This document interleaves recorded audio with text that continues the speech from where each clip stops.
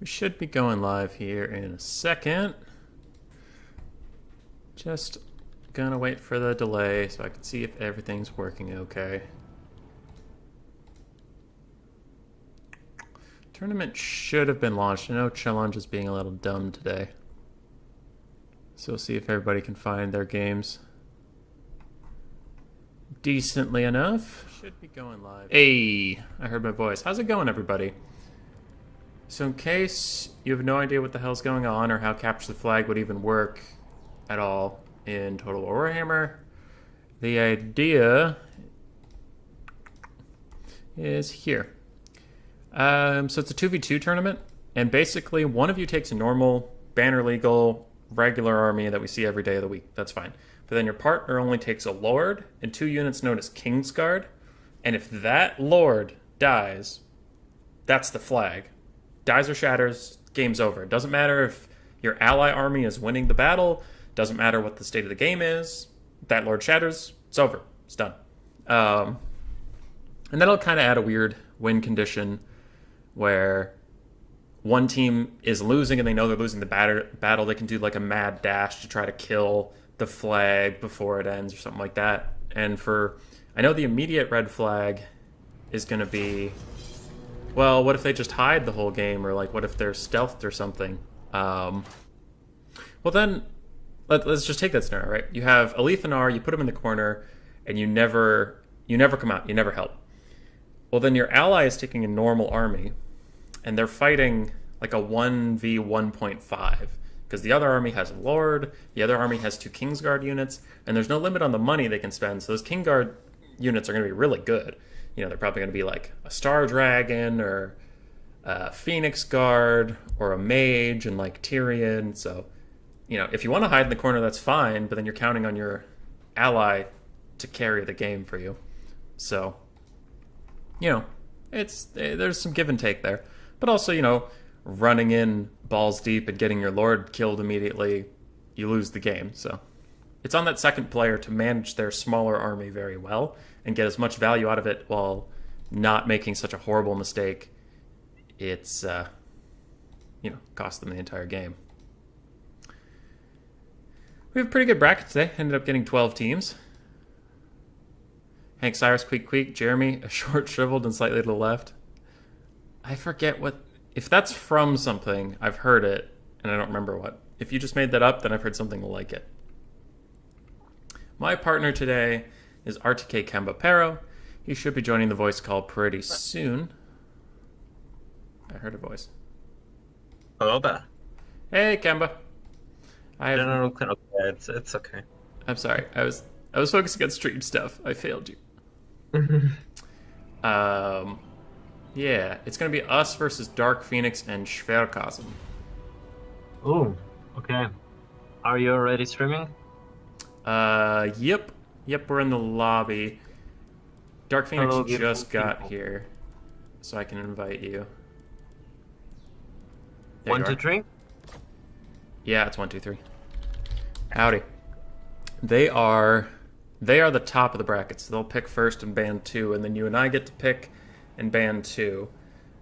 We'll pick both of ours and then ban 2, and then they'll last pick. You pick 1, Okay. ban 2. Liar. Yeah. Okay, normal pick then. In a way. Yeah, because they'll ban 2, we'll pick both of ours, and then ban 2 for them, and they'll pick their last one. Okay. And Houseplant noticed as soon as I posted the challenge link, but he told me not to tell anybody, and I agreed. But then Tank realized it just today. I didn't say the second army. I said the second army didn't have to be banner legal. It didn't have to follow banner rules. And he's like, does that mean we can take campaign units? And I'm like, technically, yes. So hopefully people saw that, but I didn't want to make it super obvious because it is, you know, it is nice when people read the rules super carefully. Sorry, Yeah. what? It can be OP too. It can be OP. But, I mean, 2v2 capture the flag's kind of fun. I'm guessing both like a team has to use the same faction, I guess, right? No, you can do whatever you want. Huh. Okay. Okay, you and I are picking, and we can't play Bretonia and dwarves, and we're playing against lizardmen and blank. Huh. Huh. Um, Sword of Torgold is the map, I think. Yeah, it is.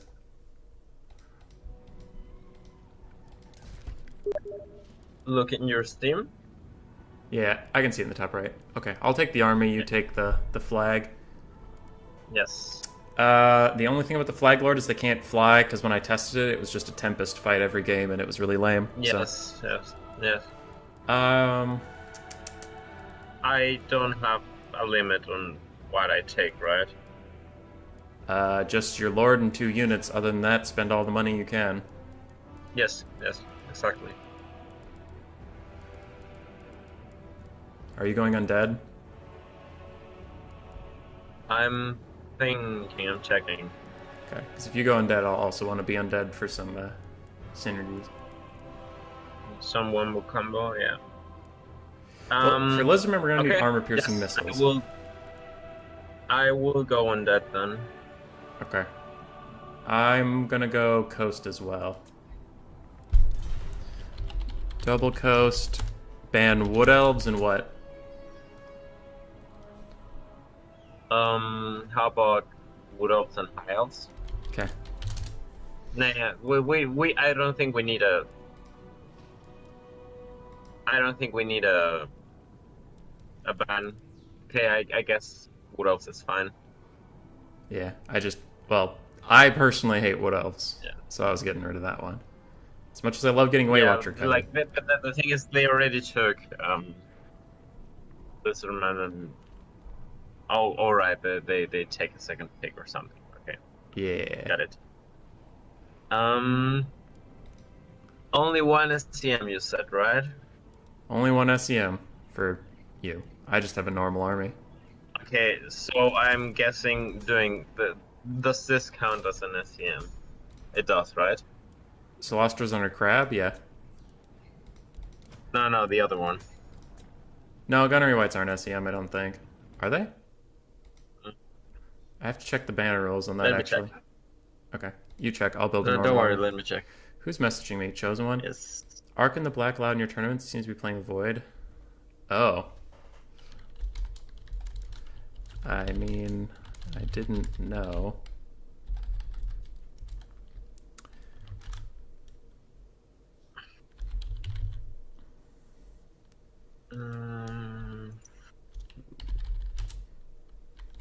We're using banner rules or fruit rules?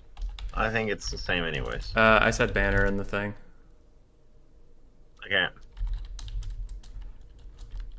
Where's the Gabagabagoo? Okay, it is actually not an. Oh, it is an exam. No. Reconnect. Chat D. It would appear.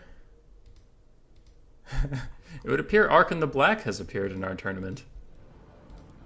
Huh. Or best mate. Beautiful. He's fighting alongside Void Lulls, and Chosen One's messaging me about it. Well, then I hope he has fun in a nice way.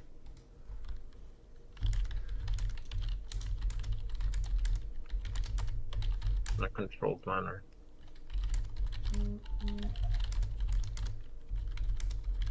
Okay, that's some drama I wasn't expecting in my day. The Void Lulls appears. All right, you have a Gunnery White and a Caster of Vampires. I'll take one Gunnery White, just in case you die. We have Empire and Lizardmen, and we don't know which one of them is the flag until we get into game. I'm guessing it's going to be Lizardmen. Yeah, Lizardman is probably the flag. I was thinking, how about I take something else as a flag then? Celastra? Oh, rather than Celastra? Yeah, I mean like another faction is. But we already picked, though. Yeah, but like we only picked one, right? Well, we picked Double Coast, and they picked Empire based off of that. changing Okay. this late is a little. Oh, okay, yeah, and then it's alright. I think I will stay like this then.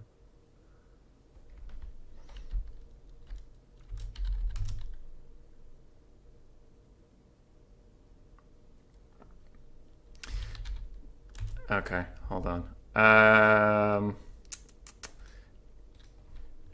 At Council Guard. Alright, we gotta figure this out. We have an errant arc in the black here. Okay, what do I have? I have Nocturne on foot, Gunnery White with Crab, some basic front line. Kamba can't bring any front line, so I really need to bring a good amount. Yes. Empire's probably gonna have archers, so I need some mortars. Wait a second. The thing is, it is either I will just keep the deck gunners. The hand cannons are shit. But what about And I hope- pterodons? I hope. Okay. One thing though, I really hope they are not listening to it. Yeah. Well, that's why I don't have a Uh, screen blocker up, is because we're going to talk about what I'm taking anyway, so they can just hear it. Yeah. It's a for fun tournament. If they cheat, they cheat. It's, Yeah, sure, it's fine. But anyways, I think that like the handguns are too much too. We have enough firepower, and We gotta take down big dinos, though. if they take dinos, we have other options. Like I wouldn't mind seeing. I think the map is nice for a carronade. Okay, I'll grab one or two here. Yeah. Okay, upgrade this to a pole arm, and then I'm good to go. Good enough. I gotta deal with this Arkan thing. Yeah. Okay. Okay. Is it banned like for existence in general, or?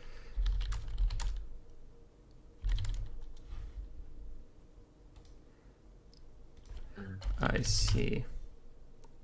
Mm. Chosen one told me. Working on it.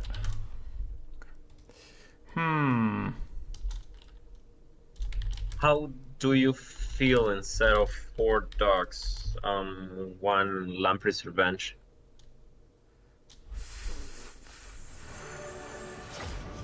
What am I gonna do Is about it- archers, dude? Archers! Sorry? What about archers? To be fair, I think that the I think we have enough to do with archers. Like one hounds is good, and I think that's solid. Okay. But like I said, I haven't played in quite a while. Okay, we're all ready. Good luck, have fun.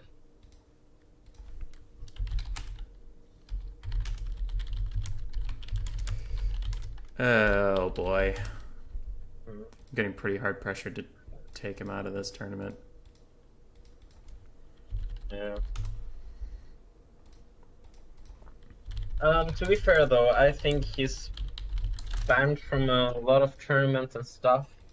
Yeah, he did a lot of like racist stuff, if I remember right. Oh, okay, yeah, okay. Then I thought it was because he cheated or something.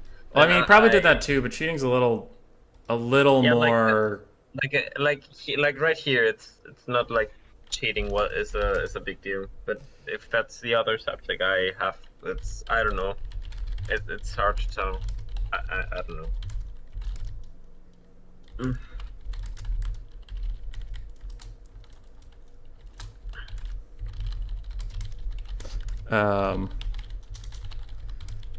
How about a community poll, like on YouTube? Yo, who is Maybe. in favor of Arkan staying or going? Yeah, I kind of have a responsibility as a tournament host to like hold the line, if that makes sense. Like, not just. I don't know. Yeah, I'm messaging then Void about it. To be like- fair, if you think that you're, I don't know, it's not convenient, just straight up. Yeah, it's Just- tough. It's tough. I hate this political shit. I really wish just people people that are going to cause problems will go away. Okay.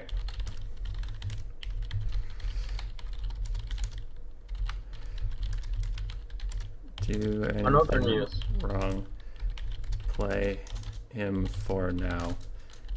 I'll deal with blowback. Okay. Void Law's taking responsibility for him. Play for now. I'll deal with blowback. Void Law's responsible for him. I'll deal with this in the future. Yeah. But during a tournament's not a great time for me to be kicking people and doing shit. Yeah. I'm just gonna have to eat this one. Staying like behind this to, I don't know, not get sniped. Okay. Behind what? The central cabin thing. The enemy troop count. Too fair. I better stay like on the back of you. The enemy troop count's only 782, even with 2 armies. Mm. 4 different people have messaged me and said, "By the way, Ark and the Black's in your tournament." And I'm like, thanks. I know. Yeah, no. Like to be fair, I think it's even if you don't mind that much or whatever.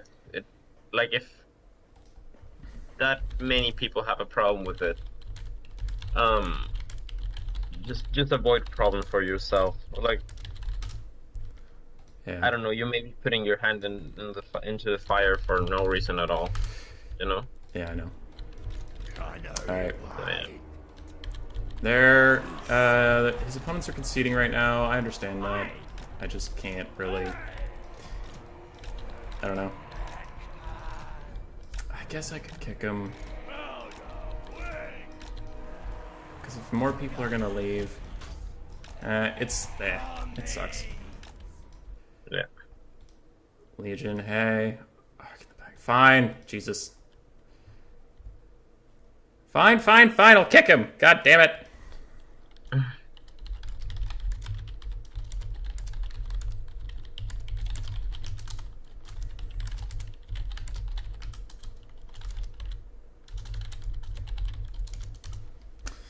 Alright, I'll drop him.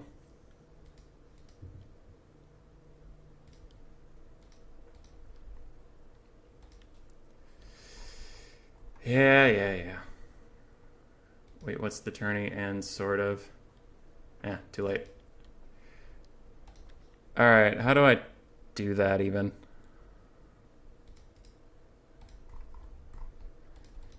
Drama! Just want to play a game.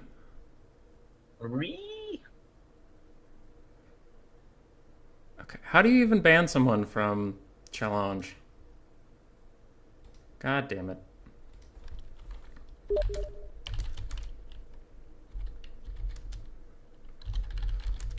No, Bob Lois is gonna be really happy about this. Who? Void Lulz. Heard from Void. So against it. I really hope you'll not hear that cowards Archon is not banned by yourself. There's some reasons. I don't like being tied up in this. I'm now getting message from pro Archon people. Yeah, just Nothing's avoid ever the easy, is it? I just avoid. Well, I can't avoid it. I'm hosting the tournament, and I have to either kick him or let him play. And I told Void I'm kicking him. Now I'm trying to figure out how to. No. The thing is, like, if you let him play, I think you're gonna get more troubles.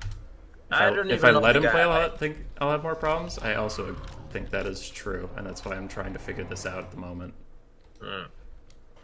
Like, to be fair, I don't even know the guy or whatever, but like, I don't. It really feels like you will get more in trouble than necessary. And I'm guessing that's not cool. You may like one or two, something like, I don't know. Like, hey, I hear that Archon is in your tournament. Just thought I would tell you. I know he's here. I'm working on it. God damn it. Okay, hold on. Vivat Archon. What does Vivat mean? I don't know. I don't speak Latin. Block the person with your challenge and go. Is that important? He's in the tourney and people are freaking out.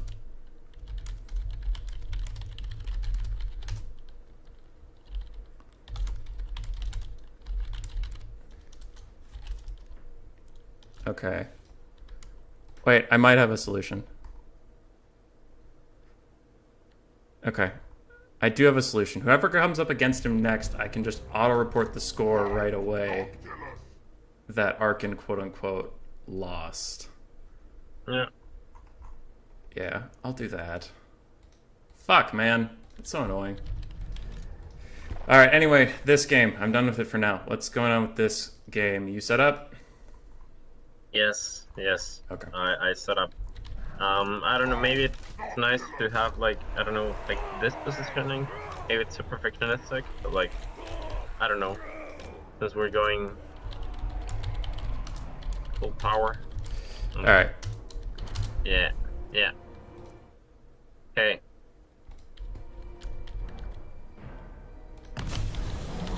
Okay. May glory of God be on our side. We are going to Hellstorm Rocket Battery and the Shredder of Lustria. Alright, the Lizardmen are the flag. I'm guessing that you can just advance a little bit with the artillery and it should win against the. Yeah, we don't even need to advance. Just attack with artillery. We're gonna do more damage than they do. And I have extra ammo for you in any case. Like, we have take a shot from my they cannon. have to come to us. Yeah, I gotta take out the Sunmaker, then they'll have to come to us and we'll be okay. A lot of their army's missing. I'm worried it's mostly huntsmen we can't see. Because there's Well, no... to be fair, they have a small army. They have 700 something. Yeah, but even then, there's some Empire troops missing. There's definitely huntsmen hiding somewhere. I'll advance the Lamprey's Revenge and go find them. I'm gonna heal your Carronades, probably. Okay, I healed one. I will separate the deck gunners a little bit. Spread it out. Yeah. Yeah, no. Yeah. They are the big dead. Sunmaker's doing work. We might just have to commit to advancing. Yeah. Well, the Lamprey's Revenge are ready to. Yeah, they're scouting for huntsmen. There they are. I knew they couldn't be far. To tell you that I've dealt with Arcan in the past, for instance. Yeah. Yeah, yep. More people are just telling me to get rid of Arcan, and I'm dealing with it. Again, if you're on the stream and you're telling me to get rid of Arcan, I know. When his match comes up, I'm just gonna immediately give the victory to his opponent. I can't get rid of him while he's already in the challenge, but yep. Yep. The Sunmaker is about to get out of ammo away. At this Fair point, enough. damn. Yeah. God damn it. You're just hiding behind the house. Yes. I like that. I'm gonna try to move up We have my... the upper hand. Like, don't get desperate. Like, go back. Don't get desperate. We have the upper hand. We have the high ground, and I can. Yeah, but I don't want to fight in the gully. I want to take position on the other side of the gully and shoot over it. Gully.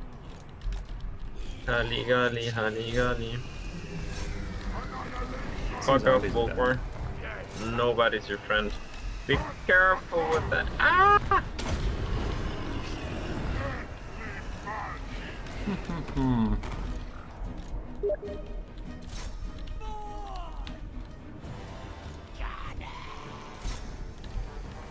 Oi.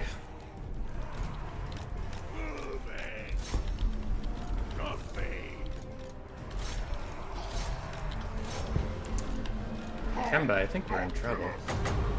We're not in trouble, my friend. We are in big win time. Big win time. Yes. Do not fear. I summoned a pistol mob to shoot some things. We're doing good. So who are we trying to snipe? In the back, Oh, there's Crocker. I'm gonna try to defend our friend, our killer friend. From the spooky, scary cav. Yeah, yeah. That's fair. Try to go back. We have the high ground. Go back, definitely. Like, we don't need to commit to anything. Yeah, I'm pulling back a bit.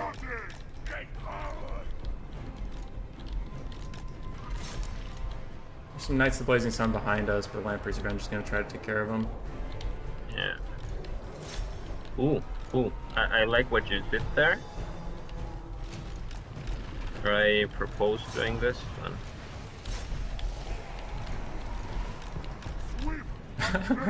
The out of ammo Hellstorm crew is charging straight at Noctilus. Yes.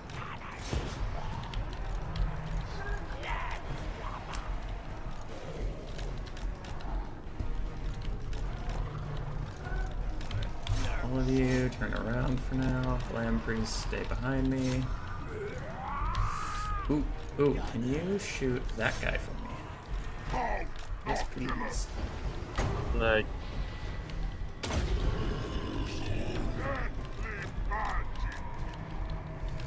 Got a lot of damage on his Fire Wizard. I don't think he's gonna die, but damage is damage. Yeah. Yeah. To be fair, I think we're doing fine. Just tell me if you need ammo or something. Right, to be fair. One of the mortars is running a little low. Yeah. Let's see.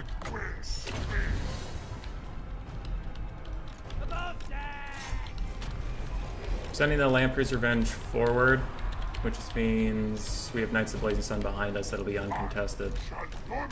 I'll try to put a summon before they get here, but that's asking a lot of me. We have Hunts moving up. I'm gonna drop a summon on them. Actually, I'm sending the cavalry friends.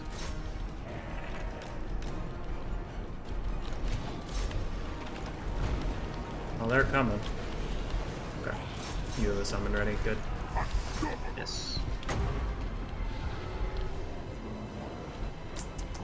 I have a heal, but nothing really to spend it on. I'll just pop a pistol summon to shoot the Shredder.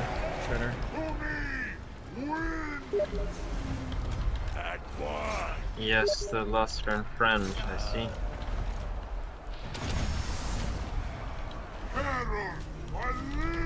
One of our deck gunners did get taken out in the end. Yeah. That'll happen. We tried so hard. And got so far. Yeah, in the end, it didn't even matter. Well, we're ahead on the balance of power. Yeah, I'm scared. How the hell do we deal with the big friend? Courage. Yeah. Okay, I do agree on that.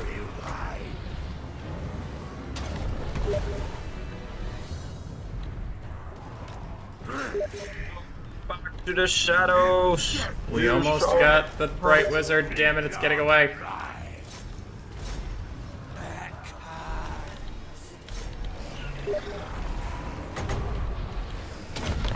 I don't think we try to goon Krokgar. I think we should just focus on actually winning the fight, because he's going to be too fast if he's bait. Yeah, to be fair. Yeah, we got this. This is going really nice. Just don't let Celestra die. Huh. Underestimate my abilities. I have 4 Discord messages at least, and a ton of Steam messages. I wonder how much of this is about one guy. Yeah. Or is still PMing about banning Arkan after you pulled a certain family situation. It's not ideal. Yeah. For why didn't I do this earlier? Shredder's on top of Noctilus. That's not going great. Okay, I think it's time to get involved. Ow, Krokgar murdered the Lamprey's Revenge.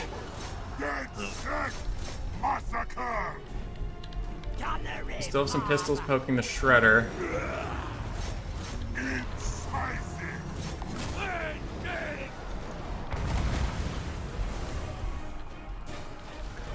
Void Laws. Yeah, My son I allowed him to think- play at his tournaments. He will not do anything wrong. Did my son allow him? I don't know.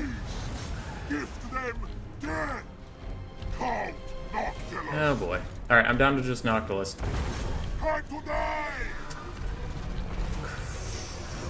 Krokgar is gonna be a problem.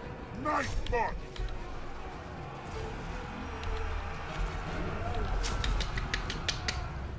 think Krokgar can 1v1 Solastra. Yeah, help me. Let's just focus Krokgar at this point. Okay, I'm coming for him. I'm gonna cast a healing on you. Can you AoE heal? No, I don't have enough mana, like, ever. I'm tapped. I think I need like 2 or 3 more arcane conduits before I got an AoE, and we're not gonna have that kind of time. Yeah. I'm stuck on your giant crabby body! I'm underneath of you!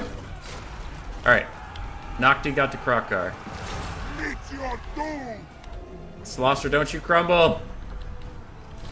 Oh, they ran away with Krokgar. Shit. Alright, I'm gonna stick next to you. Yeah, let's kill Volkmar. Let's go. Yes. The classic miss. I think. I hope. Uh-oh. Uh-oh. This could be dangerous. This could Let's be get him. dangerous. This can be definitely dangerous. This is very dangerous. Yes, I think we did not win. I think you might be correct. Okay. You have crumbled. You're still taking a Yes, look at I need it. it. I need this big GG time. The big GG they took out. Our flag. Yes. You need to concede 2 in 2v2. Yes. Is it best of 3 or is it Best of 3. 1-0? Okay. Yeah. It was going nice. It was going nice. Okay. Legion, Arkin was banned a long time ago. Several big content creators already allowing him back. In fact, he was more active than people realized and never no issues with him. Banning him just for the sake of some players in spite of not having afraid of him, let him go. If he never caused problems in your tournament, why not allow him to? Arkin's changed. He will not do anything wrong. My son allowed him to play in his tournaments. Ugh. So you stop them. As long as he's not actually causing trouble, no need to ban him. Alright, even one of my own mods is saying if he doesn't cause trouble, let him play. If HW is letting him play, I will need a source outside of Legion and Void Lulls that HW is letting him play, but if HW is letting him play, I'll let him play. Yeah. Agree. Okay.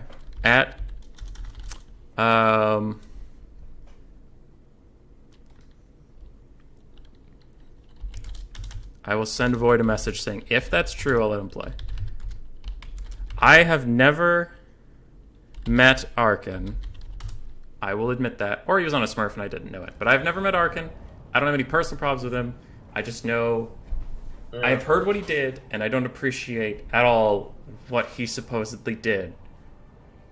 But if there are other people letting him play, they can let him play.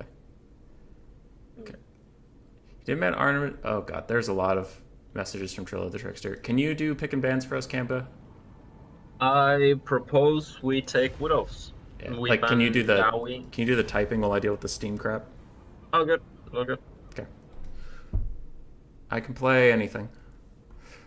Okay. Thought I'd tell you, if you think about banning him, I wanted to say a lot of people would approve. Be just consider.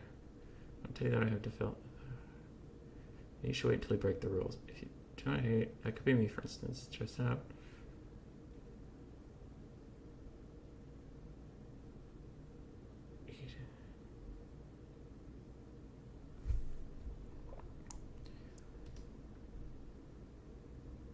Yeah. By the way, Arkin is your play. Thanks, Aristo! Yeah. Okay. You're doing picks and bans. I have to see if HW is awake. Yeah.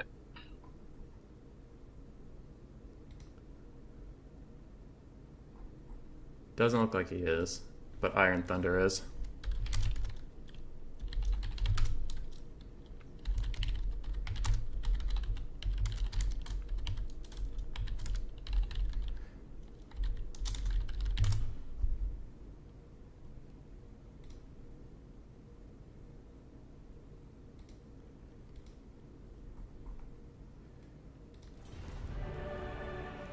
Yeah. The one thing... GG, well played. I didn't type that. The one thing that sucks about this is no matter what I do, Arkin is in the player? No. So Iron Thunder's saying no. That he's not allowed in HW tournaments. But anyway, the thing that sucks about this is no matter what I say, I'm going to piss somebody off. And I really just want nothing to deal with it. Like, my personal opinion... If HW is not allowing him, then you don't allow him either. It's just up with the problem. It's not your problem. Unfortunately, it's not my problem. Fine. But yeah. Thank you very much. If that's true, I'll let him play. I said Devoid. But then HW's mod tells me he's not allowed in HW's tournaments. So now I'm kind of in between here. Yeah, I think Iron Thunder knows. Wouldn't be lying about that. Yeah. Ah, damn it. Damn it all.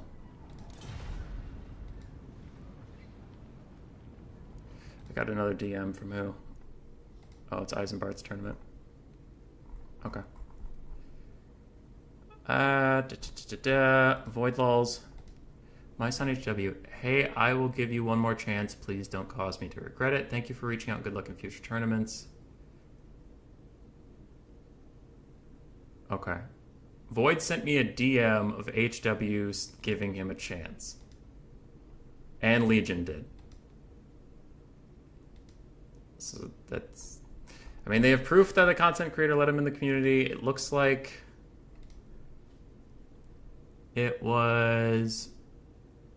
30/7/2021. So it was at the end of July. They pick... We'll take Wood Elves. Okay. Empire. They're banning Lizardmen and Dwarves. I don't think Iron Thunder knows. Arkin should have screenshots. Check Discord. But didn't they already take Empire and Lizardmen? Yep. Okay. Empire and Lizardmen ban Lizardmen and Dwarves. Yeah, they did. They can take the same thing again. We didn't ban it. They asked, not them specifically, but it's been asked many times. You can take the same factions. That's fine. What else? I had known that. Okay, then. Oh. I don't think that last matchup was that bad. I mean, we almost had it. Yeah. Did you want to be the flag or me? I proposed Skaven. Skaven? That's not bad. Yeah. Do you want to be the flag or? Not with Skaven, no. Skaven, you want to take the full army? Okay. Yeah, then I'm being the flag. Do we want to win the artillery fight or no, or not? We want to rush. We can rush with mid-range weapon teams. To be fair, it will be fun to rush, like full rush them. Yeah, let's just hit them in the face. Okay, so I have screenshot, like, for anybody coming back and checking this who doesn't like the decision, here's the reasoning about Arkin, and then I'm honestly done with this for the stream. I don't want to talk about it anymore. I have screenshots from HW letting him into a tournament about a week ago from two different people. One of my own mods says, as long as he's not actually causing any trouble, there's no need to ban him. But if he causes any trouble at all, whatsoever, if I hear one goddamn thing about it, he's gone forever. All right?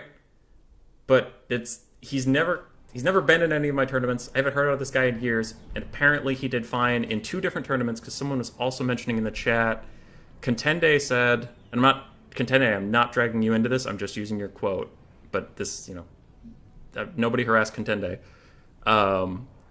that he behaved himself in Murphalurf's tournament yesterday. So, two different tournaments, he played fine, and he's on the thinnest ice. This guy is on rice paper right now. If I hear one fucking thing about him, I'm done. Alright? But he can play today, and we'll see how it goes. That's the end of it. I've gotten so many DMs about it. It's over. He's playing today. Okay. Alright, we have Skaven. Yes. In case We're rushed, right? we're gonna rush, I'm gonna take a Gracier on a Bell for Dreaded 13th because it's good, but also Howling Warp Gale in case the Lizardmen are the army this time, in case they pull the old switcheroo on us. Mm. And Howling Warp Gale is really important if that's true. I'm taking Glady. Well, I always take everything because I just have the money, Yeah. straight up. But then Glade Captain with all of all of the buffs and Ariel. So we can try to force them into a blob and use a couple of Soul Stealers. Would be nice. Oh, that's true. You have Ariel. Okay. I'll take a bunch of frontline. Be toxic. I have a caster. I'll take an assassin because they're never bad. Be fair, I can't. Be right back. Okay. Give me a sec. I'll be here. With my thoughts.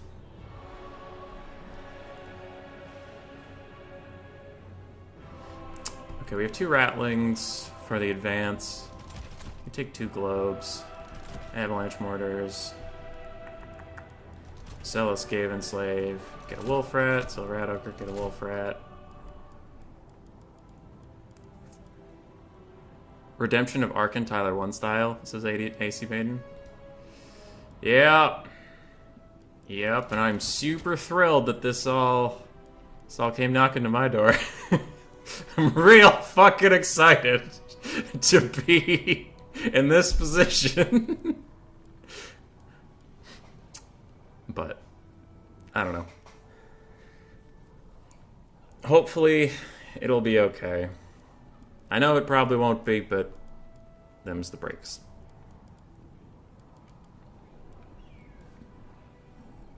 Them's the breaks.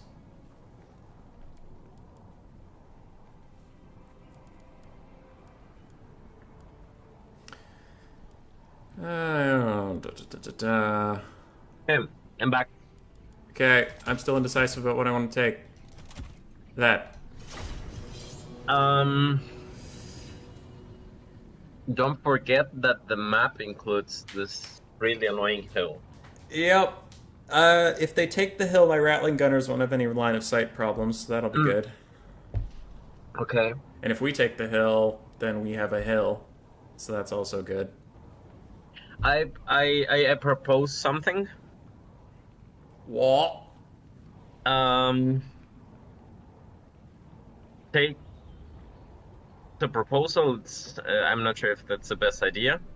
Take one of the Rattling guns away and a couple and the Wolf Rats, or a couple of Skaven Slaves, and put, like, I don't know, 2 Death Runners or Plague Monks. That's only good if the Empire is the army.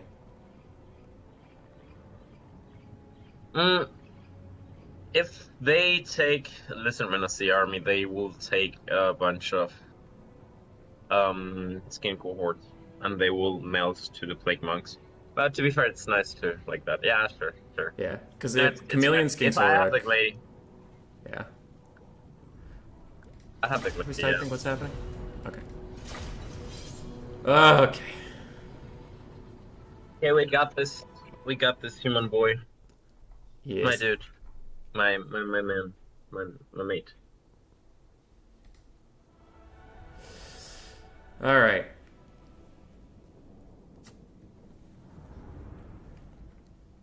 Gonna focus up.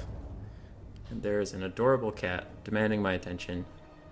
Yes. And he knows when I'm stressed out, don't you, buddy? You're a good kitty and I love you.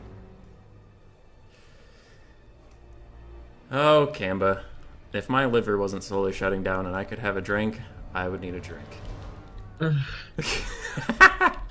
Like, is that actually true? You can Yeah. drink. Yeah. Oh. My dad's side had one recessive gene for a liver condition where if you have excess iron, normally people just excrete it. But my liver's like, no, it's mine!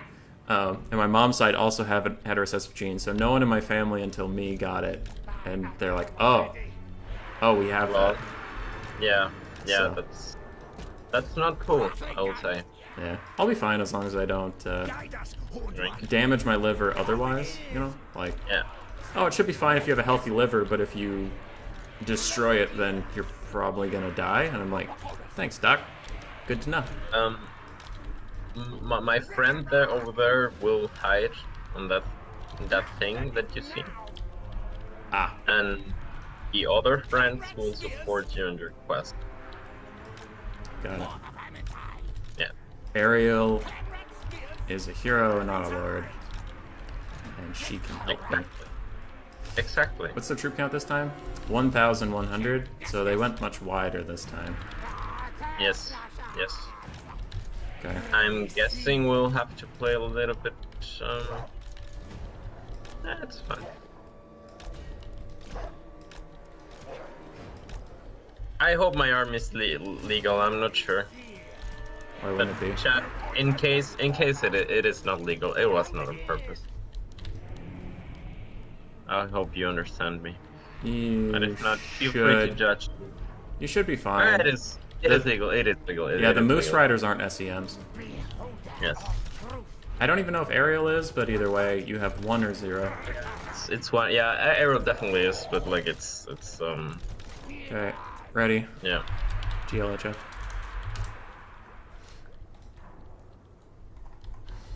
Okie dokie. So we They wanna have take the hill. again the same thingy to do stuff, Yep. and I don't appreciate it. And Krugger has Hand of the Gods. Yes, he does. But we have a Grace here. I gotta get in range of that Hellstorm that I can blow it up with 13. Yes. Until then, Actually, I can throw a couple of stuff to that.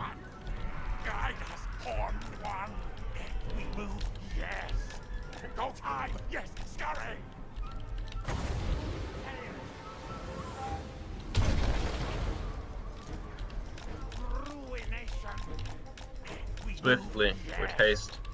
Swiftly. With haste.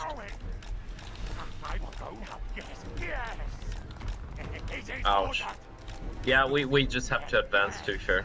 It's not like we have a choice. yep. Well, that's an interesting bug. I have no idea where my summon's coming out.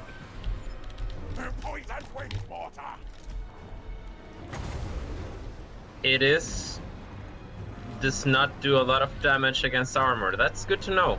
Definitely good to know.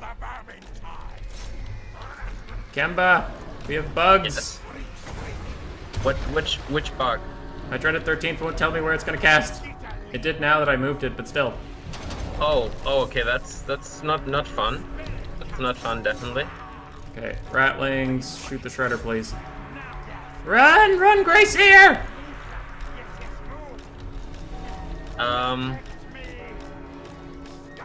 We find if the Ratlings can get in range. I will have to heal your boy. Thank you. Yes. This is not a terrible trade for us in the end, because look at that Yeah, Shredder to be damage. fair, it's really, it can be potentially nice. Okay. Yeah, well. Oh, guard mode, come back.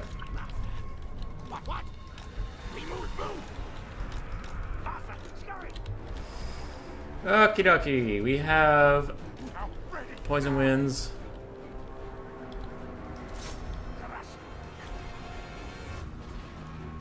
Bob Trush, it was drugs and overdose that killed him. Careful with the cast that will do stuff there. Yeah. hang on.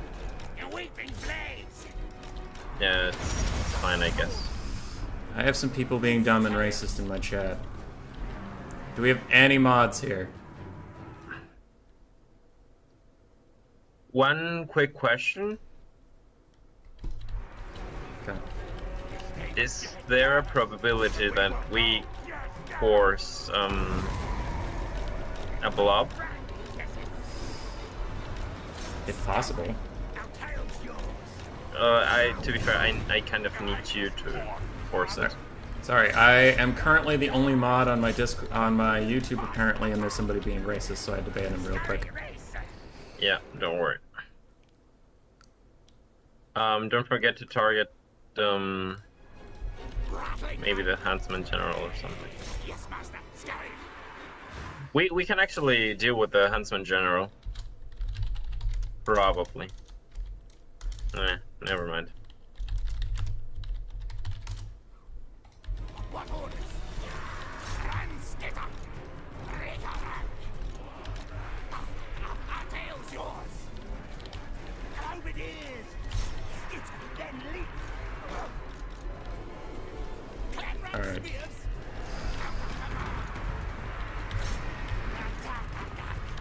Turns out if I'm playing both YouTube mod and The game. the game, I'm not great. Okay. Yeah, someone showed up with a name I can't read and started being really racist, so I banned him. But if that was Arkin, he would immediately break the goddamn deal.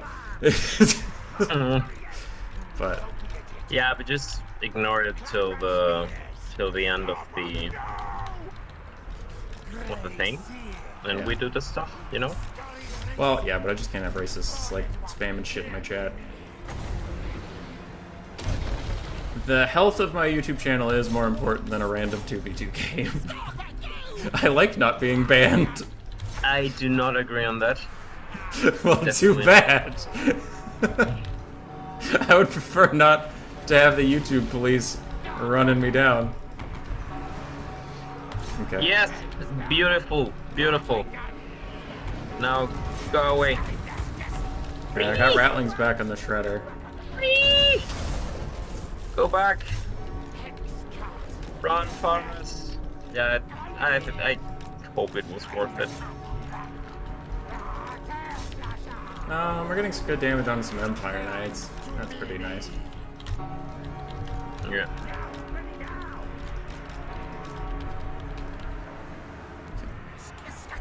Hey, Caradoc, how you doing? Oh, that is bad. There's a croak spell They are coming. casting something that is not cool to cast stuff in there. Run! Run away! It wasn't that bad, to be fair. It was a... Okay. If we can block the shredder, I have guns that can shoot him. Yeah, do you have something to do with I tried to get Rat Ogres there, yeah, but you don't understand me because I cannot explain myself, don't worry. It is... Please don't die. Fuck! It died. It died. No. what died? Who died? What's going on? We need to save Ariel. It's important we save Ariel.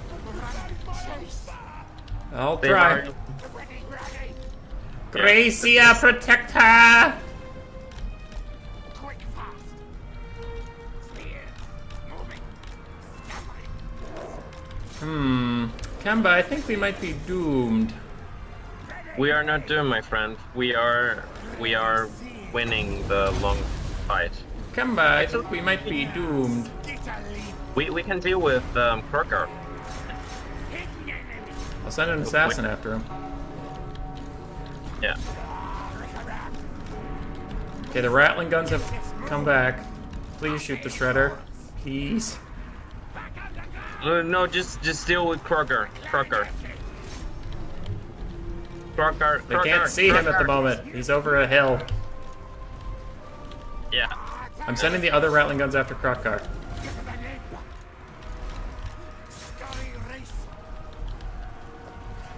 Shredder's literally between me and Krokar. Ow. That's a dead Gracier. No! Alright. GG, well played to them, I think. Unless this assassin can carry. Don't give up, please. I haven't given up, but army losses is becoming very real. Army losses is just a myth. Made up by the Soviets. Yes. Alright. Look at that beautiful horrible cast of stuff that I don't know what it does. Caradoc in the chat. We're done talking about that, but the thing you desire already happened. Skaven! Yes, yes! Skaven, yes! Council, come on! Tails, Caradoc, yep, we are done talking about it. I appreciate your input. What you want has already happened. retreat! Retreat! Ooh, it kind of feels like we are about to. Yeah, Yeah, kind of there's the awesome. army losses. Yeah, All right. It was beautiful playing with my friend here. I'm sorry that I couldn't get those stealers. That was on me a little bit, like a big bit.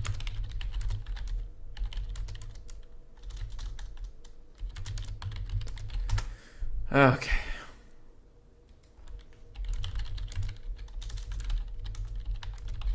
Anyway, I am now going to Damn. focus on casting this event that Yes. I thought I could play and cast at the same time, and then the world fucking blew up. So, Yeah, anyway, thank you for playing with me, Kemba. That was very nice of you. it was fun. It was fun. I gotta say I enjoyed this format.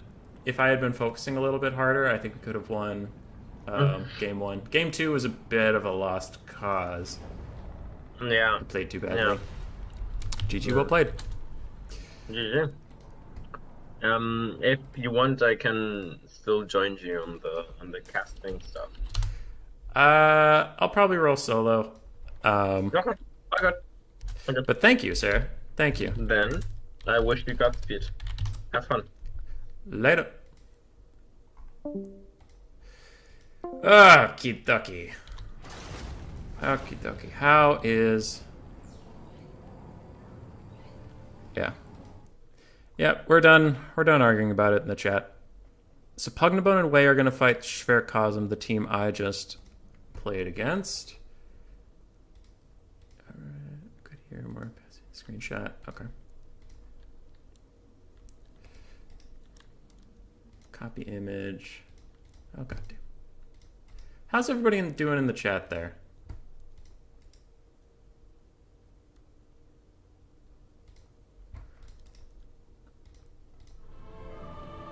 We need to find ourselves a game to watch. Sean Papa. Where? ODM yes versus Void plus blank. They're probably just chilling. As for Cosm and Pug to Bone. There's no slot there.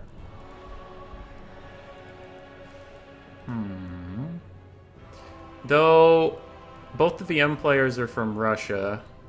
And then I know last time Pugnabone and Energized were having some issues with connectivity, so maybe I shouldn't throw a fifth hat into that mix. Maybe I'll leave that one alone and see what other game I can find here.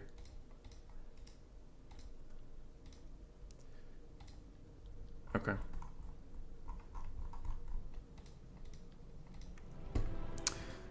Alright. So Swarv and Tank are still fighting Baltica Team 9. Tien and Renegade Tor are fighting over here. They should be getting done soon. And then we could spectate the winner of this versus Quaden and Head Mantis. That'd probably be ideal.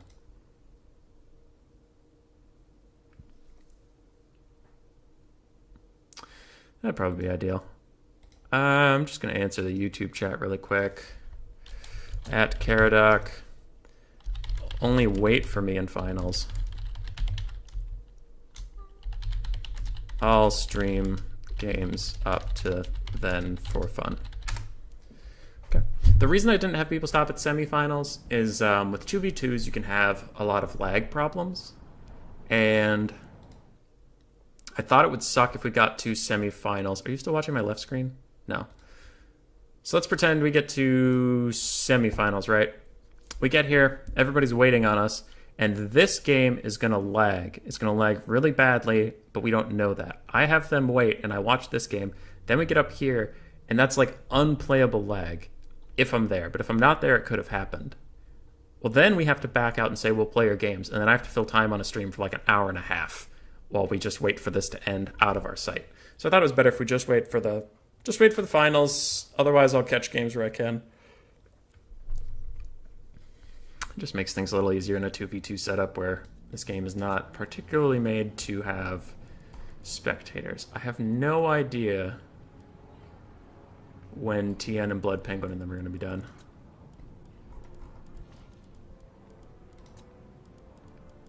TN... Oh, there's a spectator slot here. Let's see.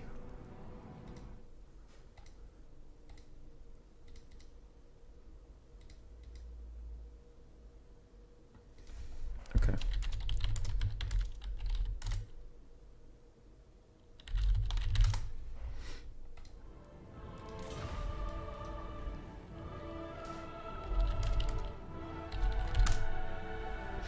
Just pop it into a chat. And you guys can now see what I see.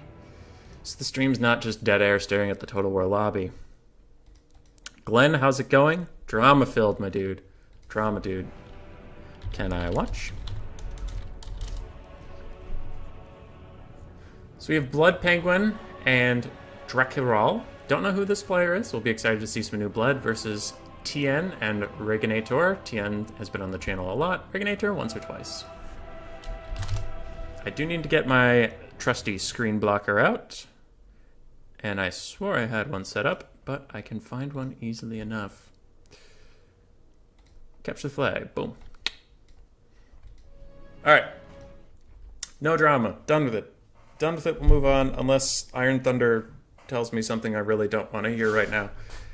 But he did want to investigate that screenshot. So if the screenshot's fake, then he's 100% out. Because faking screenshots from other content... Like, even if this was completely clean, like Bob Tresh, like, you know, friend of the channel, has done interviews here and etc. If he faked a message from a content creator, I would ban him, even though he's my friend. So a guy that's already on thin ice, if he faked a content creator letting him play in a tournament, that's a hard pass.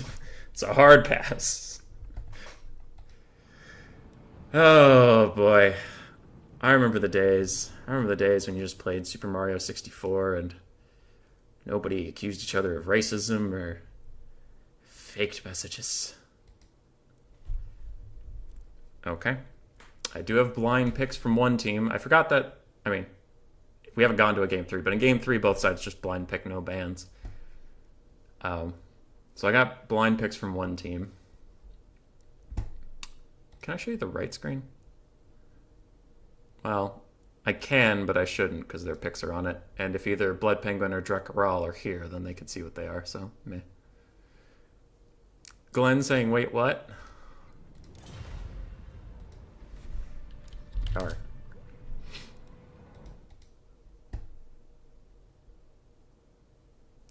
Wait, what, Glenn? Good, sir.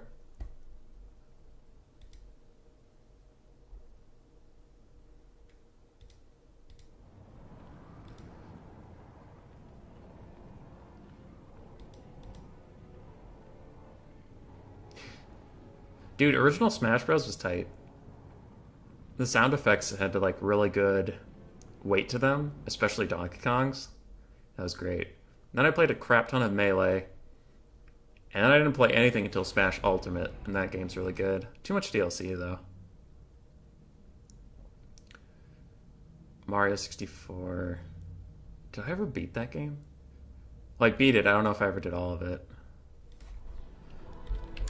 And what else versus... What did he just send me? Brett and Chaos.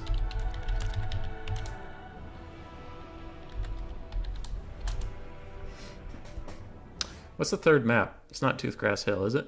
Mortis Wastes.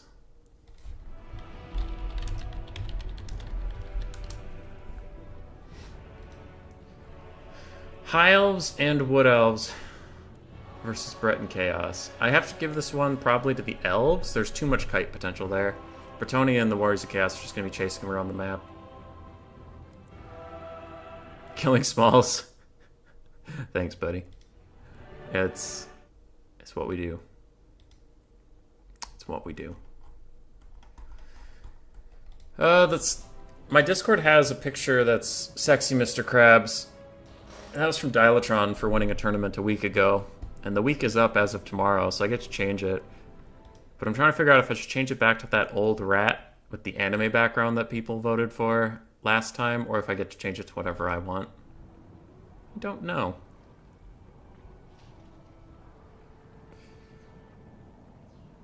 That's a Zinch curse, right? Yeah, Glenn.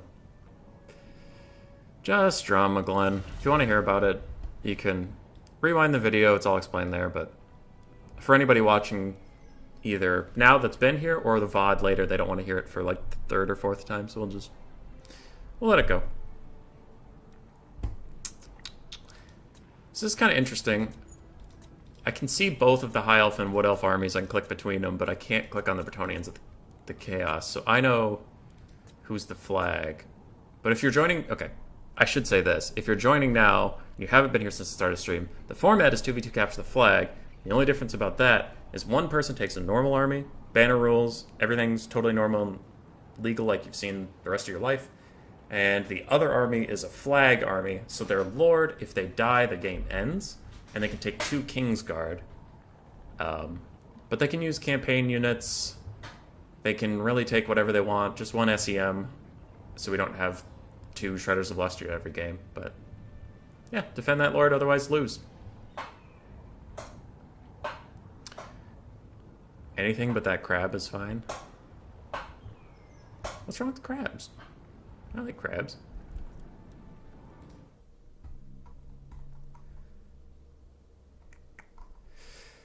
Oh, chat. Oh, chat. It's been a day. Bobman's playing Team Fortress 2? That game's still active? I played Team Fortress 2 like 7 years ago. Wait, when was I in college? 9 years ago. Because freshman year at college, I played like over 2,000 hours of Team Fortress 2. Heavy Spy and Pyromancer were my things. That or taking the grenade guy with the eye patch. Demo Man. Yeah, Demo Man, then you take his sword and shield, and you play Demo Knight. I could play some Demo Knight. I wasn't very good at it, but it was a lot of fun. We're just killing some time while the people behind the screen blocker are picking their armies. Can't really talk about it, otherwise that would defeat the point of a blocker. Contende, if you're still in the chat, how did that tournament go yesterday? I was kind of in and out. There was one on Twitch for 100 buccarinos with, what was that guy's name? Contende said it earlier. Murphalurf's tourney. I had never heard of that guy. I checked on the Ice Power stream, and he mentioned who was hosting the tournament and that people should go check him out. So I went and watched it for the first time. He was interesting. He had kind of a laid-back style, but it might be... I mean, I'm laid back compared to other content creators, but he was laid back compared to me, and that's saying something. He was like literally on a couch just loafing. Maiden TF2 will never die at this point? Hell yeah. Dude, Scout mains were a different breed. If you played Scout, you would instantly die, but then you run into a Scout main, you just literally can't hit him. He's bouncing all over your screen. Can't keep track of him. He's one-shotting you somehow, and it's just... Scout mains were nuts. I think the 2 worst things to run into if you're just trying to play a casual game was a Scout main or, oh shit, not Soldier. Who am I trying to think of right now? It'll come to me. Anyway. Another one. Another main. There's Soldier, Demo Man, Pyro, Scout, Heavy, Medic, Spy, Engineer. Oh, Sniper! That was it. Sniper mains. Sniper mains were just awful. Because either they were really good and could hit you as soon as you emerged at all, or they were cheating, which was actually quite prevalent, and they literally had aim bots, and it could just break a whole game. Fucking Sniper mains, dude. Fucking Sniper mains. But at the same time, just like Overwatch, if you have a Widowmaker who's worthless, like, if you have a sniper who's worthless, they're also just complete dead weight. There's no redeeming qualities to that character unless you're a god with them. Oh, it pissed me off to no end. When I play Overwatch with some friends of mine, they just... We queue up, and I queue Phil because I don't really care what I play, I just want to get into a game. So, with me and 3 friends, we always get 2 support, 2 tank. So both of our damage are the randoms. Okay. Sure. Yeah. But, so both of our damage are the randoms. And... they're always one of these 4 characters. Hanzo, Widowmaker, that Echo character, or Junkrat. And the Junkrat is the only one I like to see out of those 4. Because the Echo characters never know where and when to fly, so they'll just fly out there and die instantly. Widowmakers and Hanzos will miss everything all game, and then Junkrat's actually good. And it's so annoying. It's so annoying to play, like, Roadhog and have a gold on damage, a silver on healing, but then also a gold for objective time. And you're like, I literally can't be doing any better. And you're all failing me. Toxic rant apart. It looks like the High Elves and Wood Elves are still making their army. They asked me to increase the screen blocker for when they got into game. It probably implies that we're going to get something a little wild.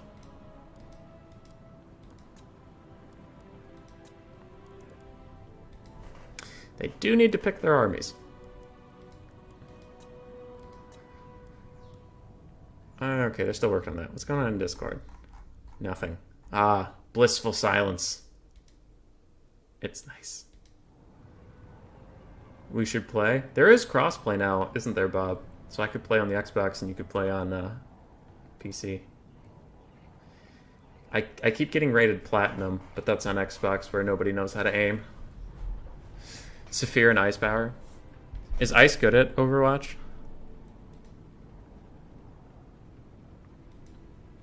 I don't know how long he's been playing. I imagine he would be. Who's inviting me to do stuff? Not right now. Thank you very much. Okay, what elves are making an army? They've deleted the entire thing and made the whole thing about 3 or 4 times. So they gotta be getting close. I'm seeing very similar elements each time. So, at least Tian has an idea of what they want for the Wood Elves. And Reginator is sitting on a High Elf army that looks complete. Oh, it's just a bug. Okay, because I'm clicking on Tian and he's readied up, but on my screen I see no units. Okay, so he has an army. Good. Good, good, good. Saphir. Bob, I see you and Saphir in the RTK Citadel right now. You guys playing Overwatch, or are you actually playing Total War?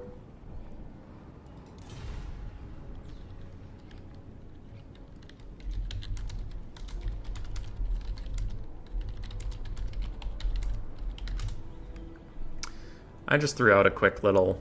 Okay, good. They read it up. I threw out a quick little message just saying, let's do less than a minute left for builds, please, because it's been a while. And we're getting into the game. The screen blocker is full screen due to the request of one of the players until we start the game. So I will honor that request for a little bit. I will talk about the builds, though. I'm going to talk about the builds, not the deployment. Because I can't sit here in silence.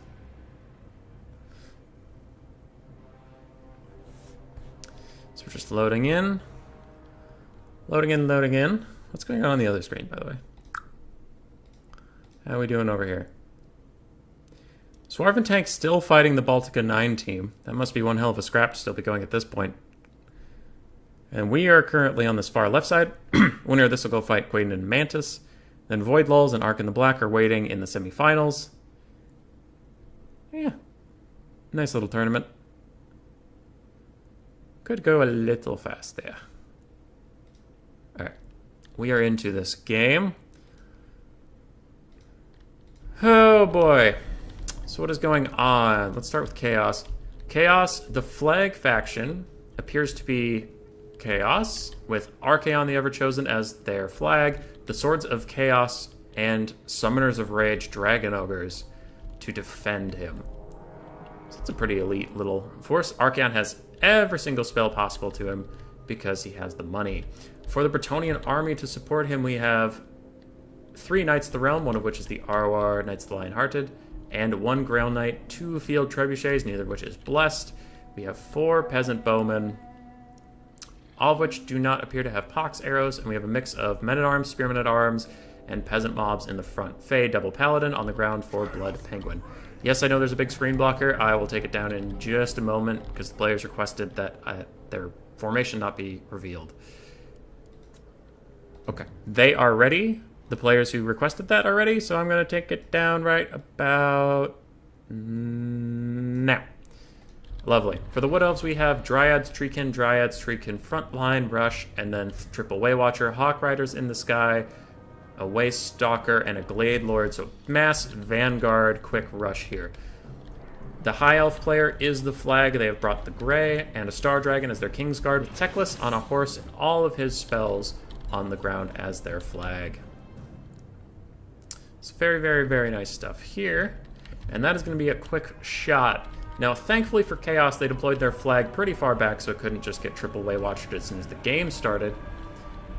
But I don't know if the High Elves actually want to be this close. They're definitely going to want to kite back with all their Waywatchers and such. So I wonder if this is a little too close to Knights. Now, the Bretonnian front line is complete garbage. As usual, it's just a bunch of peasants. So it'll probably run straight into these trees and die. What is Archaon going to do about this Star Dragon? I worry it's going to get right on top of him and just breath attack him to death. You have some Peasant Bowmen, but I don't know if they're going to be enough to zone out the Star Dragon. And if Teclis has a net, too. So if Archie gets netted and the Star Dragon breath attack, he is dead as hell. So he has to be very careful of that. I wouldn't hate a Flaming Sword of Ruin coming down to help this frontline fight a little bit. Dryads and Treekins are all quite weak to fire, as they are made of wood. And a nice Burning Head coming down. That'll clear out some Dryads. Very nicely there. Things appear to be going well for the Bretonnian side at the beginning of this. Chaos hasn't even gotten involved. They're just protecting the flag in the back.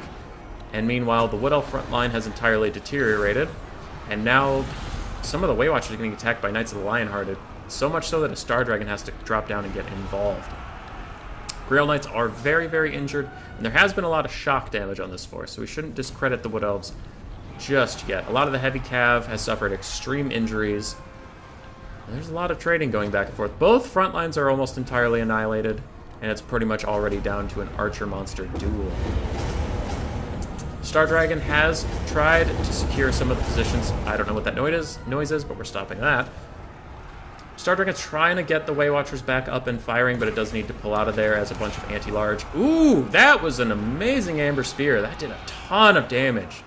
Wow, it hit both Paladins and hit the Knights of the Lion-Hearted. Did a lot of damage, and all of them break. That was an excellent cast there from TN. Very, very nice stuff. The Fae, without her Paladins, is going to immediately pull away, but it looks like Archaon has come to bail out the situation. He screens both Paladins so they can get away from the Star Dragon, and he is now going to charge in with the Swords of Chaos and the Summoners of Rage. 2 out of the 3 Waywatchers are almost entirely shut down, and the Hawkeyes of Jakira are running away from some Spearmen-at-Arms. The Wood Elves are certainly in a tough place here. Some Hawk Riders in the back are currently being shot by a bunch of little poking arrows. Not doing a ton of damage quickly, but doing damage all the same. And here's that combo we talked about, a net and a breath attack. The Chaos player did try to get the Summoners of Rage in the way, and they maybe blocked a little bit of the attack there. And Archaon lost only 1/3 of his health. I thought that would be worse for him, but he's hanging in there. And until the next one comes up, Archaon can reign free. I wouldn't be surprised if he fought some of the Paladins and maybe the Fae with support. This is a close battle. It's hard to tell who's ahead. I want to say the Bretonnian team, Bretonnian Chaos, because of all the Waywatchers being shut down, but then again, they don't really have any cav left. There's another net coming in already from Teclis, and the Star Dragon's going to jump down on Archaon and get in melee with him. That is a little alarming, and a Glade Lord is going to run up and attack him as well, and he's going to break, but unless he shatters or dies, he is still technically in the game. But he needs to be bailed out really quickly, and these Paladins try to get in too, but they're also netted. Run, Archie, run! If he gets gooned out, though, the game is over, and he's running for his life, and he technically somehow has more speed than a Wood Elf Rider. That's a little insane, but she gets a charge animation off. Does he shatter? If he shatters, that is it. But he's holding on. Archaon is holding on, and this Wood Elf Lord, Spellsinger is desperately chasing him. She needs him out of this game right now. Otherwise, it looks like the Bretonnians might win. But some Way Watchers come in, and they snipe him out. The balance of power is in the favor of Bretonnians and the Chaos Warriors, but their flag has been killed, and the game is over. I don't know if the players know that yet, but the blue team does win despite the balance of power. Archaon was sniped out. GG, well played. It appears you have a lag spike, but that does not matter as the game has ended. In a way. I quit the battle. Alright. We got into a massive lag spike, and it was on the verge of crashing, but that game was over. We did see that Blood Penguin and Drac? Yep, there he is. Blood Penguin and Drac managed to snipe out Archaon. Wait. Other way around. Tien and Reg were on the ropes, but they sniped out Archaon just before they would have gotten army losses, and they will advance. Chasing Rainbows, saw your vid on Queek, was curious to hear, is he any good in any matchups such as the Dwarves? He is good into the Dwarves. I personally like Snitch more, but Queek is always... He is exceptional in one exact situation. You're fighting an armored footlord. And when you're fighting the dwarves, unless they take Thorgrim Grudgebearer, though I guess with Thoric Ironbrow now there's also that character, but usually with the dwarves, you're gonna get an armored foot character that he can actually demolish pretty well. And even if their lord, let's say they take Thorgrim Grudgebearer on his Throne of Power, he's gonna be large. Queek won't get a lot of his bonuses, but there's probably gonna be engineers around that you can run over and mess up. But he's a foot duelist character with no way of forcing a foot duel. That's his only problem. But he can be good into dwarves. He can be a good leadership piece. Make sure your army keeps fighting. And that will be that. I wonder if we can get our next game. Find your opponent. What lobby can I cast? Okay, we asked for a lobby we can cast. Meanwhile, we'll flip over to the left-hand screen and check this out. Swarv and Tank have advanced over Baltica 9's team, and they're waiting for their opponent from either the VM duo that we saw in Game 1 with Kamba and I, or Pugnabone and Wei, so the XMT. XMT or VM will advance to fight Tank and Swarv. Down here we have an AIMA Civil War. I think all four of these players are AIMA, and they are waiting to fight Void Lulls and Arkin.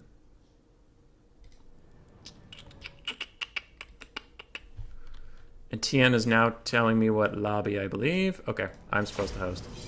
Spectator. AIMA Civil. Crashed. Okay, game's up.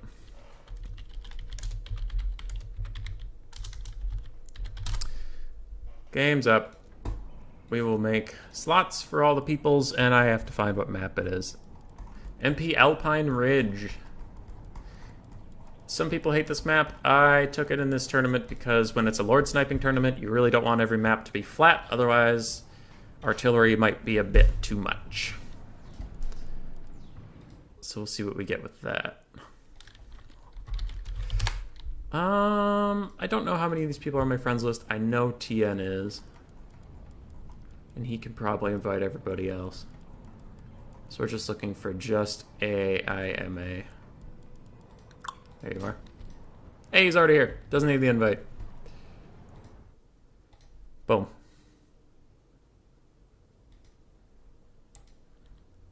One-on-one, does Queek beat Deathmaster? Oh, yeah. Both of them full health? Yeah, he'll kick his ass. He'll kick his ass. The only problem for Queek about that is that Deathmaster could Deathmaster Sigil him, run past him, get a rear charge, run away, wait for Deathmaster Sigil to come on cooldown, run up, hit him, run past him, but No, one-on-one Queek would win. Deathmaster's like, with their usual kits, Deathmaster's cheaper. And he has the snare, which is really powerful. And the snare can also be used as a powerful bomb that I showed on my channel before. His leadership and melee defense aura is nice, whereas Queek's armor and melee defense aura is not as nice because your faction doesn't need it as much. So, I don't know. Snitch is just usually better. Also, the thing with Queek that sucks, and some people even say when he's good into the dwarf matchup, Deathmaster has another advantage in that he's stalked and he can even go unspottable. And that is if the dwarves take the 4 cannon build, or like even let's just say gyrocopters. If they have gyrocopters that aren't getting shot by your Giselles at any point in time, they can just sit above you and shoot Queek. Whereas Deathmaster, they actually have to find him. So Queek can take a ton of damage on the advance from artillery and thunderers and all that shit. Whereas being invisible just allows you to get within melee range before you really take too much abuse.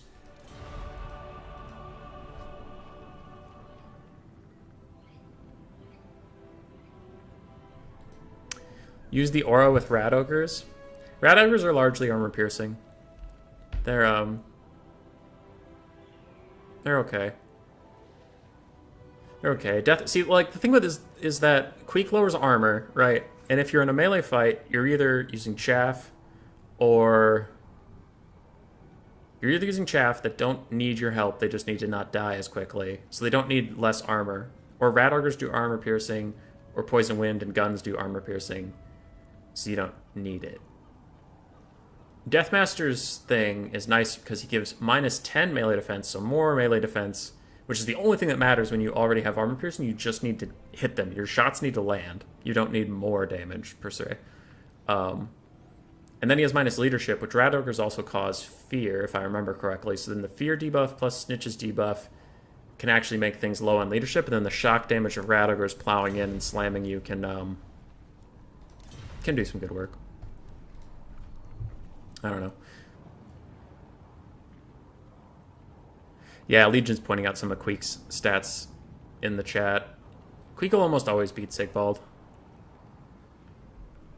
He'll almost always beat Sigvald. The problem with Queek is the problem with Grimgor before he got reworked, and even still a little bit, is he was designed with the idea of AI.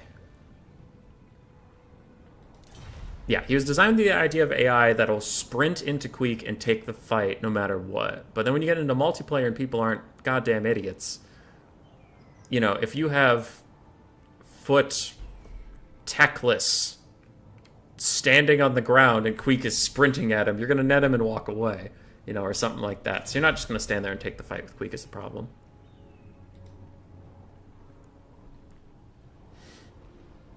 All right. Guys, Lokir beats Sigvald. New meta. Yeah, just bring Lokir all the time. Easy peasy lemon squeezy. Oh, why am I being... Anyone stream tournament? Me.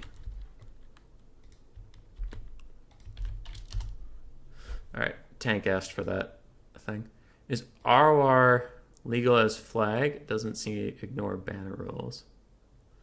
I said no to Tank.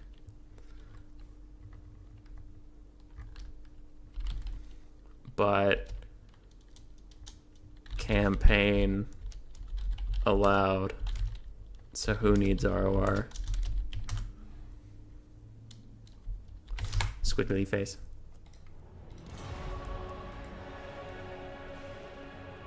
Okay, so we have, in this match, I should focus a little bit more, we have Head Mantis and, I hope I'm saying this right, Queden versus TN and Reginator. All of them are AIMA, even if he's not wearing the tag yet.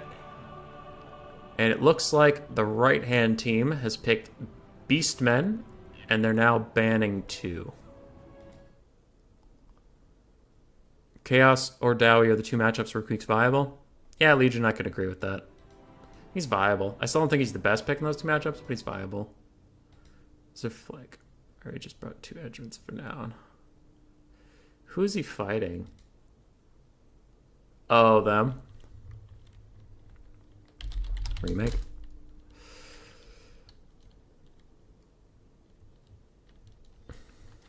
I'd remake that.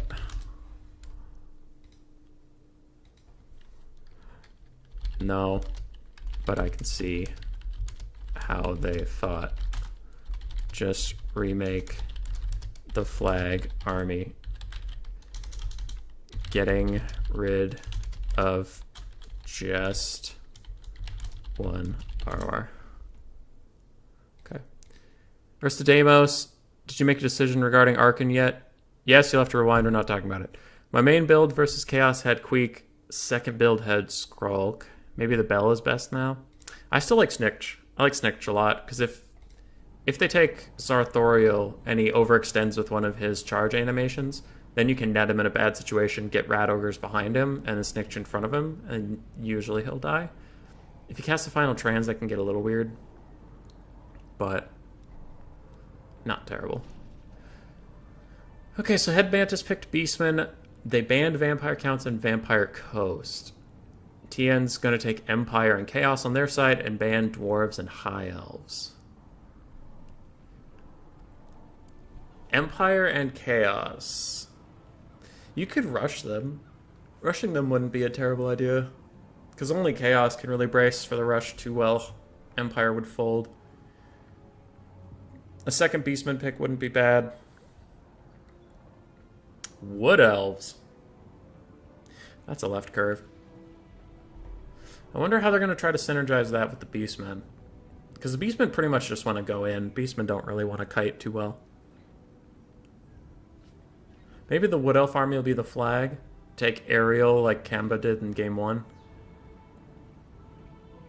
Ariel, maybe... Well, their lord can't fly, so Orion or something. Just a tanky lord. Ariel is one of your Kingsguard, and then ROR Stag Knights or something. And then just support the rush that way with Soul Stealers and whatnot.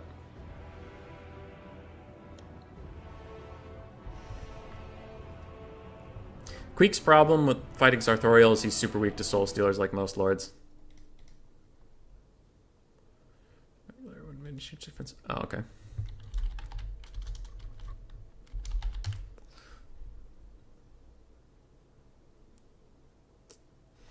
Alright.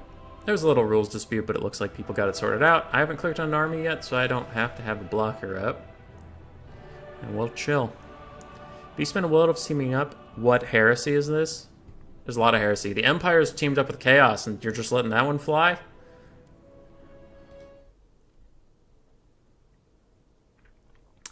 Can't we ban the same factions 2 times in a row? Yes. Yes, you can.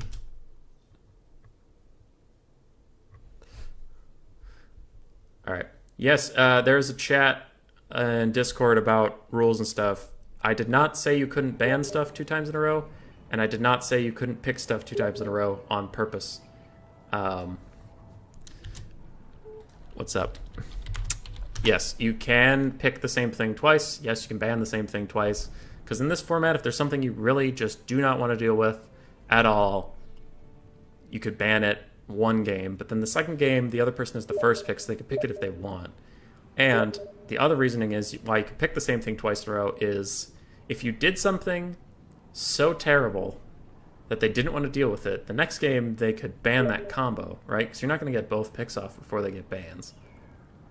But with a 2v2, it gets weird limiting you to 1 faction, because by game 3, you've already used 4, since it's a 2v2. And you could say, well, we could switch, like, in this case, on my screen right now, Reginator could play Empire, and TN could play Chaos, and the next game it's like, oh, we pick Empire and Chaos, we're going to switch who does it. That gets murky in rules. If I'm not there spectating it, it's just weird. It's like, whatever. Just, it's 2v2s. I'm cool with good combos. And if like there's a combo you want to try that's High Elves and Lizardmen, but then there's a different one you want to try that's High Elves and Wood Elves, I don't really want to ban that because I want to see it. So that's kind of why I didn't stop people from double picking, double banning.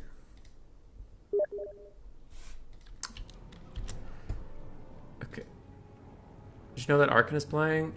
Yes, I know you're Aristo. I figured that out from earlier in the stream, Aristodemos. You troll. I'm a bit behind on the stream, says Jeremy, but that Archaon snipe was beautiful. Yeah, it was pretty good. It was pretty good.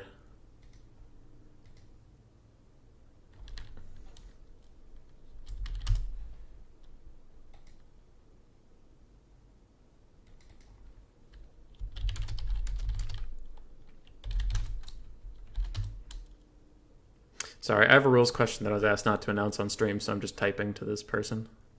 It's a person in the game.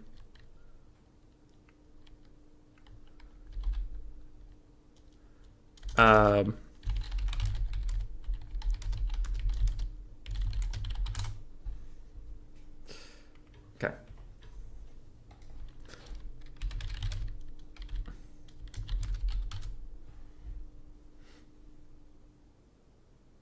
Okay.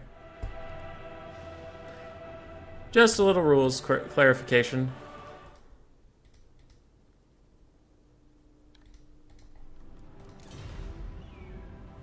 Looks like the Beastmen player is ready. The other three are not quite yet. And I'm curious why the left-hand team wanted Empire on Alpine Ridge. It's going to block a lot of your lines of sight. Cannons are going to have a harder time. Steam tanks. Everybody loves steam tanks. Kind of funny to have, like, Marcus Wolfhard as your flag, and then have a steam tank and a Jade Wizard as your Kingsguard. And just heal up the steam tank. Oh, there's a lot of notifications today. Who all has tournaments? General Eisenbart, Logic _ EU, me. I think HW is doing Fresh Recruit League today. A lot going on. A lot going on.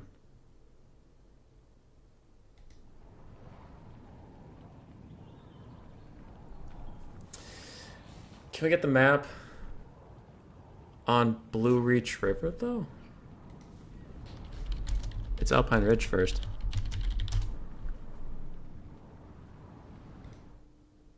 Right? Yeah, it's Alpine Ridge first. I'm not on drugs. It's right there. Trying to tell me what to do. You don't know me. This game.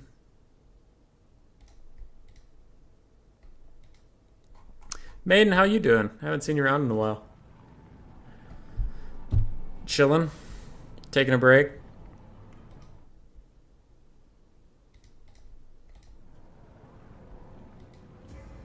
Alright.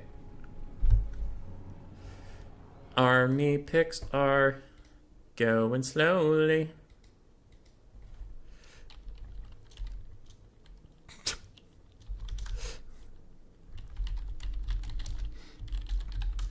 Alright, Aristo's trolling me some more in Discord. Can't have a moment of peace with this guy around.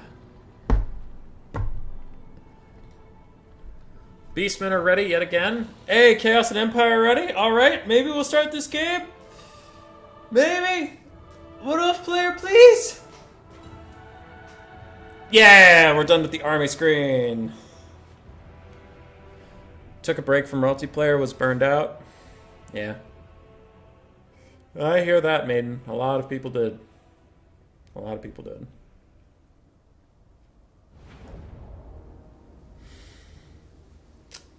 I was talking to Tien actually today about AIMA growing so much recently. And it's kind of funny. And he said RTK was a really big clan. And I guess we are. But I think we just seem bigger right now because a lot of ODM and a lot of XMT are taking a break till Game 3 or they straight up retired. So we just didn't have as many people retire. So I think we look bigger right now because the community's smaller. You missed Ulth1 and Flames, though? You were sad? Yeah, that tournament was fun. We had a lot of fun with that one. That was a good one. This 2v2 Capture the Flag. So far, I've liked the games. I've liked the games we got in. I thought they've been a lot of fun.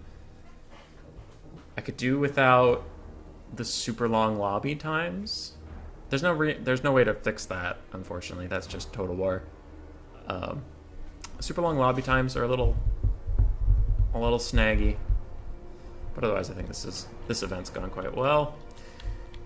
Okay, what do we got for Reginator and TN, we have mortars. So it looks like, first thing I should say is the Empire is the main army. It looks like we have Arcan the Everchosen as the flag, Swords of Chaos, and a Dragon Ogre Shaggoth with triple gold chevrons as the Chaos flag and King army. For the Empire, we saw the double mortars. Everything else is moving out a bit on me. We have a Luminarch of Hysh, 2 Huntsmen. It's not the ROR Luminarch, so it doesn't have the attached net. Otherwise, we have an Unbreakable Frontline of Flagellants and Sigmar Sons. We have Jade Wizard, a Warrior Priest, and Marcus Wolfheart. Okay, good. If he had taken the ROR Luminarch, it has its own bound net, and then we have Marcus, that would be a lot of nets. But just that, so it's fine. How about some extra rolls? The flag must have max 40 speed and may not have stock. I don't mind the flag having stock, because if you reveal where you are, most stalking units are on foot, so they can't run very far. They can be run down by cav or monsters pretty easily. And if you just hide the whole game, you're not going to be supporting the main army, and they're going to lose. They're going to lose without any help from you. Okay. Centaurs are throwing axes, Chaos Warhounds on one side. Is it mirrored? It is mirrored. Neither of the Chaos Warhounds have poison, interestingly enough, from Head Mantis. Other than that, we have Ungor herds, Ungor herds on the sides, Gore herds in the center, and then 2 Bestigor herds in the back line with the Butchers of Kalkengard, ROR. ROR, the Minotaurs over there, but nobody cares about that. People care about this Doom Bull. No Torax, just a regular-ass Doom Bull. That's interesting. Brave Shaman of Wild with the Traderkin and Cygor Summon, and a Feral Manticore. And the Wood Elves are indeed the flag army with the Enigmas of Gairan for their regrowth and Flesh to Stone. We have Orion as the Lord, and Ariel as another of the King's Guard. That is certainly a good army. Orion got nerfed in a lot of ways, but he's still quite tanky. It's just his damage isn't ideal. And he's not as tanky as he was before, but he's still quite a tanky lad. Aristodemos, Dactyr had proposed that the flag be a bloated corpse at one point, and I thought that that could make games a little weird.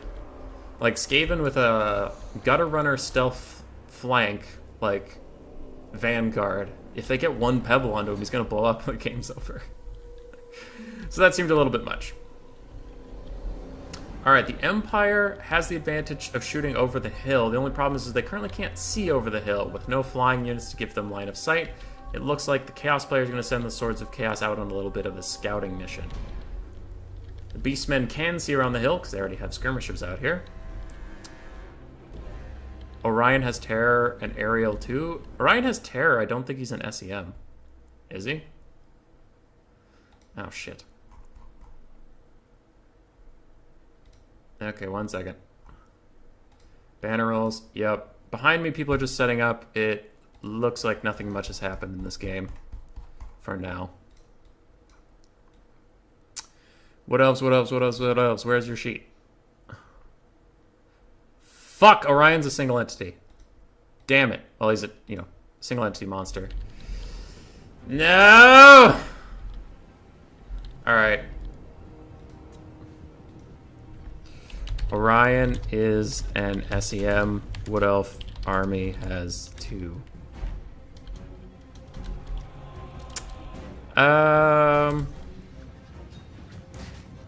So I think if Chaos and Empire win this, obviously it's not a problem. Otherwise, we'll talk about it.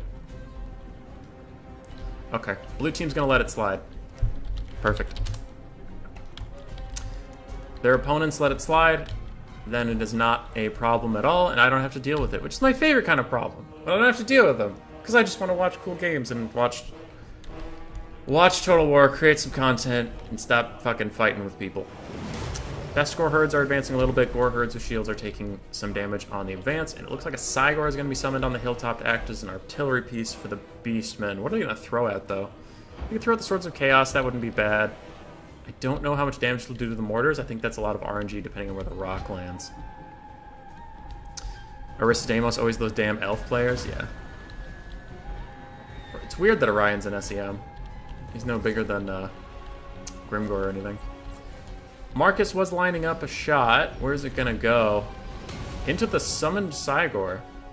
I don't know if that was worth it. Because that Cygor is... There's no way that Cygor dies before his crumbling would take him away for being a summon. Now, where's the Lord here? Okay, Archaon, the Flag Lord, has been pulled into the formation. I know he used to be in those trees, but the Beastmen have compromised that area, so now he's back in the box.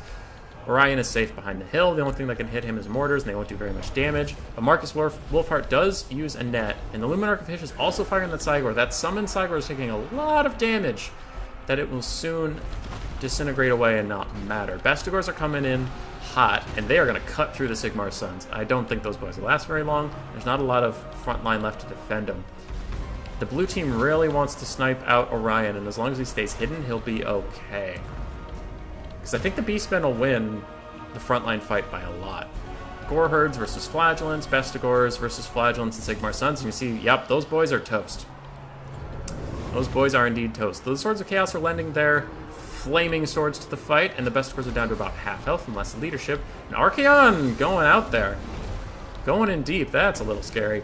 Doombull's now advancing, and it looks like the Beastmen frontline has collapsed onto the Empire, but they might need some big boy help.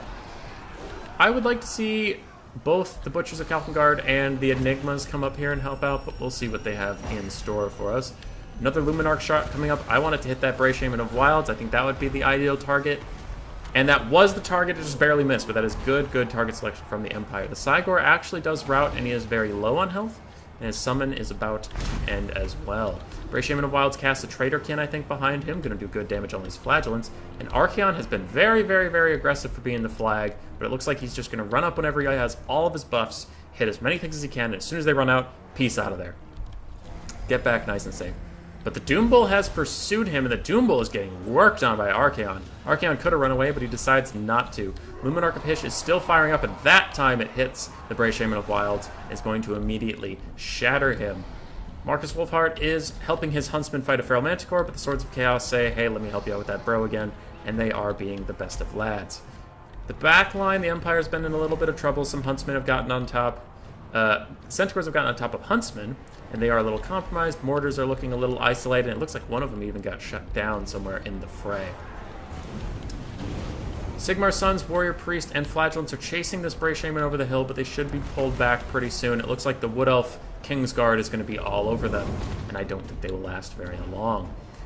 In the current state of the game, I think the Empire and Chaos are all right with the situation. They've done a lot of damage to what matters, and there's a lot of chaff left, but Archaon can clear a good amount of chaff, and Wolfheart can kite. Luminarch of Hysh is firing.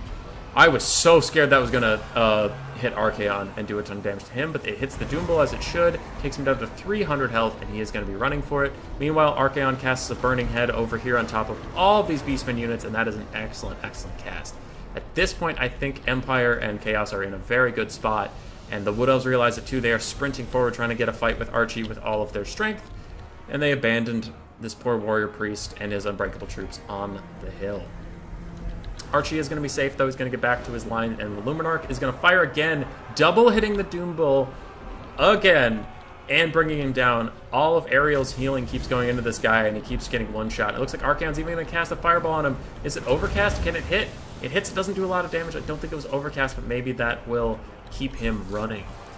The Wood Elves pull back to the hill and are going to take out that little Empire flanking force, but how's it going down here? Manticores and Dogs and Centaurs are all getting pushed off, and it looks like the Empire's using the Inticity strategy of just defending your guns with more guns, in this case, Huntsmen.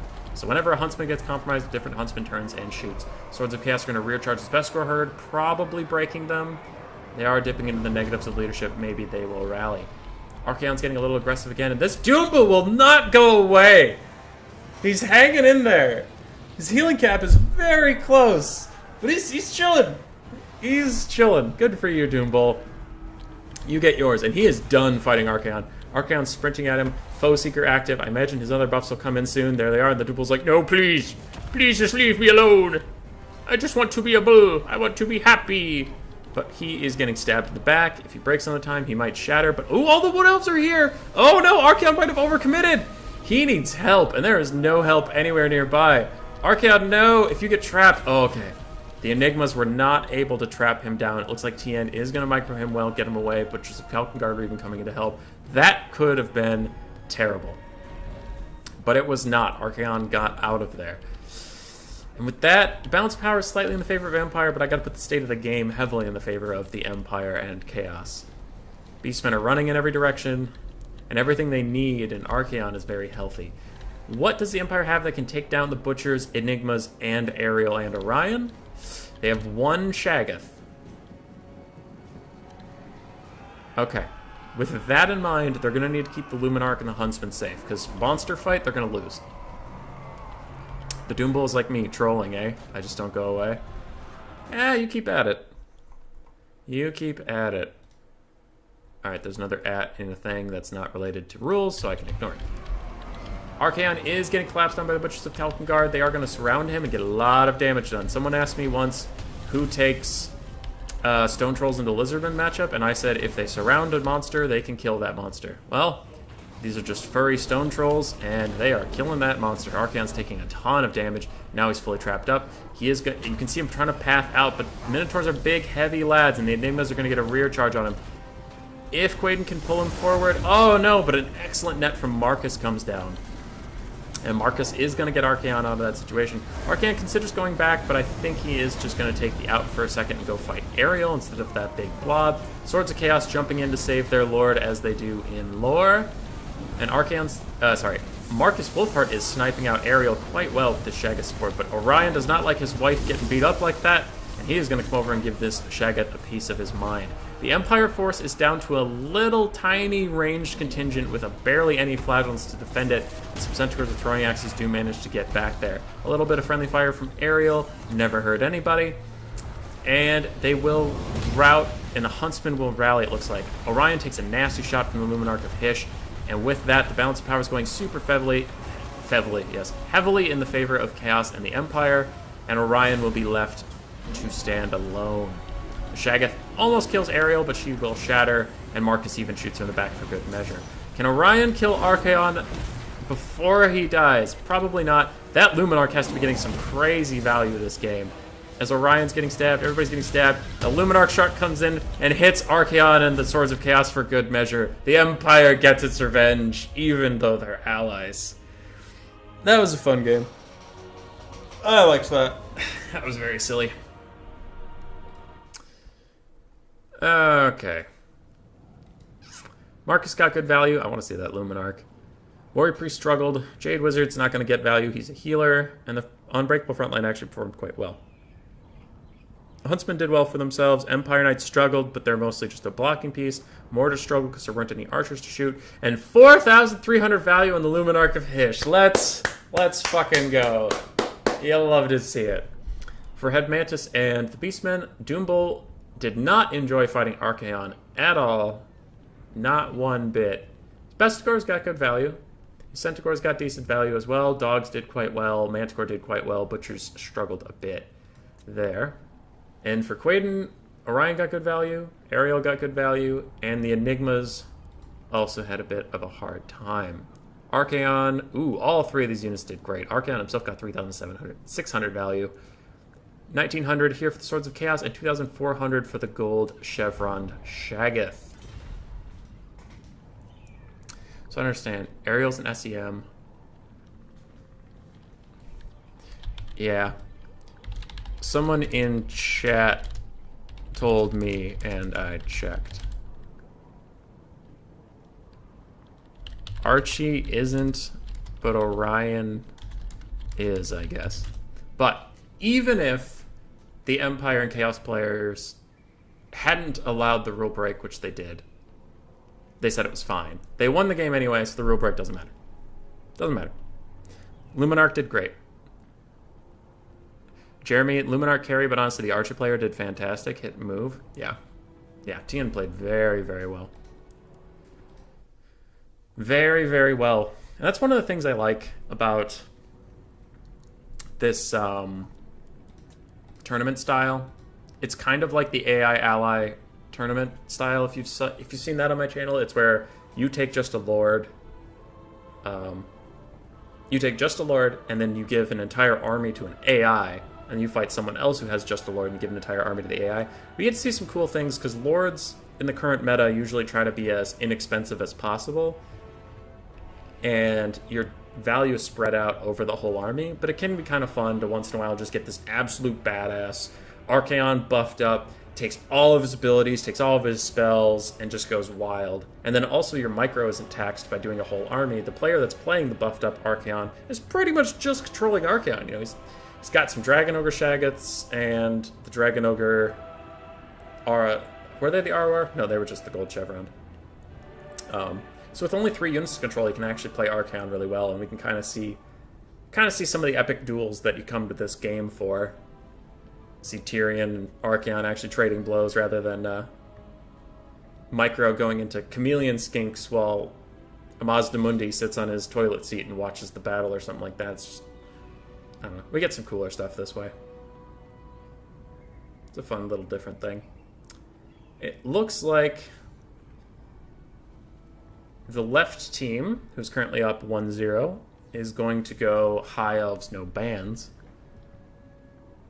And Head Mantis is going to go Lizardmen, Quaid and Lorries of Chaos, and they can ban some stuff. I'll get a scorecard up since we're watching best of 3s. That might actually be ideal. Okay. So our 1 for team AI...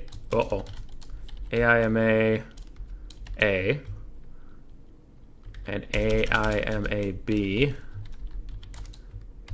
No, AIMA, yeah, B. Because if I do a 2, then it'll confuse their score. They're currently at 0.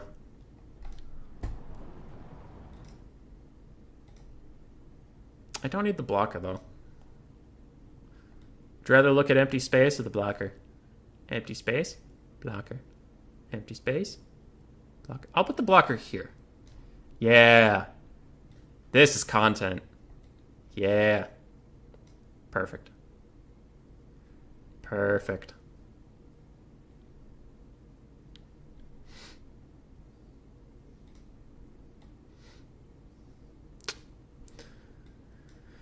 Okay, I'll take that down just so I don't accidentally forget it in the game. But if I do click on anybody's name, I will indeed get rid of it.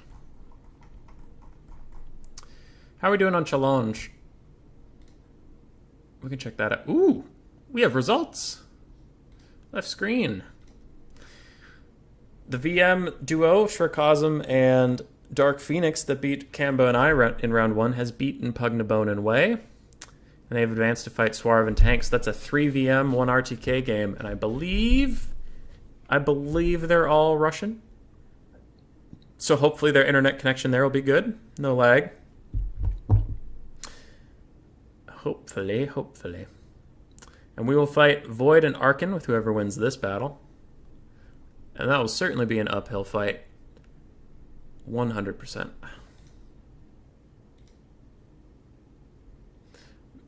AC Maiden. Manfred costing 4k plus must be wild. Yeah, but he has 2 entire Lores of Magic to play with. That could be kind of fun. We are back here. Did they pick their other thing?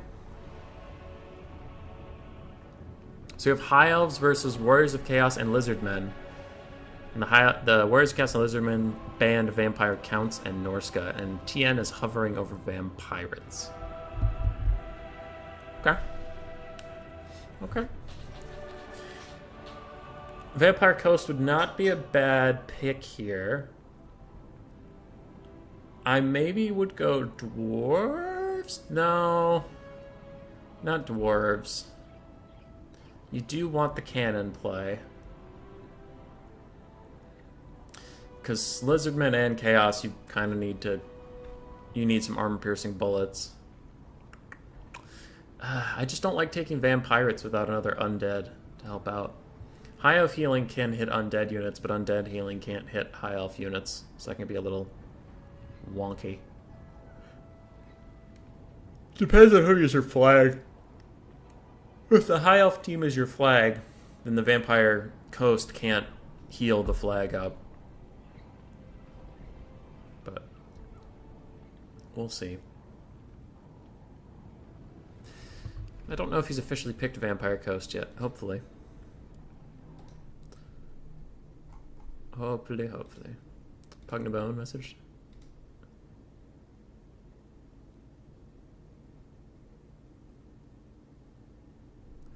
Okay.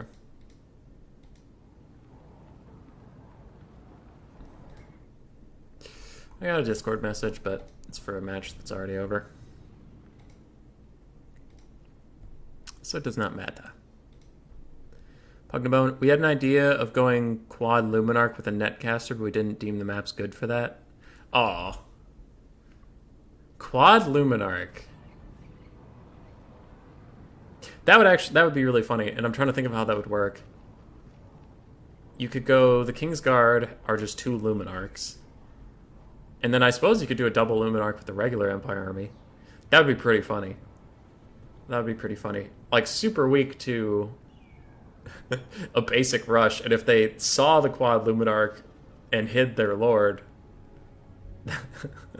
then you'd be up a creek, but that would be very funny, Pug. Yeah, Pug, you were playing your game probably, but the last match, if you want to rewind a little bit, on Alpine Ridge, they got 4,000 value out of a Luminarch that just kept firing all game long. It was hitting Wood Elves, it was hitting Doom Bull, it hit the Wilds caster, it was kind of nuts. Luminarch MVP. And it almost ran out of ammo, which you never see. Ugh. I love how Reginator in that game managed to lose every single unit in his army besides 2 Huntsmen, a Luminarch, and Marcus Wolfheart. Like, all of his front line was gone, all of his cav was gone, but somehow everything that mattered was still there. That was pretty funny. I enjoyed that.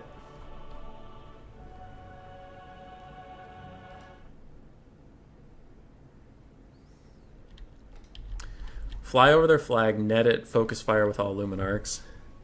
Yeah. That'd be pretty silly. Classic XMT shenanigans. Oh, let's look at this army first. So again, Chaos is the flag, and this is for AIMAB. So they're the ones that are 0-1 right now. And they need this win. Where did we go? Okay, so he took the Soul of Damnation, Archaon the Everchosen, and the Swords of Chaos. Swords of Chaos are very, very popular right now for Kingsguard. You love to see it. For the main Lizardmen army, we have the Umbral Tide. We have 1 unit of Croxagors, 2 Chameleon Skinks. This is looking a little odd. Sword Spears, Chameleon Stalkers, Sword Spears, the Star Chamber Guardians, more Chameleon Stalkers, some Skink Cohorts of Javelins, some Skirmish Skinks, Chameleon Skink. This is a grab bag of a Lizardman build, a little bit of everything. 1 Skink Chief on foot and a Slan Mage Priest of Life with Foz Protection, it looks like, and Verona's Time Warp. So this Lizardman build definitely wants to get in there and fight in melee. For the High Elves, what do we have? We have Alethanar's the Flag with a Mage of Life and a Star Dragon in the sky. Star Dragon has triple gold chevrons. The Mage of Life only has 2 spells. Probably should have just taken all the spells just in case you wanted them. And the Vampire Coast main army has a bunch of zombies in the front, mixed between pole arms and deckhands. 2 Carronades, 2 Sirens in the back. Vampire Fleet Admiral of Pistols and Vampires on foot with just the Summon and Invocation of the Heck. 2 Gunnery Wights on a Crab. Looking kind of weird sitting down. And we have, yeah, one of the deckhand got the handgun mobs with the hand cannons. I love those things. Unironically, I've started to love them recently. Other than that, we have 3 hand guns, it appears, and 2 bombers. Where'd the hand cannons go? Was I on drugs? No, there they are. There we are. We have the hand cannons back. So Vampire Coast wants to sit and shoot. Lizardmen want to get into the fight. This is certainly a big map to wander across. Anything that's not a big monster dies, but not on maps where the flag can hide in trees. I've never seen the Swords of Chaos so often. I guess they are the definition of Kingsguard. Yeah, they are. I mean, they have Guardian. There's a king. So wherever the Hell Cannon is, it's going to want to stay out of range of these Carronades. Otherwise, they'll fire their direct shot straight at it, and they'll break the cannon piece itself. The crew's unbreakable, and they'll be fine, but the cannon piece itself will be shut down. This is very nice. Putting it behind the tree line like that will give it a little bit of protection. And the Soul of Damnation has a firing arc that goes up and over the trees. That is good positioning. And it's not white line camping. It's fine. Oh, Soul of Damnation's back on the side of the trees. Game has officially started, and the Lizardmen now realize that they have to advance. I'm sure they aren't surprised by that fact, but they will advance. Can a Life Mage heal the undead? Yes, a Life Mage can heal the undead, but the undead cannot heal the Life Mage. Invocation of Heck only works on undead units. Earthblood and Regrowth work on any unit, if I remember correctly from testing. If I remember correctly.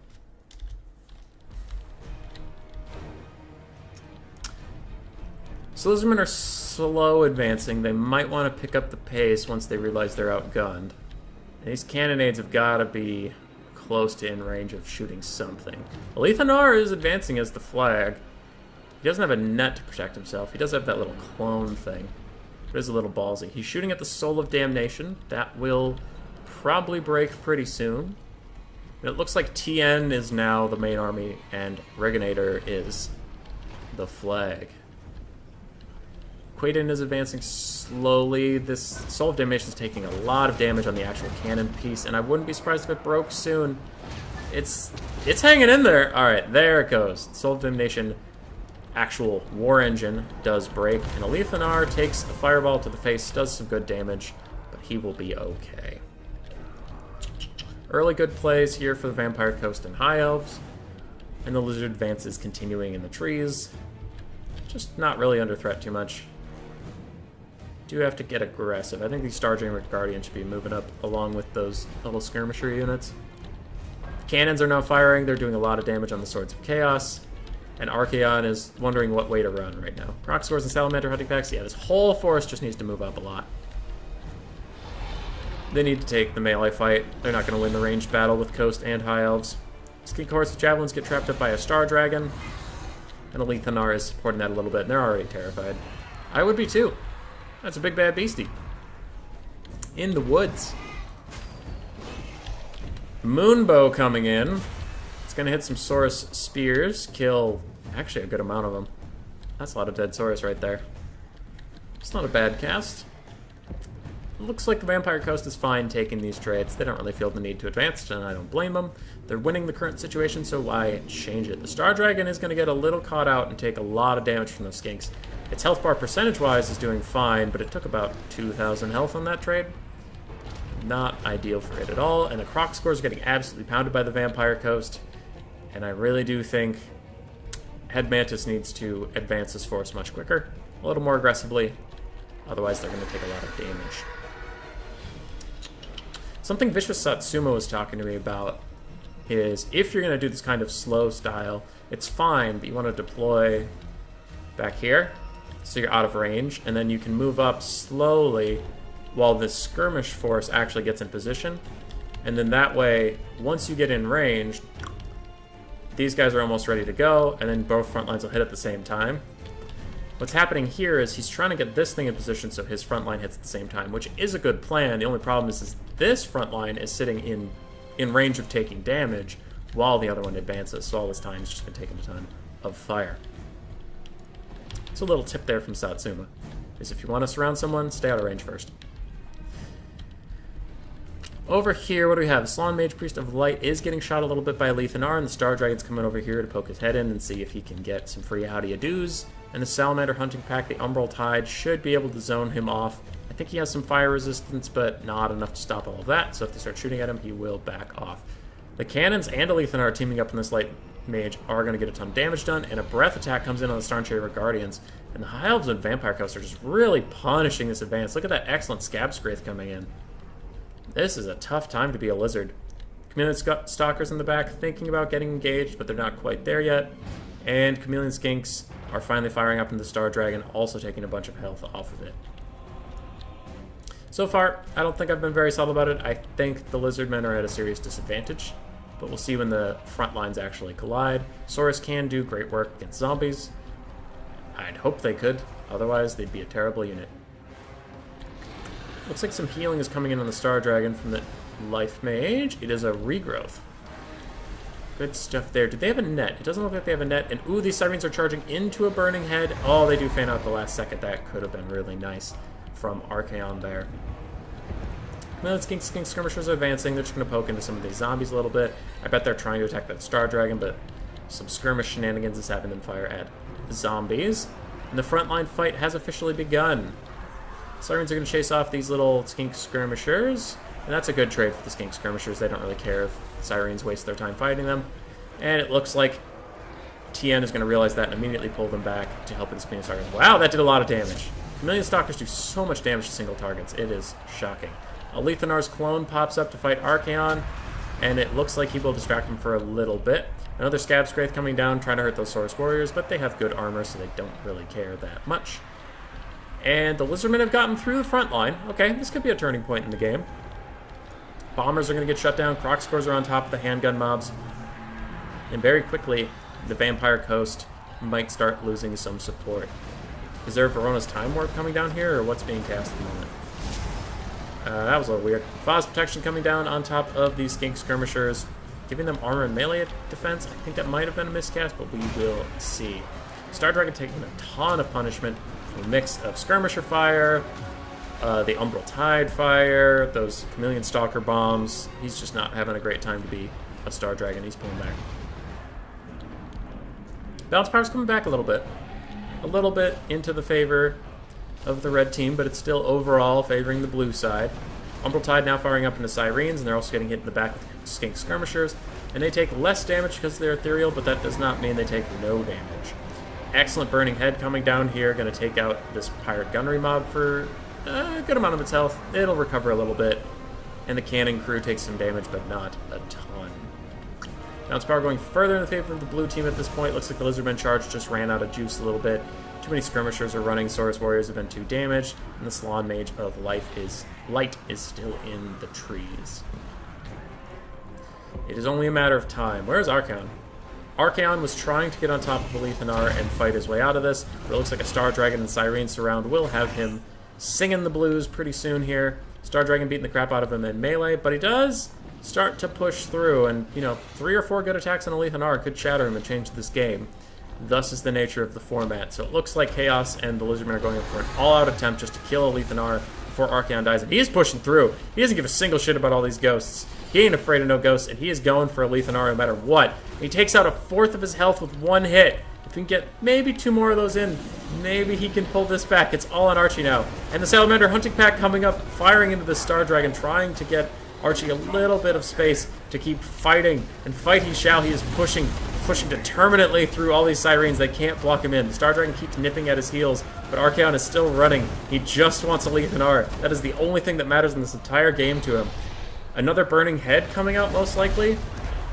No, it gets canceled by the Star Dragon, it looks like. It looks like he was trying to clear a lot of this chaff. And the Star Dragon is zoning excellently for Alethanar.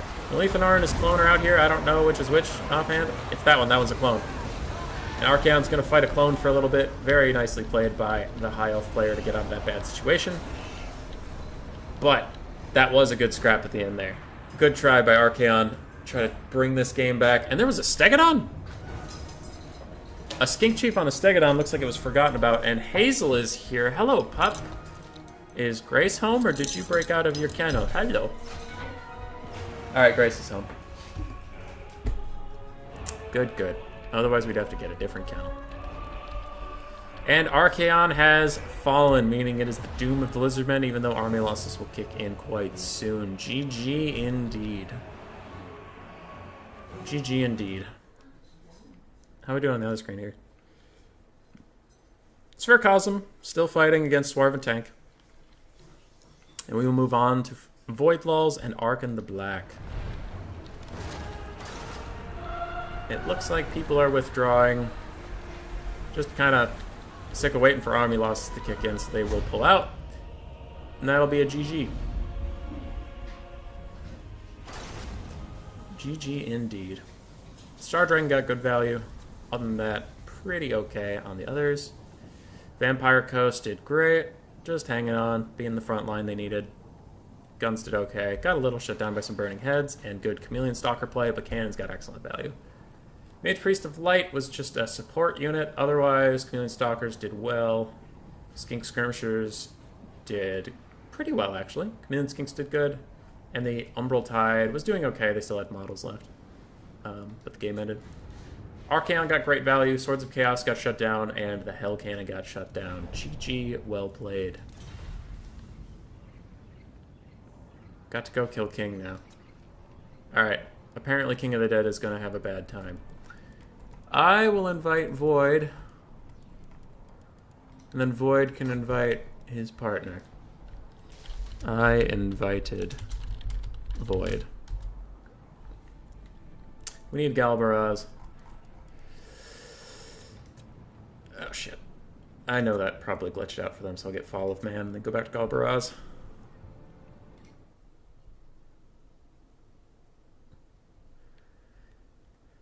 Okay. This is gonna be fine. It's gonna be normal. Yep. We're all gonna be chilling. It's gonna be great. I'm gonna go to the bathroom and brace myself. I'll be right back. Good luck, everybody else. Okay. Void, can you invite Arkan? I don't have him friended.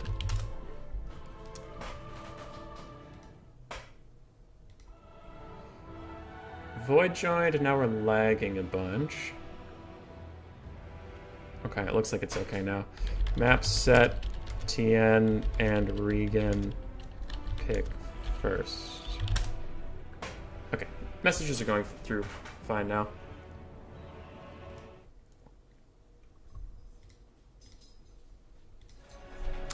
Beer beat.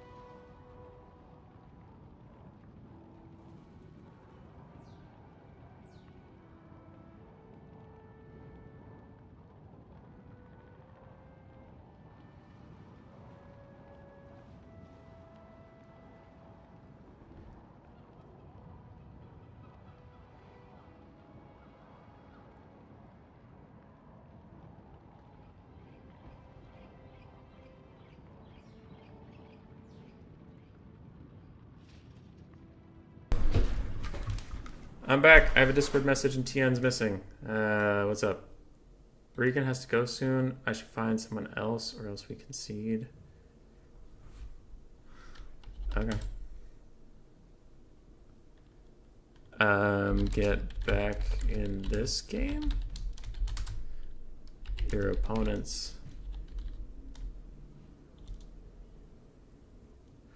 The other semifinal already started. And others have to play as well. The other semi is going. Can't join mid-game. So it looks like Tien needs a moment. His partner has to go soon, and he's trying to find a replacement. Okay. So we'll stall for a second. What I missed, chat? Jeremy saying, so we've seen Archie, the High Elf guy, Noctilus, Krokar, Orion. Who else have we seen as flags? Kemba and I took Celostra as a flag once. Yep, you said Direfin, forgot her. And then we took a Glade Lord on a Stag as our second Lord. Yeah. So Tien. One sec. Tien needs to find a partner. His has to leave soon.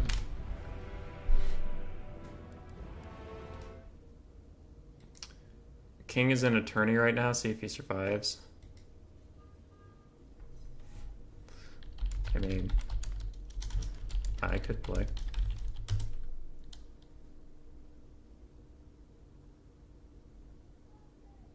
The High Elf guy.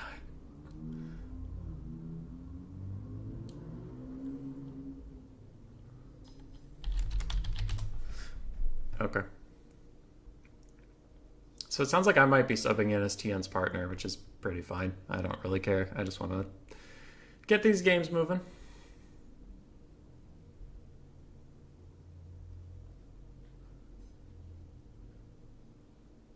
I am going to just leave and come back. Mate, I only said that because I can't spell his name. Alethanar, yeah. Okay. I'll fight Void Narkin. Oh crap, what did I name this thing? Ah, that one. Join.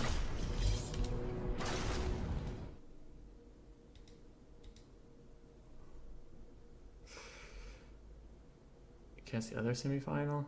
We'll come back after. Just play with me. It's fine.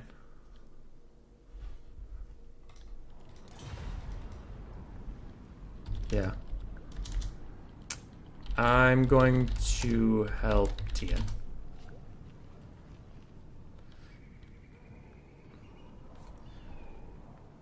Props for not caving into the pressure. Thanks. It's been a lot.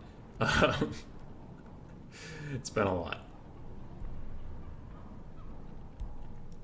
So I need this Regantor guy. Reganator. TNT lunch, so it's me and you are playing. Oh, okay. Works for me. You want a pick?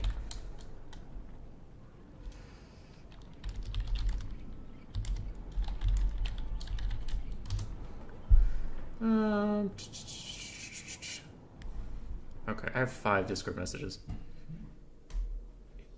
I'll grab lunch. Such chaos. There's a lot of chaos. What up? VCing here if I need. Yep. Alright, so we're picking first. Yes. Alright. I don't know what these guys were doing earlier, but They haven't played a game yet. The first round, their opponents conceded. So. Okay. We have no idea. The old Empire Chaos trick has been working for us pretty well here, but I assume they were watching. Yeah. So but what are they going to do about it? What are they going to do about it? We're better than them. We're better players. Yeah. Come on. Alright, I've been going the Empire, so are you going to go with Chaos? If they don't ban it. First picked Empire, ban... Wait, ban what? are they picking... Alright, so Empire, ban Dwarfs and Beastmen. Okay, sounds good. GG. I just couldn't get a breath attack off for like 2 fucking whole minutes. Trying to get that breath attack on. G Mantis. GG. Do. I'm on stream right now. Regan, is it possible that you and I go to a different room, just us?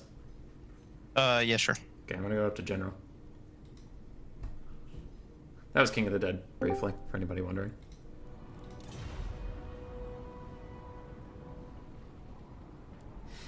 Okay. Oh boy. Just fingers crossed for no lag. I know Void's computer can struggle already. And I'm connecting from North America. Yeah, I'm East Coast too as well. Yeah.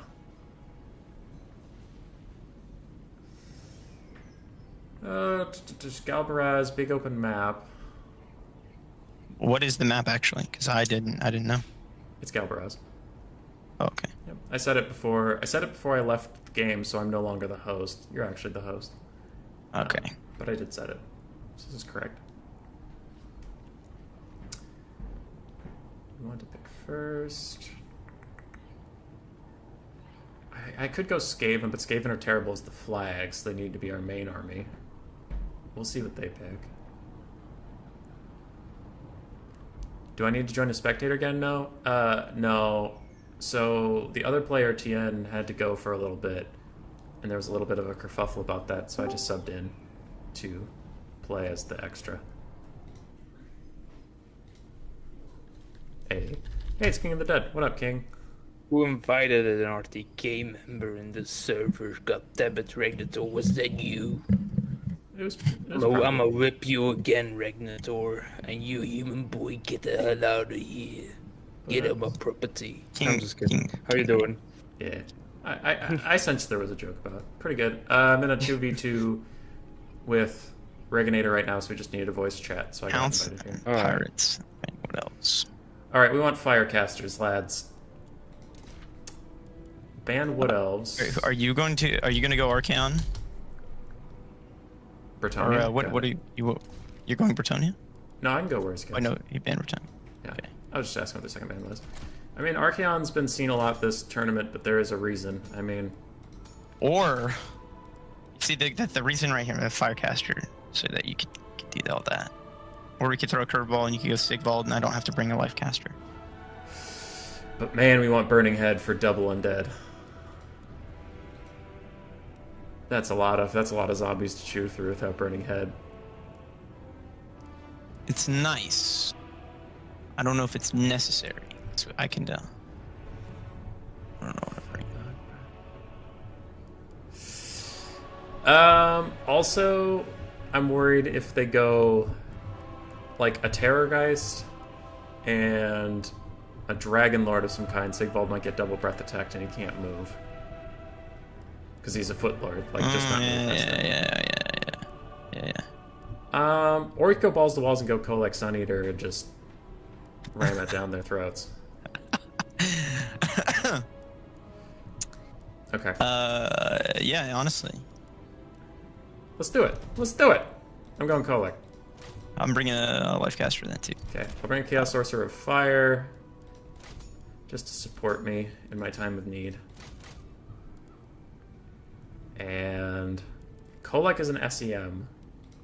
Our Manticore... King, are you still here? No, he's gone. Okay, I was Yes, gonna ask- I'm not remembering entirely. I don't remember. I don't want a Manticore to count as an SEM. I think it is. It's an SEM. I'm rooting for the other team. They are listening. Jeremy, that's fair. You root for whoever you need to.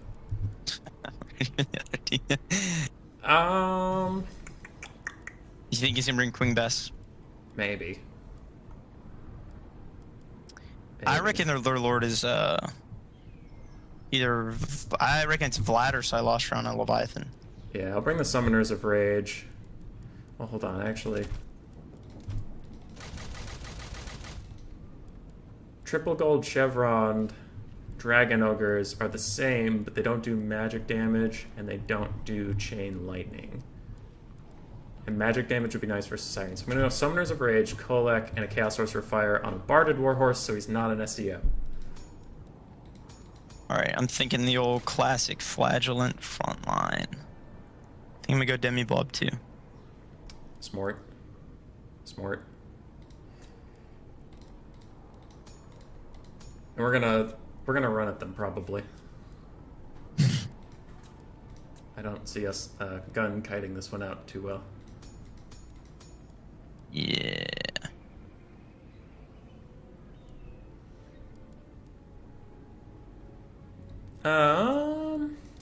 Full force, just the entire militia.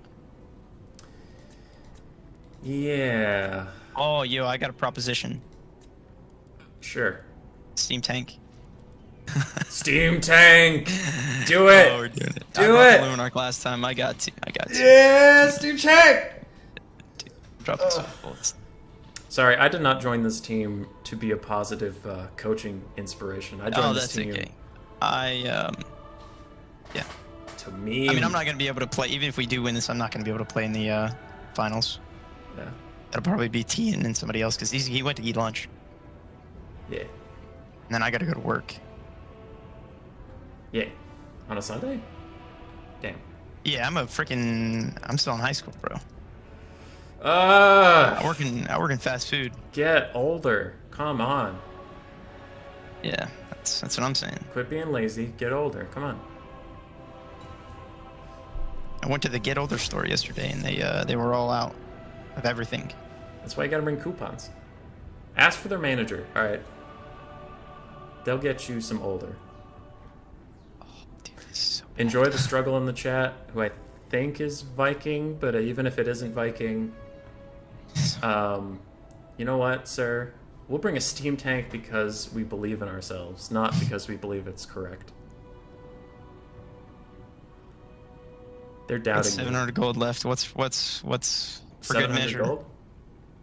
Can I find 800 and go for a freaking grenade launcher? That Even though I could be hate good. them. We don't have Actually- a lot of anti-air to help Franz, so unironically, handguns or Alright, you know what? huntsmen might be good to help him. Handguns. Otherwise, you might get Franz gooned by gun bats and vampire shit. I always hated vampire shit. It's worse than regular shit. Somehow. It's older. It's archaic.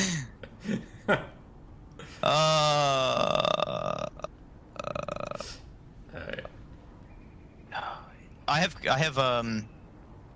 I'm sneaky and I have friends on a Pegasus though, so he's not gonna get caught. Perfect. So we're going double dummies. Look at this. This is a masterpiece.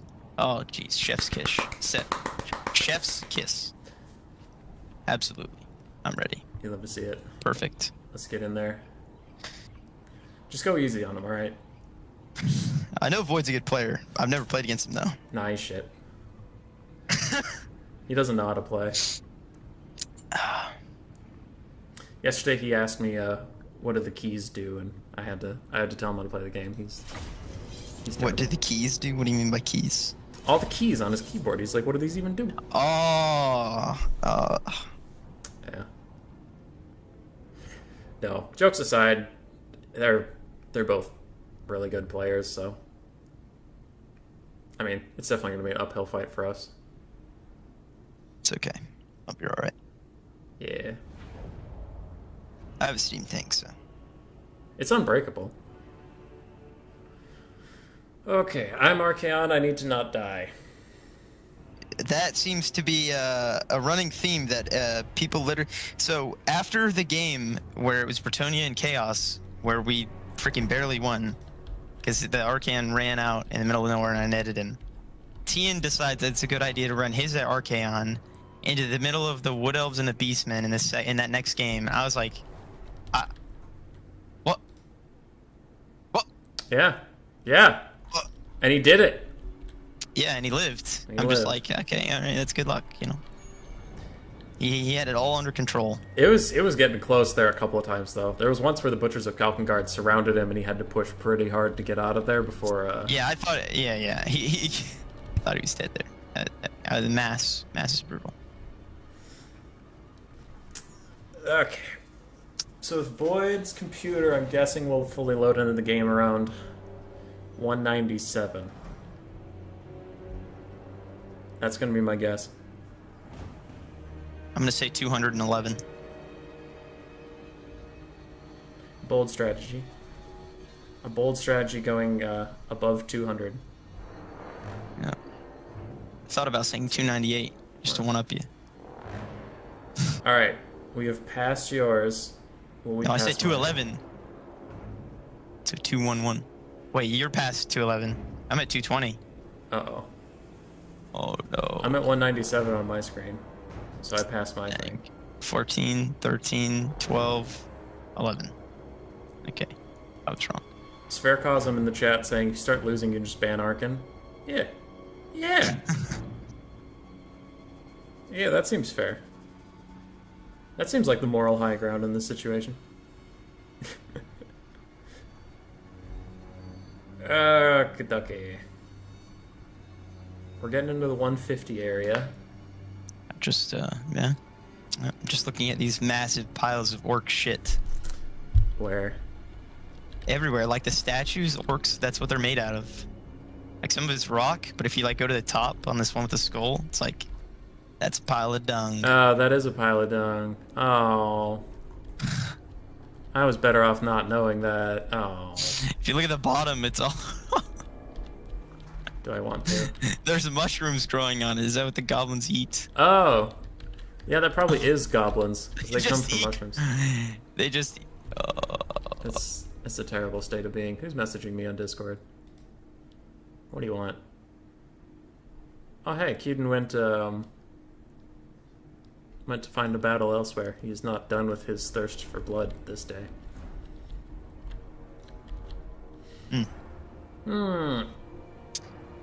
There is still that skink on that Stegadon that still needs to kill something. Yeah. That was really unfortunate. Honestly, if he probably brought that thing in, we would have something else to shoot him on. He would have had more time with his Umbral Tide to kill my dragon. Oh, I loaded. Yeah. Yeah, Void's computer's just slow. Hide the flag in the dung. That's what the chat wants. Just plant Archaon in a giant pile of dung and hope he doesn't set himself on fire. What is that skull of?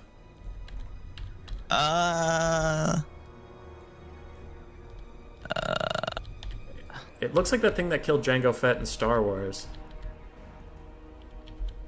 I don't know if you saw that. Mace Windu killed Jango Fett. Well, okay, but what put him in the situation to Calling Mace kill? Windu. You know what? That's Mace Windu's skull. We're doubling down. Yep. Boba Fett goes killed by the Sarlacc. I know what you're talking about, but yeah. Sarlacc's not like a... Oh, no, I was thinking, the thing with Jango Fett, like, there was that crazy rhinoceros-looking thing that was fighting him in the arena before Mace Windu got to him. Oh, yeah, I know what you're talking about. Yeah, when Yeah. they... Yeah, I know what you're talking about. Because that did a lot of damage, and it fucked up his jetpack. So I think that killed him more than Mace Windu simply walking up and cutting his damn head off. If he could Alright, fly, your swordsman seems wouldn't like do very much. Seems like one of them loaded. Void sent me a screenshot saying he had a bug. Well, there's a lot of bugs on this dung mound. What did you do? What did you do, Void? Okay. Alright. I see my army for some reason, because I hit escape. But it looks like we have to wait to the end of the timer. It's a shame. Oh, Void left. Yeah. Yep. But wait, maybe the game might load and we can actually just concede defeat and get this over with. Yes, it loaded. There we go. Yeah. Alright, what do we know? We're going to take the same army, so it doesn't matter that I'm looking at this. We have... Yeah, I'm taking the same army too. Yeah, and we won't deploy any different. I'm just going to announce it for the chat. Striga Ghoul King, Necromancer, White King, otherwise Grave Guard, and a Terrorgeist in the sky. So we're going to be in a little bit of trouble in the sky. Otherwise they have the Bloody Reaver Deck Guard for the ROR Depth Guard with Polearms to help defend Noctilus. And then I think I They're saw actually the pretty good. crabs. They're actually pretty good. They're good as an individual unit. They're just too expensive, but in this format it doesn't matter. I foresee my steam tank being poked to death. Yeah, and I think we're gonna have some problems in the air. But that's okay. So now we know their build. You want to change our builds? Yeah, definitely. Yeah.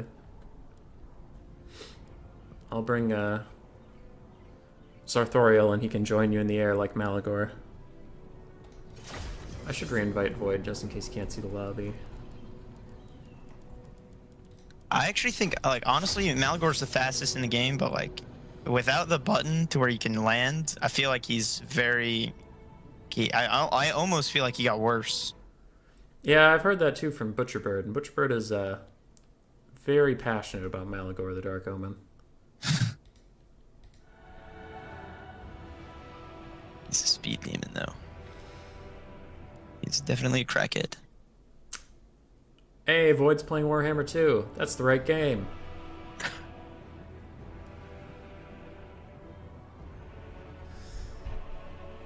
Oh man, they're gonna change up their builds now. That was it. Oh, snap. They didn't think they could beat us unless they... How will they ever kill my steam tank? I don't think... Well, the Coast Army was the flag. So they actually don't have a lot of guns. They do have to come to us. That's a good point. That's interesting. Did he? He didn't bring any Blood Knights, did he? I mean, I'm okay with it because I got that. I didn't see any. I saw Terrorgeist. And I'm again, actually okay with that because I have. I'm on a Pegasus. Eat. you eat. Don't need to protect him as much. Yeah, True. he's super fast. Especially with Gelmaraz, you can just run away and come back and smack somebody with a giant hammer. Yeah, I think Enjoy the Struggle was talking about Malagor when we were mentioning that he's a speed demon. Yeah. But he Yeah, did lose Malagor's- Traitor Cannon. That's now like the best spell in the game. So, fucking rest in peace, man. Yeah, I had it's to. pretty gnarly. I had to reinstall Discord on my computer, and now it's giving me all these tutorials like I've never used it before. I'm just like, I know Discord bot. I've lived on this thing for like 2 years.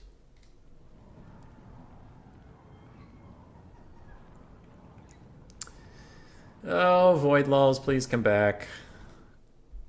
It's not a sentence a lot of people say. Has anyone ever said that? I don't know. Maybe not. What should our team name be? DeLads? No, I hate greenskins. My lobby name whenever I host a multiplayer battle is Nerf Greenskins. Okay. So if there's any CA employees and they see that, they're like, oh, okay. East Side Story? East Side Story. Yeah, you said you're on the East Coast.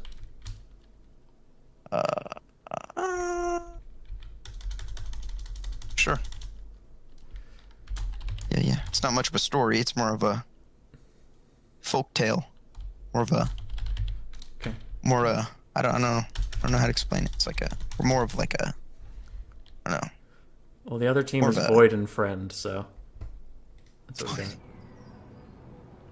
Archon? Yeah. Void and Archon. Let's just Void and Friend. Yes. Void and Friend. All right. Hurry up and ready up. We all know what your armies are. Weak binding today. Wind of Death are thin. Did he bring Wind of Death? Oh, you don't know. No, I don't know. That would be epic. Oh boy.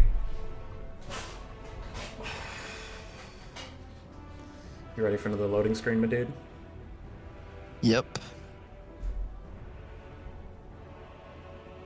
It's great.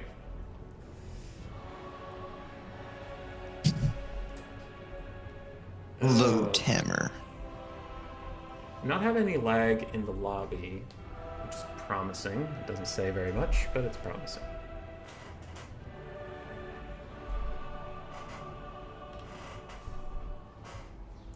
Dude, I can't get over the fact that you called that skull a Mace Windu skull.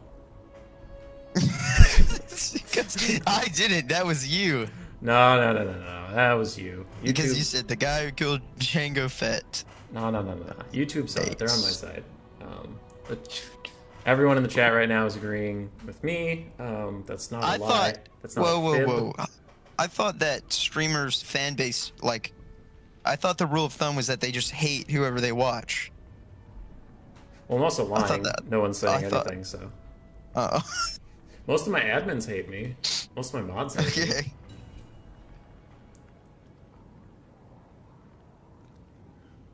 Sure, Cosm, that's PM tactic.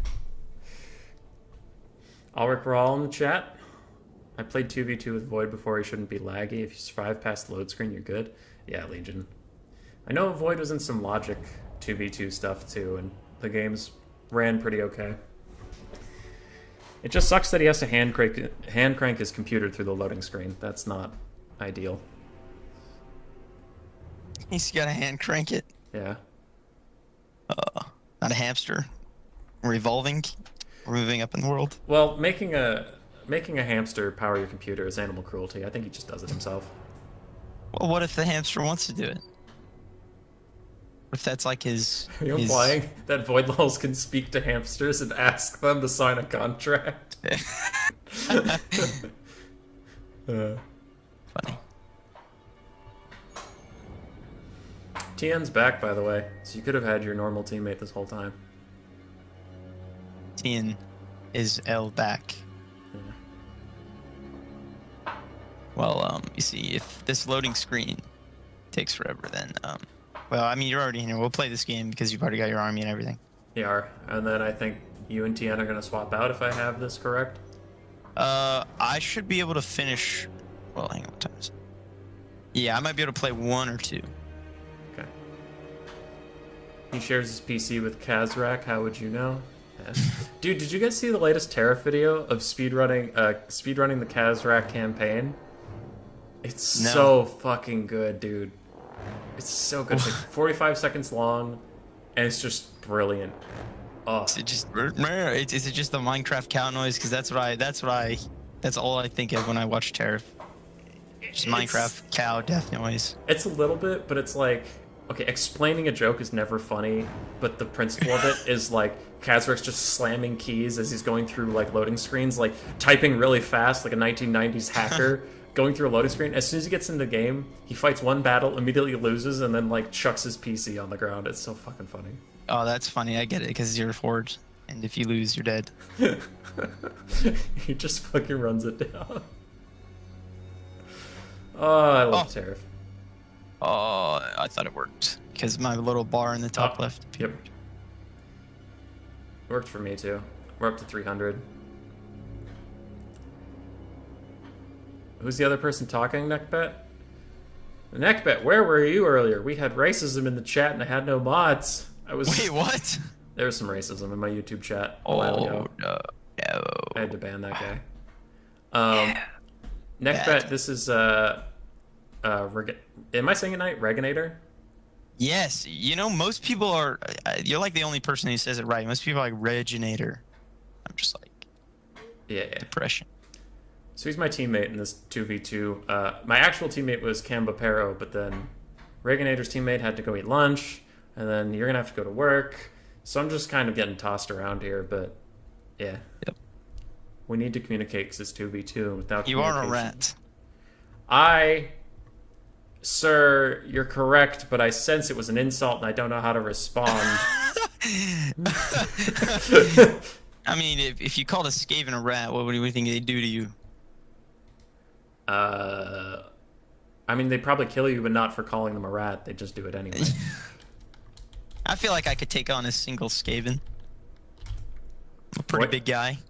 Voidlaw sent another screenshot of him loading.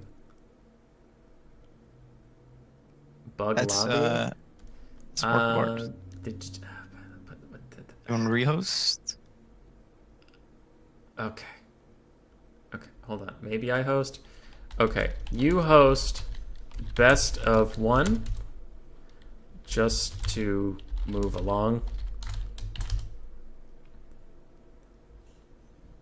Okay. We're just going to do a best of one with Void. That works. Because we love lagging and loading forever. If he disconnects Lag. again... I don't know. I'd probably have to Always auto- hate kicking people out for loading. I feel like that's very unfortunate. Yeah, but like there is kind of a thing where like, I mean, if you literally can't play, how can I advance you? Because if you're having the problem and I advance you to the finals will go through to the problem. The problem will go through to the finals. So it's like, eh.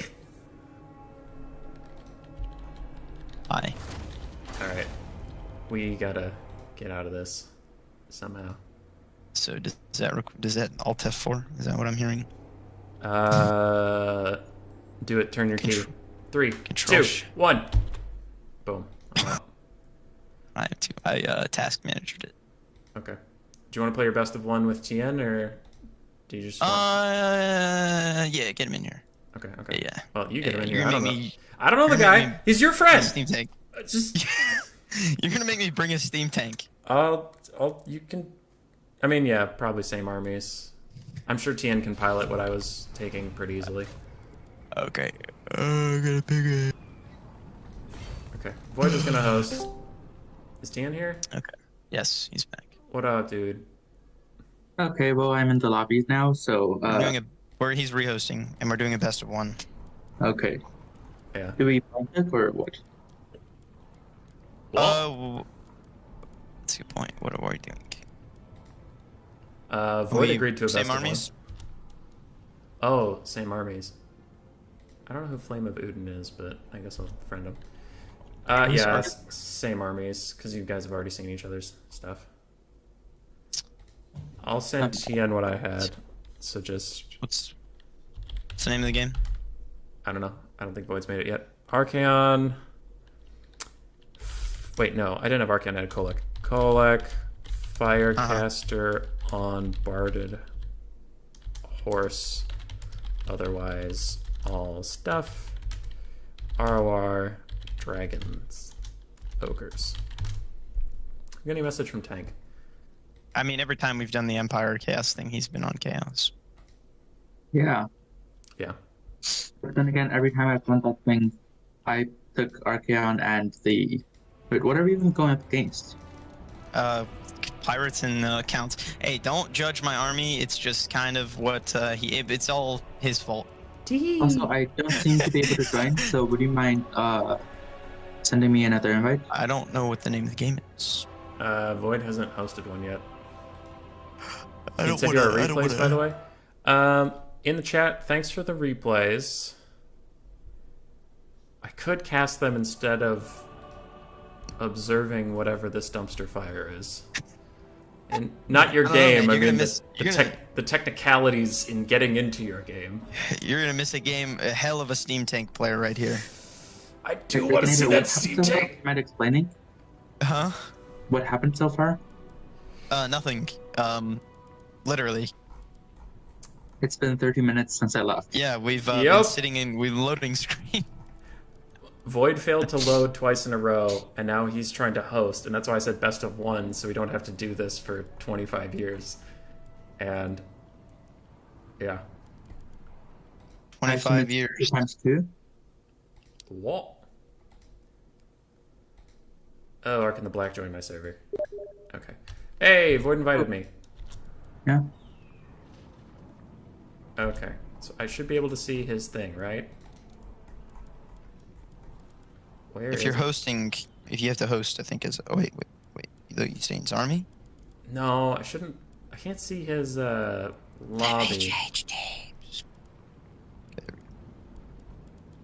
What's it called? Do you know? 2v2, yeah. Oh, I'm okay. in it. Yeah, we're both in it. Yeah. I want to join as a spectator since Tien's actually here. You guys can just play. So I hit this. Lovely. I'll get a screen blocker up. Actually, we know their armies. Yeah, we don't care. Howdy. Do you remember what I had other than the demigriffs, the steam tank? And the lore? I can rewind the video. I'll figure it out. I think. Carl on the Pegasus. Okay, I'm rewinding. You had 4 flagellants, Sigmar's sons, 2 demigriffs, a steam tank, Franz, warrior priest, lifecaster. Okay. Same, How expensive was my caster? 835.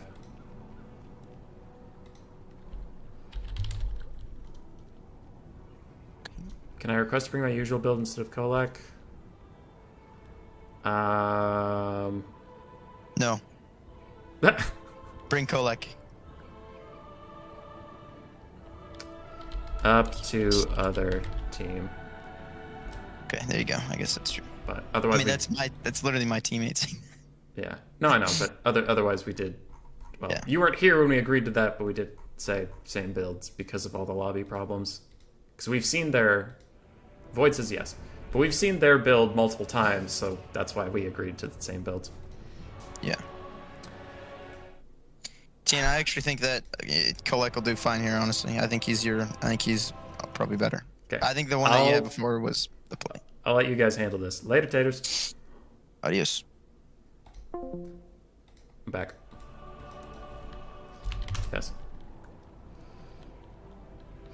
Okay, I'm chat. I'm back. And Neckbet, yes, you are here. There's a lot about that. There's a lot about that.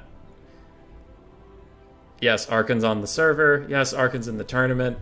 There was a big kerfuffle about that. It was in a no-win situation, and it sounds like my son HW has let him into tournaments, and he played in a different tournament on Twitch. He was fine, so he is with us and on very thin ice, and if he ever fucks up, he's gone forever.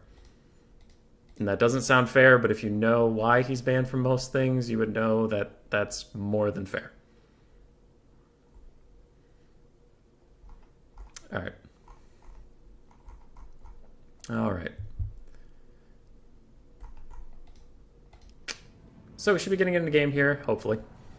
Hopefully. And it's just going to be a best of one, as you all saw, because of all the lobby issues we've been having. And I was asked by Swerve, I need to answer.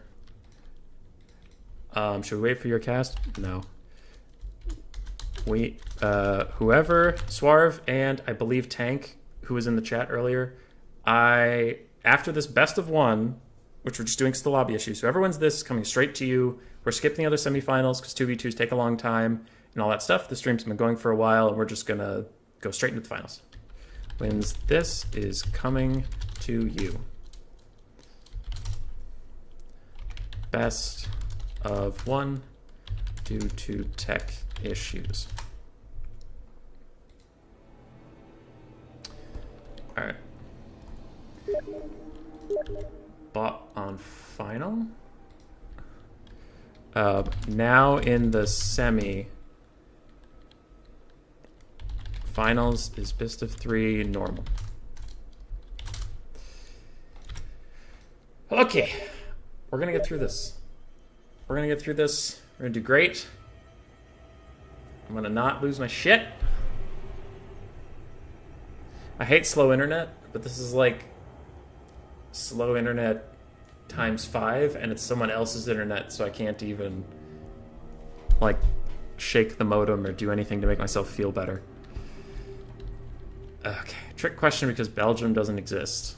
Yeah, Belgium doesn't exist. I don't need context to know what the hell's going on with this.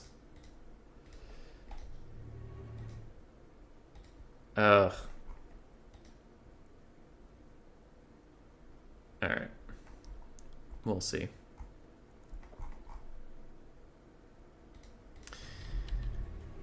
Drama's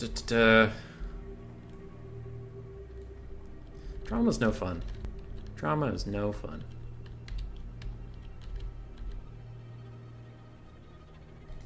Okay, we've got up to the 300. Now, whenever we got to this point, Void would send me a DM of a picture where he couldn't load. But since he's the host, it looks like we got through. And there's going to be immediately some lag. Hopefully we'll get over that. Wings are flapping again. Striga Ghoul King and a Terrorgeist in the sky for the vampire counts of Void. It looks like we have 2 Fellbats to support. Otherwise, this is largely looking the same. We have some Graveguard. We should see some Skeletons. We should see some Zombies. That we do. A White King and a Necromancer. So Void took the same armor we saw before, which is good. We see Noctilus. That should be the ROR Depth Guard. That is, and the ROR Lamprey's Revenge. So everything's the same. It looks like this side has indeed taken the correct armies. Along with the Chillgeists, I do remember seeing them. No guns. Kind of a double undead rush build, unless you're going to kite with just Noctilus. Over on this side, it looks like TN, after all, is going to take... Oh, God damn it. I did tell him to take it on a Barded Warhorse because he has 2 SEMs right now, but that's the life we're living. Oh, God, I don't want to replay this again! Ah! Manticore is an SEM, by the way. That's why I had it on a horse.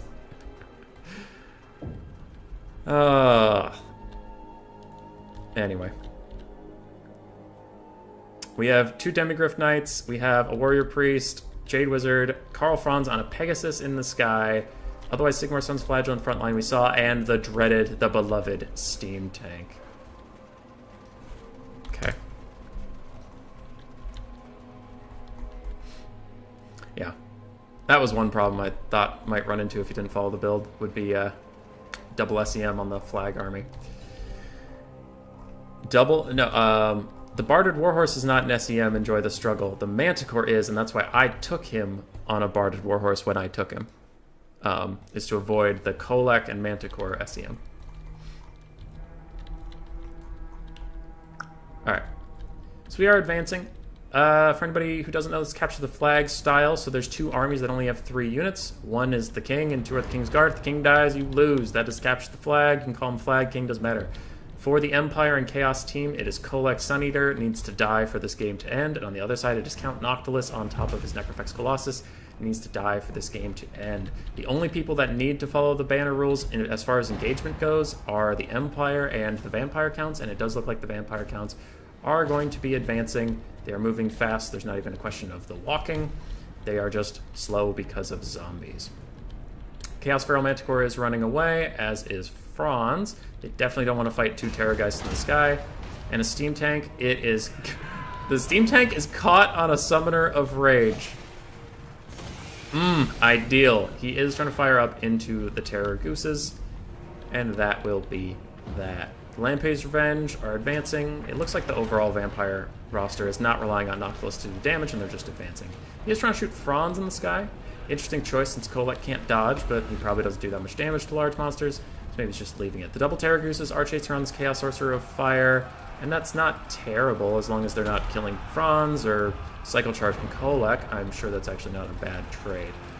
So the Empire, strangely enough, wants to get involved on the frontline fight as quickly as possible, and we see the Demigryphs are coming up now. They're trying to avoid some of Noctilus's fire and not get picked off. They're very expensive units, and they are happy with that. Karl Franz is charging straight over some Pistoliers, and he might go straight onto Noctilus. No, he will not.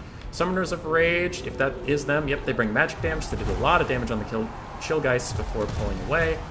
Scapscraith comes down, and it does look like it hits the Sigmar Sons, but doesn't do very much damage to them. Demigryph Knights are now getting involved, and I would not hate for the Chaos Empire team to go all in on gooning out Noctilus. Karl Franz has a free shot on him right now. It looks like he is going to pop Galmaraz and get on top of him. Kolek Suneater is slapping through the Lampe's Revenge with his support of Demigryph Knights, and Franz is 1v1ing Count Noctilus. Franz is going to pull away as Void takes both of his Terrorgeists and comes back here to try to deal with him. Ooh, and a good Pit of Shades coming in from the Noctilus of Arkan the Black, doing a lot of damage to these Demigryph Knights and Flagellants, but they will get through it okay, and if the Jade Wizard is still alive somewhere on the map, he can heal them. Warrior Priest is buffing up Sigmar's Sons and trying to use Soulfire Bombardment. Otherwise, the frontline fight's going okay for the Empire. They're getting a little more trapped up than they want to on this part. And Kolek Suneater is at half health, currently being attacked from the back by a Terrorgeist, and in the front by... where is he? There he is. The Strigoi Ghoul King. Franz jumps in on the side to help save him, but Kolek is going down very, very quickly. Without a life caster, I think this will be a quick GG. I know TN didn't have the optimal build he wanted, but we took kind of a sort of Mimi build back when I was playing, and then he got stuck with it. You were all here for the drama. There was some technical issues, and you know, he did his best with the situation he was given, which was not a great one. And I appreciate his accepting of the matter. Karl Franz is fighting against some shield guys right now. Kolek has routed, but until he shatters or dies, he is still technically in the game. Noctilus is at half health, but currently not under threat in any meaningful fashion. And Kolek is getting pushed off by these Terror guys. No, not Terror guys, sorry, the Chillgeists. And he will not be coming back. It's only if he shatters. So at this point, the game is on a timer. Franz, where are you? Franz is in the middle of this little kerfluffle here, fighting the Strigoi Ghoul King. He will need to pull over and fight Noctilus before Kolek shatters, and it's done. Kolek does indeed shatter. The game is over. We will be going to the VM, RTK, VM, Arkan the Black final. Alright, GG well played from the peoples. My brother messaged me about League of Legends, and I will check that later. So for Void, his Lord got some good value. Terrorgeist did also quite well, considering how short the game was. They did manage to take out Kolek. Arkan the Black, his army did well. Noctilus got some really good value off that Pit of Shades. And, ooh, in this tiny amount of time, the Lampe's Revenge got a lot of value. Kolek did okay. Dragon Ogres did alright as well. Franz did his best for being on a Pegasus. Otherwise, the frontline struggled a bit. And the Meme Tank Steam Tank almost did the most damage on the Empire roster. Meme Tank Steam Tank. GG indeed. I think the lobby's bugged. Forgot the rules. Is it about killing the Special Lord? Yeah, it's about killing the Special Lord. You can snipe it with spells. Yeah, but one army has to... the main army has to obey the attacking rules. So, so if you want to spell cheese it or whatever, you do have an army that has to engage and slowly die. Also, we crashed on the way out of the lobby, which is excellent. It's perfect. Okay. What's going on? What's happening? Where are we? We need to restart the game again, and Tank and Swarv need to join up somehow. Is Void gonna host again? What's the plan here? Oh, okay. I host or you? How's your PC? The struggle. The struggle is real. Okay. Void wants me to host, we'll try. Spectator. 2v2 final. I'll invite Swarv. Tank, I think we're friends because we fought in a tournament once. And I think we had to be friends to find each other. Yep, there's Tank. Where's Swarv? Swarv. And then Void's near the bottom, and I don't have Arkin. Is this not just vengeance from Arkin? We cannot snipe it easily due to healing. Yeah. And the finals, I don't have any thing listed for maps, so I can pick them as I desire. I will advance that team, and we can get on with this. Tank's here, Swarv's here.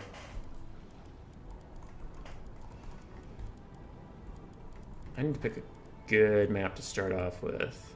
Glacial Lake, one of the smallest maps in the game. Perfect. Okay, let's pick something with little cheese potential. Oakenhammer. Map set. You are pick and ban first. Tank has no friends, but I'm on his friends list. Tank has me. I am friend.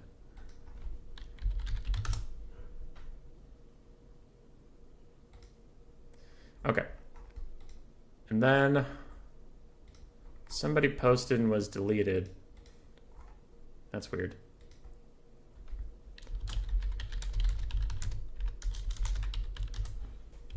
Okay. Sorry, I have some weird Discord stuff. So we're waiting on Void, waiting on Arkin. But hopefully there's no lag issues. I think before this starts, I'm going to say if there's more crashes, there's been so many in a row at this point, if there are more crashes, when it crashes, we're just going to give the win to the team that didn't crash. I think, okay, I'm not trying to be unfair here. I'm not trying to be unfair, but, because the reason I'm being so careful about how I phrase this is because one of them is an RTK. Swarv and Tank, if they crash or lag out or something, they get one pass. Void and Arkin do not get a pass. But that's not because of my feelings towards them. That's because of the previous game we just saw Void crash out twice, and then the third game crashed as soon as we got out of it. So there's that. Like, that's why that is. It's not for Swarv, it's not against Void, it's just a reality of the situation.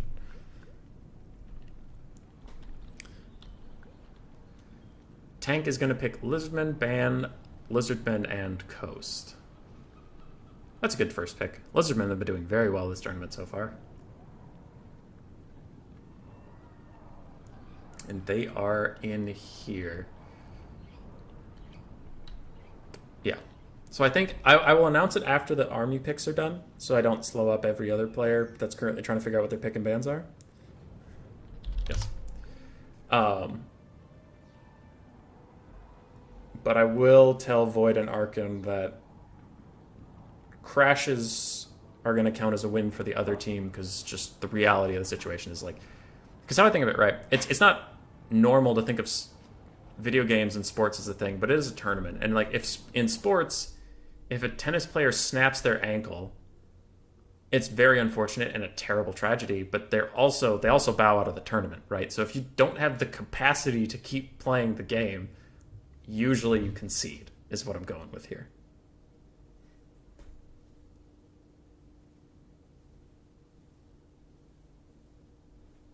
Yeah. So if his computer is just not able to play at all, then he's not able to compete, and we'll drop him. Like, not to be against Void, but like just the reality of the situation. Okay. Okay. Human boy, you're gonna get through this. You're gonna do great. I just want to go to bed. I want to go back to bed, wrap up in my blanket, where none of this drama exists, snuggle my pup, snuggle my cat, and go to bed. That sounds nice. I don't know why Swarv is hovering Yvrest. They picked the Lizardman, right? They did pick Lizardman. It's more like he keeps snapping his ankle and walking back into the terrain again anyway. Yeah, we can't convince him to stop.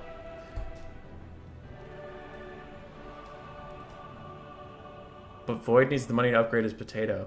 That's true. He does need a upgraded potato. Somebody get this man a turnip. Turnips are now canon better than potatoes.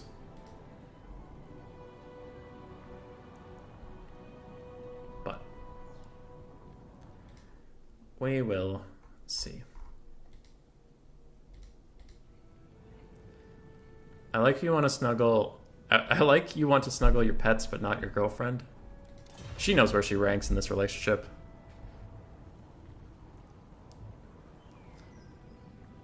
I have a puppy and a kitty. Who wouldn't want to snuggle a puppy and a kitty? Especially because, like, Hazel is such a sleepy pup. She'll get really excited and play a whole bunch, but then she just wants to snuggle, so she'll, like, crawl up on the couch and just, like, flop on top of you and immediately conk out. And you pretty much have to lift her up with you when you want to stand up, because she's just not moving.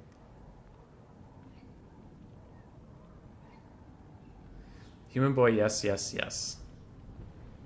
Yeah, my name does lead to, if I say yes to something, it looks a little confusing.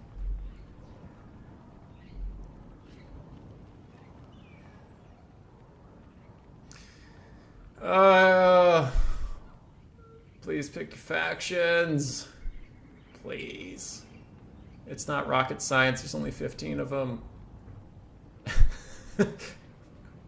Throw a dart at the wall. I have things to do today. Eventually.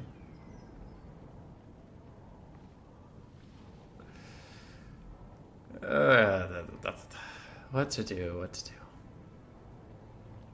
Sit quietly? It's probably the smart option. Where's my controller?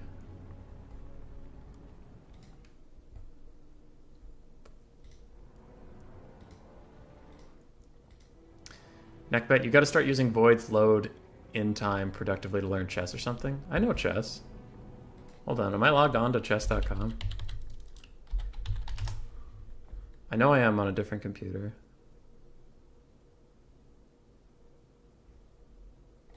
I'll play a computer, sure. Chess computer, I don't care. I've been on the site before. Who did I last play? I played Antonio. Okay. No help. Someone typed something, that's new. Void is going vampire counts, high elves, banning high elves and wood elves. Interesting. Horseman. I'll just set up a basic defense.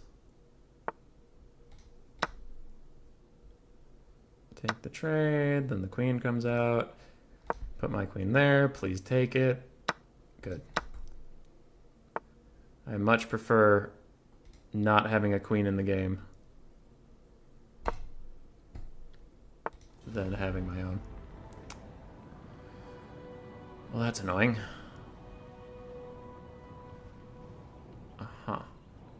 Hiles is Hiles or Yvresse? Okay. I'll take you back over the game for a second. It looks like we have Yvresse and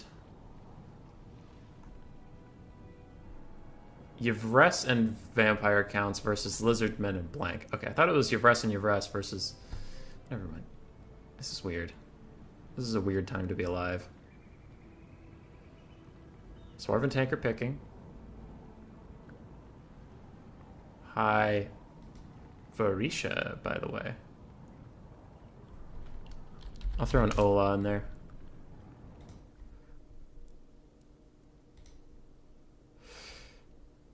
Okay. Back to the real action. Back to the real shit. So my rook's in trouble. If I move this here, it's just going to get killed and I'll be in the same situation I was before.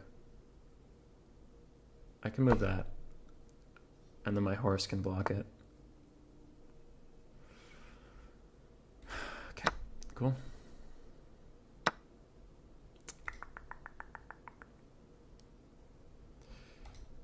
This isn't good. This is a bad situation to be in. Get that out of here.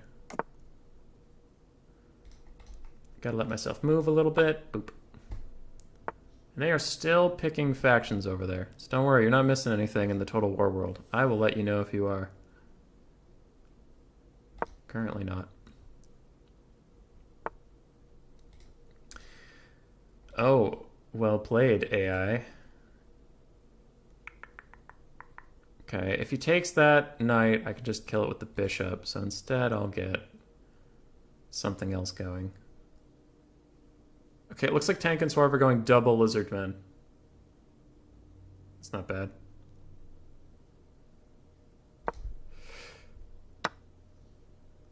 Oh, you son of a bitch. I fucked up.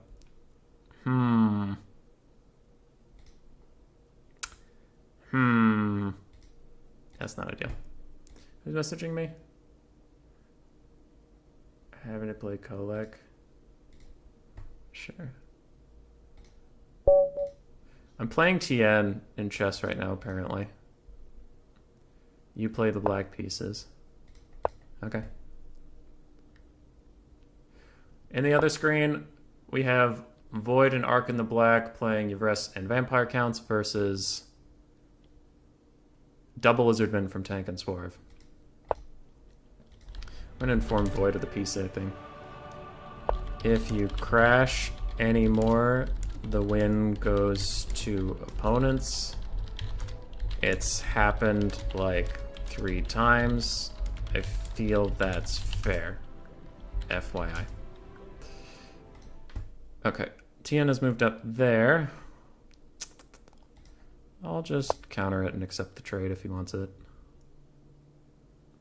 Void has been alerted to the fact that if his PC keeps pooping out, he will start losing games, just because of the tennis analogy we made earlier. If you literally can't play the game, then you should bow out, kind of thing.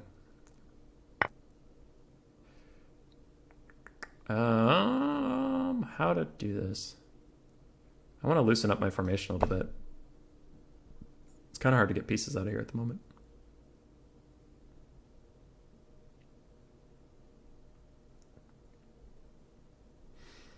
Both armies are building on the other screen. You're not missing anything. Oh, people are typing in the chat to me, but I don't have time for that. I gotta focus. Advance.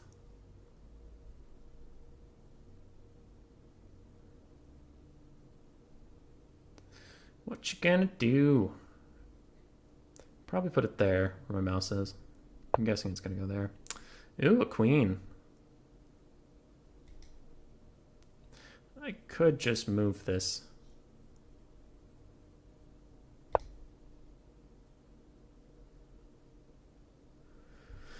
Okay. Nobody on the other screen's ready yet, so we'll keep doing this.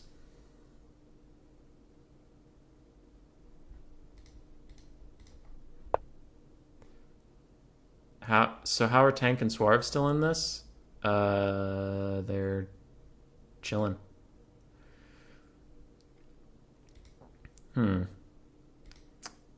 if I move my queen here, I can trade. But if I move, but then he can turn around and attack my knight. Well, the rook is covering that angle. I still think I'll put a bishop here.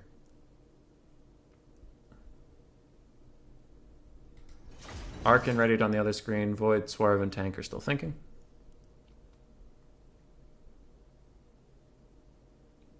And Void says KK to the whole, if you crash, it goes to the opponents. So I think he understands what's going on there. So Tien's putting a knight in position to kill my bishop. I'll put a nice position to kill his queen. And see how he feels about that. What's happening in the chat?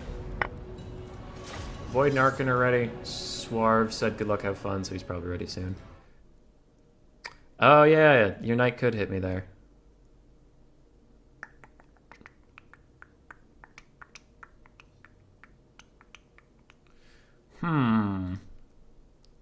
That.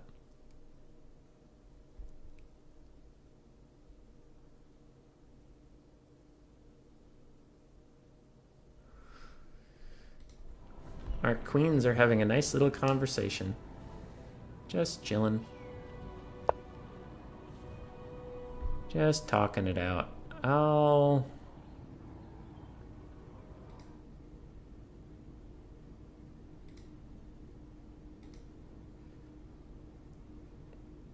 I will take that, and this horse is going to come take me, and then he's also trying to get this rook.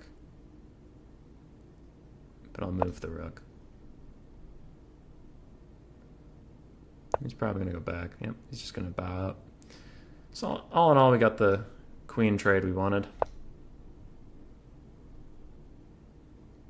Horse probably goes up there. But now my knight can move.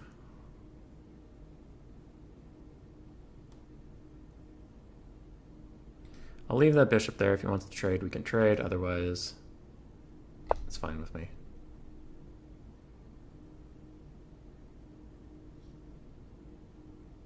So what are we at? 2 rooks, bishop. So he's up a knight, and he's up a pawn.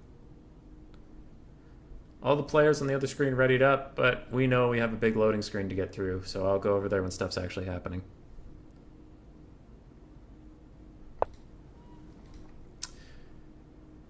Well, that's not what I expected.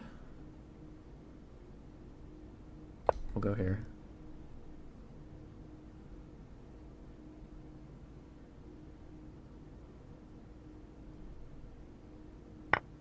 There we go. If he didn't do that, that was going to be a big mistake for him. Okay.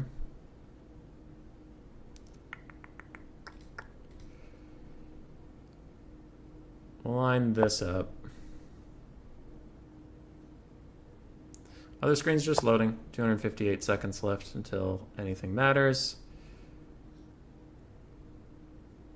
I'll take this opportunity to trade, and then that rook's going to probably come up here.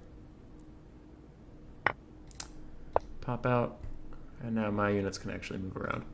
I have a Discord message from who? Why? BBB tourney. Check-ins for Legendary Lord tournament have begun. There's another tournament today? Good lord. Okay, king, fall back a little bit. Game's still loading on the other screen, don't worry.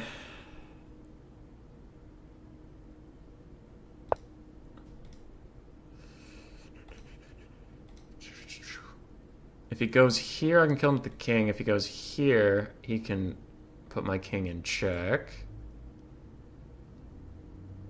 So I'll move this so I don't lose something, and then if he goes there, I can just move out of the way.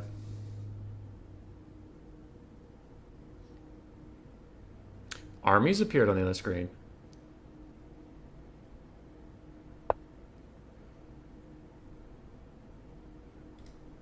I'll advance that.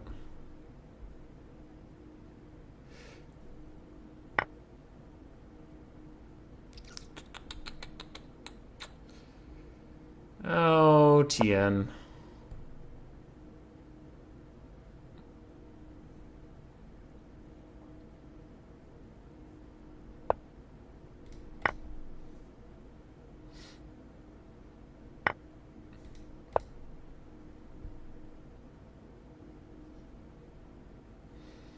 Take the trade. Take it. I gotta go cast other things. Alright. With that, I will concede, sir. It was a good game. And you have bested me. How do I lose? I wanna lose. I concede. You are a winner. Happy face.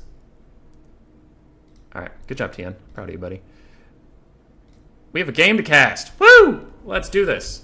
So, what's going on for Tank and Swarv? Who is what? Who's what? Swarv has the Shredder of Alestria, and Tank has a bunch of units. So Swarv is the flag. We have Lord Mazdamundi in the back. We have the Shredder of Alestria. Where's Swarv's third unit?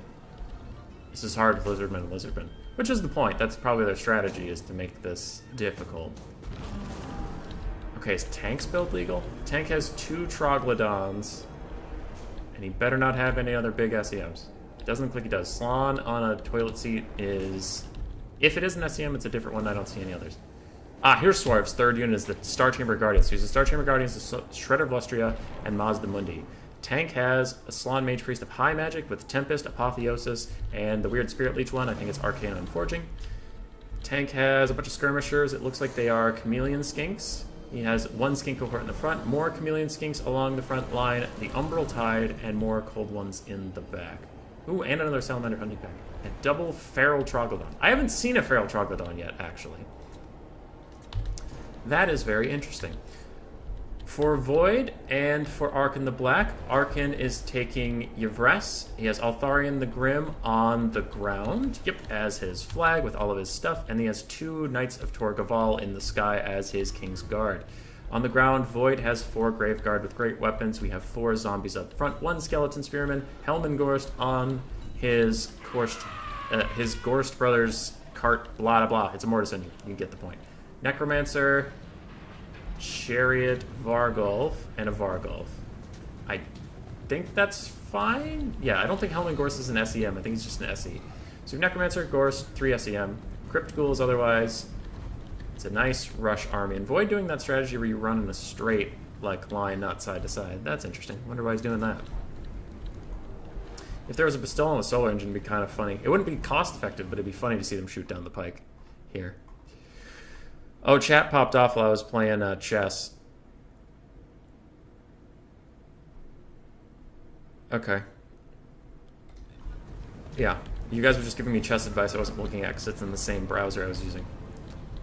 Why is my chess stream being interrupted by Warhammer? I don't know. It was real fun to watch me lose at chess. All or crawl, guess final game started? Yeah, it started up. Give us Latvian Gambit. I don't know these terms. I'm not a chess player. Well, I do play chess, but not like, well. The Vampire Boys are slowly advancing. We can see Chameleon Skinks from Tank are moving into skirmish a little bit, and this is a big old skirmish corps from the Lizardmen. The only things they have that don't want to keep run and shoot are 2 Cold Ones and the Shredder of Lustria. And even he has a machine gun on his back that can kite pretty effectively.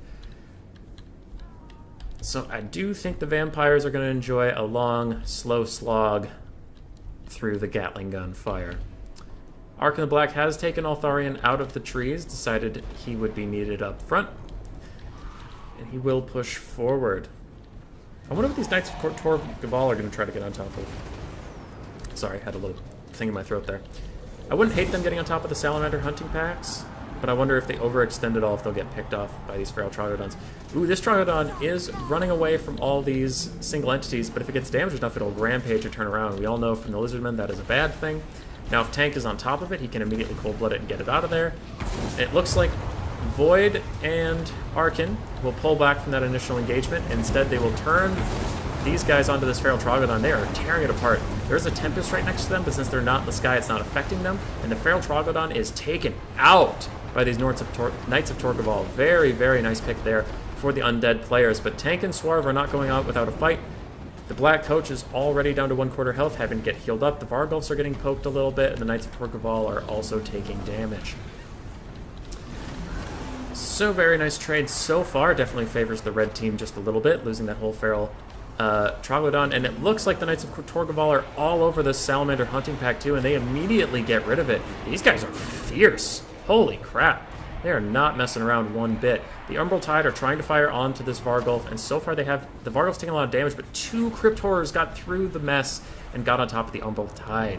Swarv and Tank are on the back foot, and they are falling back a little bit. The Shredder of Lustria, wherever you are, there you are, is finally getting engaged, and he is a bit of a menace on the battlefield. What was that? What is going on here? The Helm of your Breast. Unbreakable, and these Crypt Horrors cannot die! Oh, that is some interesting tech there. Holy crap. So 10 monstrous infantry cannot die, and it looks like the Knights of Torgaval will dive on top of the Shredder Lustria. Not a lot of things want to opt into combat with the Shredder, but it looks like these Knights of Torgaval don't give a shit about what anybody says. Meanwhile, the Umbral Tide have fallen back, and they are now starting to tee off again. I wouldn't hate for them to shoot more Vargulfs. The Star Chamber Guardians are going to cut through these Crypt Horrors, no doubt, especially with support from the Salamander hunting packs. Those Crypt Horrors are in for a bad time. Void immediately realizes that and pulls back. Crypt Horrors are fighting over here against the Shredder, and the Shredder is proving that maybe these Knights of Torgaval aren't as tough as they think they are, as he is tearing through here, and it looks like they've already gotten a little bit of healing and are still having a bad time. Now that being said, he is surrounded, and now with Altharian's little pew-pew ability coming from the sky, he's actually taking a lot of damage, and the Shredder might break. The Kiting Core from the Lizardmen is pulling back, but it looks like they're running out of places to pull back to, and they're running out of Guardians to pull back from. Apotheosis is trying to keep the Shredder in this fight. It looks like a Soul Quench was coming in. What was that, a Common to Cassandra? Something came in there and tried to do damage to this blob, and it did a little bit, but the Shredder is getting the hell out of there. Graveguard are having a bad time fighting the Star Chamber Guardians and getting kited, and it looks like what is left for the Lizardmen is a bastion of the Star Chamber Guardians and all this kite. The Shredder tried to get away, but he did get surrounded very nicely by Ark in the Black on the back with the Knights of Torgaval. And now he is stuck fighting. He gets cold-blooded, so he at least doesn't break, but he is stuck with that fight. Another good bolts coming in from Altharian. I'll have to figure out what that is in a bit, but it does so much damage to a single target. And that is going to take out the Shredder. It will break, and it will not come back. The balance of power is going pretty heavily against the duo of the Lizardmen. But let's see. It's Mazdamundi is the flag, and he is healthy. And Altharian the Grim is the other one, and he's also healthy, so it's not like Swarv and Tank can immediately get rid of him and win the game. But the Salamanders on the side are doing a lot of damage to these Vargulfs. Void has to get in there and shut them down. It looks like he will with the Black Coach. And the Salamanders of Tank are going to run. So we're still kiting. Still kiting, still fighting. If they can poke Altharian enough and actually kill him, they could still win this game. Otherwise, I don't think army losses is going to be an effective way to win this. And the Star Chamber Guardians have moved forward, and they are fighting... They were fighting some zombies. Nope, Graveguard of Great Weapons to the death. But they are now pulling back because their Lizard cohort need them. Double Vargulf still running, still rolling dirty. We can see the healing cap on one, but that's fine. Apotheosis popped on the Knights of Torgaval to try to get them back up to health. And it looks like this one gets on top of a Feral Troglodon, also taking it out. And this Slann is now surrounded. I think he will go down. And after that, it will be just Mazdamundi and the Star Chamber Guardians versus the world. I don't think they can win this. I think army losses will start to kick in soon for the main Lizardman force. Nice Ruination of Cities comes in, kicks out some Graveguard Great Weapons. And the Salamander Hunting Pack ROR is desperately fighting the Black Coach in melee, and they're doing okay. They're trying to fight their way out of this, but I don't think there's the stopping power to take out Altharian, Helmengorst, a Necromancer, and 2 Vargulfs all at once. I think this will be GG coming in very soon. Star Chamber Guardians, they're not unbreakable, but they are damn tough. Damn tough indeed. One moment.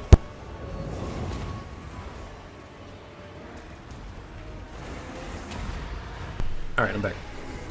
What about the Iceforged Legion? Maybe we'll see him game 2. Maybe. Maybe. Balance power is very heavily against the Blues, the Lizardmen duo, and it looks like Tank's Lord is routing. All of his significant units have gone, and now army losses will come in. GG well played being dropped in the chat, as it's just Swarv's Mazdamundi and Council Guard, Star Chamber Guardians fighting. I think Altharian will come in here and end this pretty quickly. Tank is withdrawn. I imagine we will see Swarv go as well.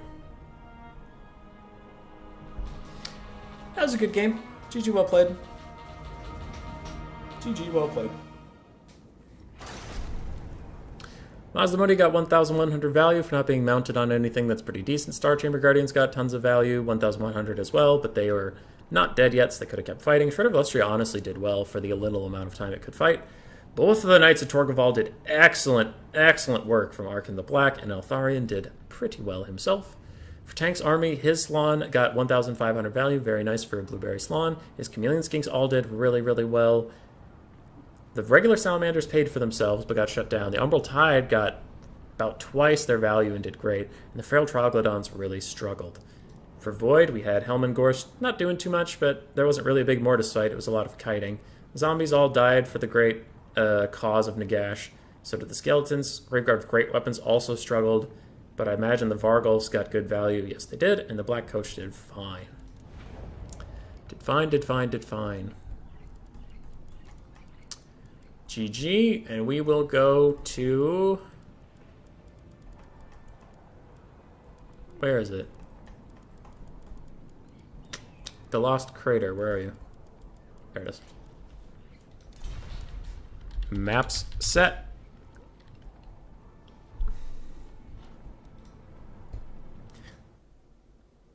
Okay, who's messaging me? Eisenbart's tournament. Got it.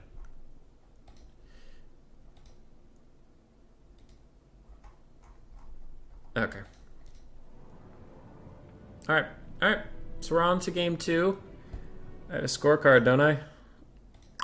There we go. So we have 0 to Tank Swarv and 1 to Void and Friend.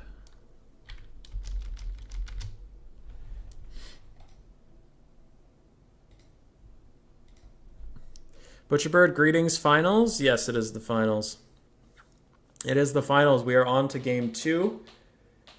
Swarv and Tank lost game 1 against Void and Arkin the Black, and the Knights of Torgaval carried pretty damn hard.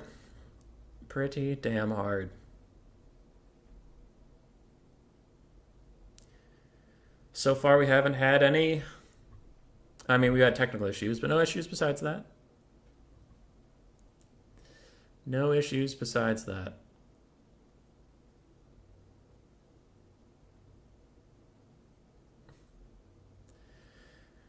Oh, I'm tired. How long has the stream been going? 3.5 hours. Alright, I'm okay with feeling tired.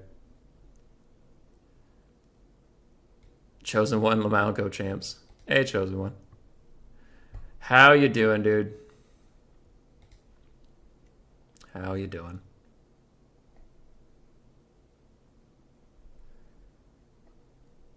Alright.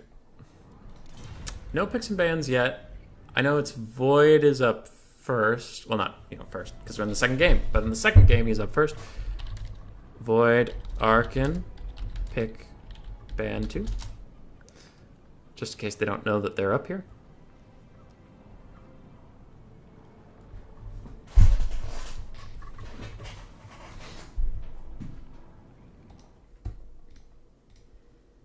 Well, Pugnabone isn't in this, so I doubt there will be screw-ups. He was in it. Way and Pugnabone were on the top bracket. But yes, I do tend to screw up a lot when it comes to Pugnabone, poor guy. They fought Schwer Cosm and Dark Phoenix. And it looks like Schwer Cosm and Dark Phoenix won, and then those two lost to Swarv and Tank. Now Swarv and Tank are here. But Pugnabone was in the stream. Well, not in the stream. In the tournament. Whatever. You people know what I'm talking about. Scorecard. Oh, I'm so tired. Yes, give us chess. Let's go back to chess. We have about an hour. Void is going to pick Bretonnia, ban High Elves and Wood Elves.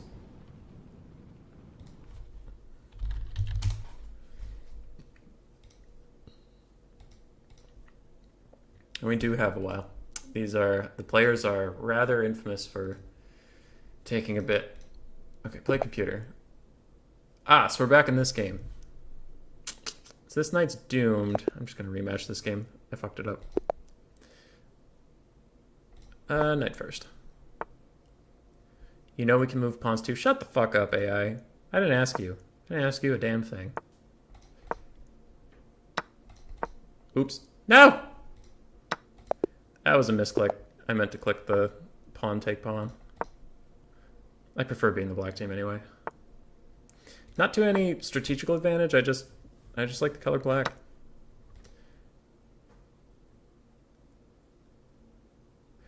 Am I on drugs? Did I miss something? Something terrible is about to happen. If I move here, his queen can put me in check, but I can just move. What? Why did the AI just give me that knight? Okay. Now if the queen goes there, it puts me in check, and it's covered by that bishop, and I think that's checkmate, so I need to stop her from getting there at all costs. Oh, fucking hell. Wait. I can't move back. Damn you, AI. Damn you. Fine. We'll get the queen out first. Fuck off. Advance that. What's happening over there? Back in the game, Void has still picked Bretonnia. He banned High Elves and Wood Elves. Swerve and Tank are thinking really hard about what they're going to do. And in Discord, do I have important messages or less important messages?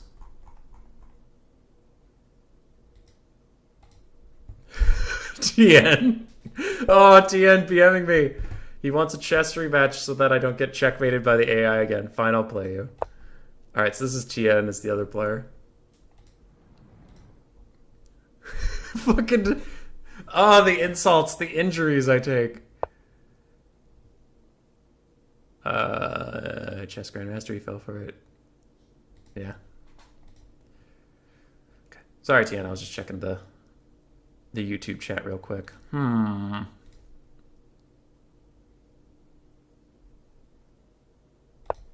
Be a little more aggressive with the queen.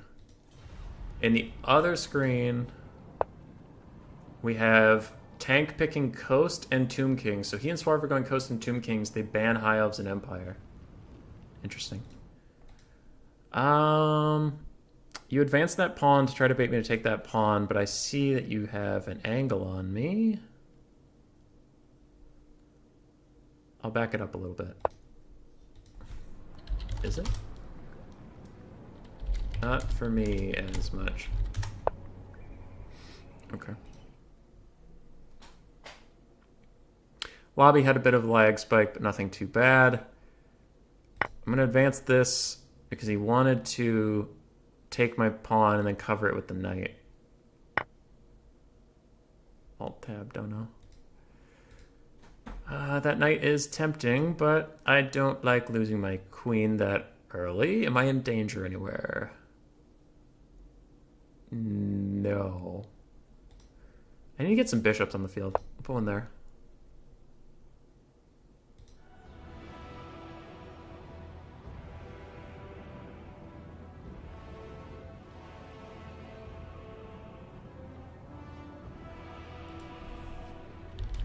You good? The fourth pick from the lads on the right.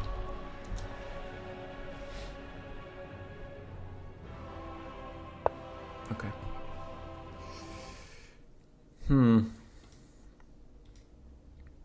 Take the trade.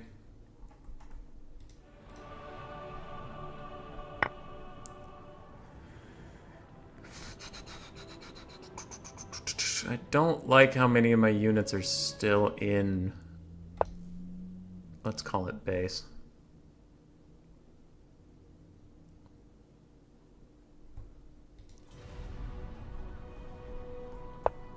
Tank has Coast and Lizard, Coast and Tomb Kings versus Bretonnia and something on the other screen.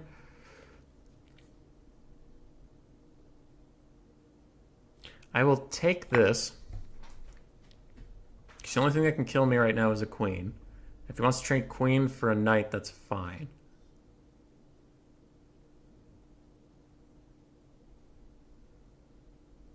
Void picks Beastmen. So it's Beastmen and Bretonia versus Tomb Kings and Vampire Coast. I think the Undead will do well there. We'll let them pick their armies.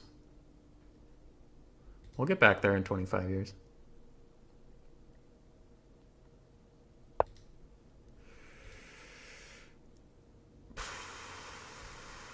Okay.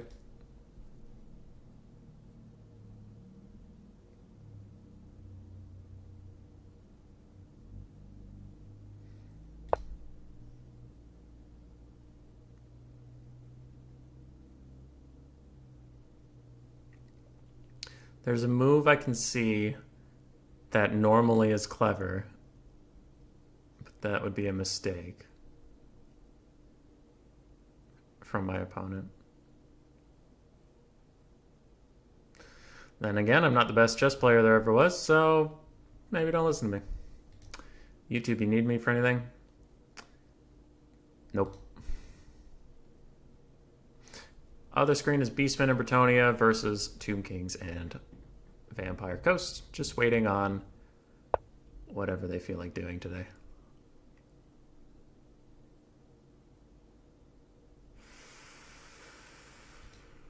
Okay, put the heat on a little bit.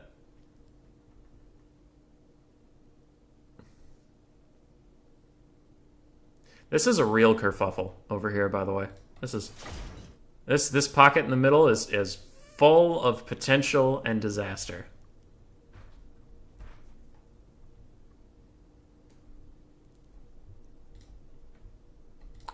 On the other screen, Arkin readied up. And I can't prove this, it's just speculation. I can't even see his army. Speculation, Arkin's probably the flag if he readied up within like 20 seconds of factions being picked. I mean, he probably already has his whole army together. I would guess Fey Enchantress, a Paladin for Guardian. Oh, damn it. Okay. So I go back there, I'm in the Knight's range. If I abandon my Knight, that's not ideal. So what I'm going to do is I'm going to back up 1. And then that's going to happen. I'm going to take that. Nope. Okay. So now this good choice came out. That was a good choice I was talking about earlier. Where if I move my king, which I have to, he's going to take my rook. But earlier when my queen was here, I could go down diagonal and take him out. I have to move that. He's going to take a rook. Oh no, he took the queen. Okay.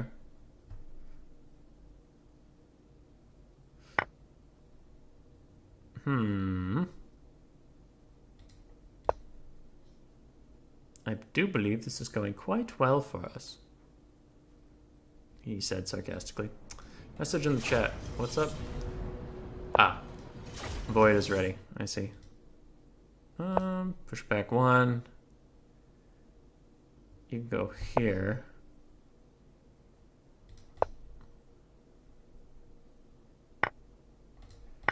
It's looking pretty doomed.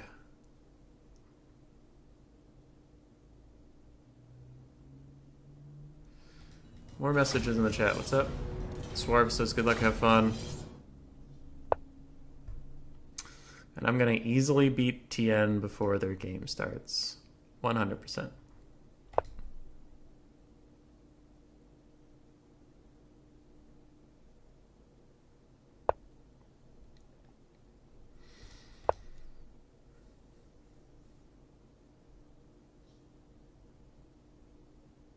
Come on, TN.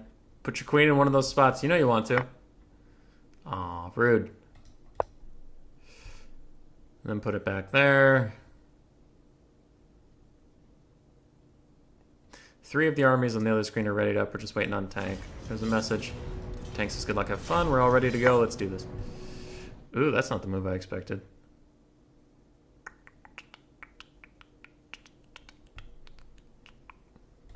Boop. Abandoned ship. Flee, flee for your lives.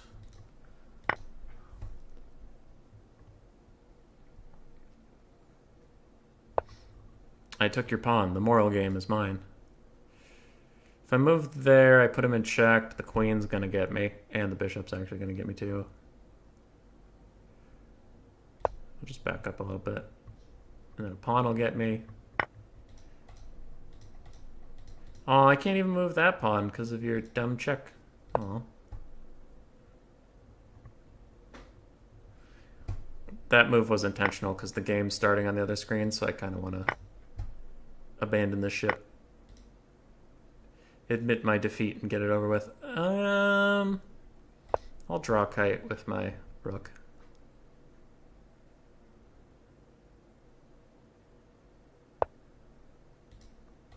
Nice try, guy. But I can move diagonally.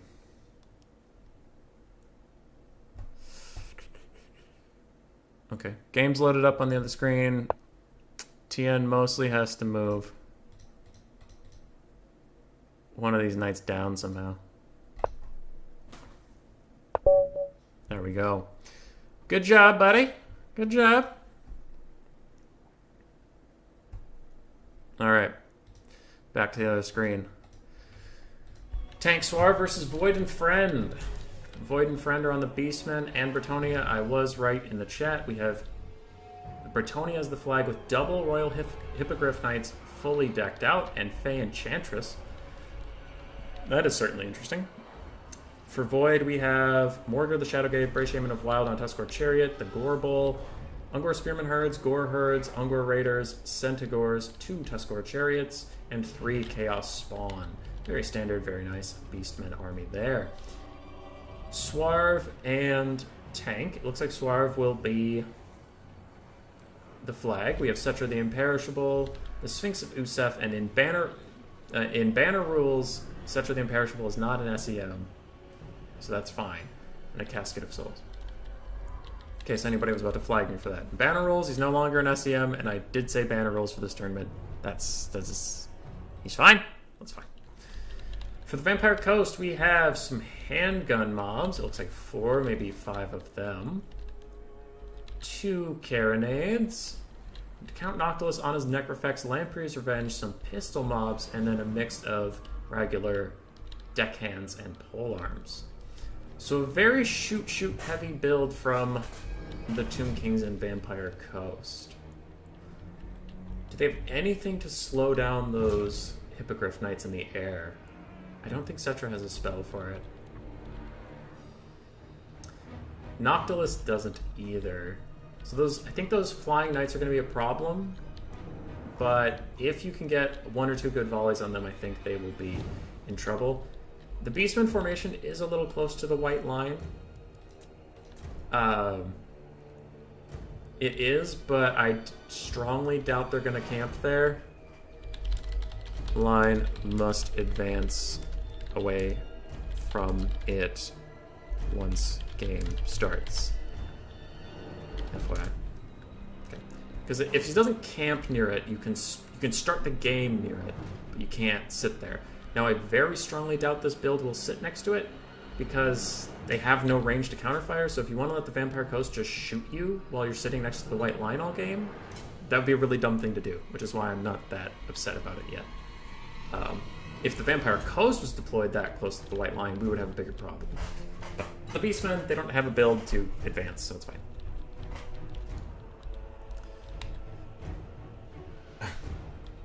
Chess is not made by CA because it didn't bug out yet. Queen is unable to pick pawns because too high of mass. Yeah, the metagame of chess has really shifted since the patch notes came out. Alright, on to the game. I think the Beastmen are going to crump through this Vampire Coast frontline very quickly. I think it's going to be on Swarv to get Cetra and the Sphinx Usef in and out of the front line to break up the Beastmen units, but also not get trapped down by the Royal Hippogriff Knights.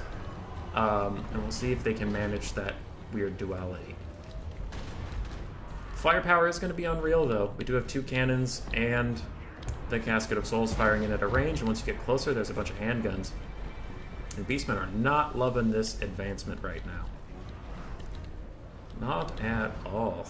Some of the Beastmen stalking units are getting revealed. Oh, beautiful cannon shot on that Tuskor Chariot. It shatters! It's already gone. That's some very nice play by Tank there. Count Noctilus has also been firing quite well, but now the Beastmen are getting where they want to be, into the battle.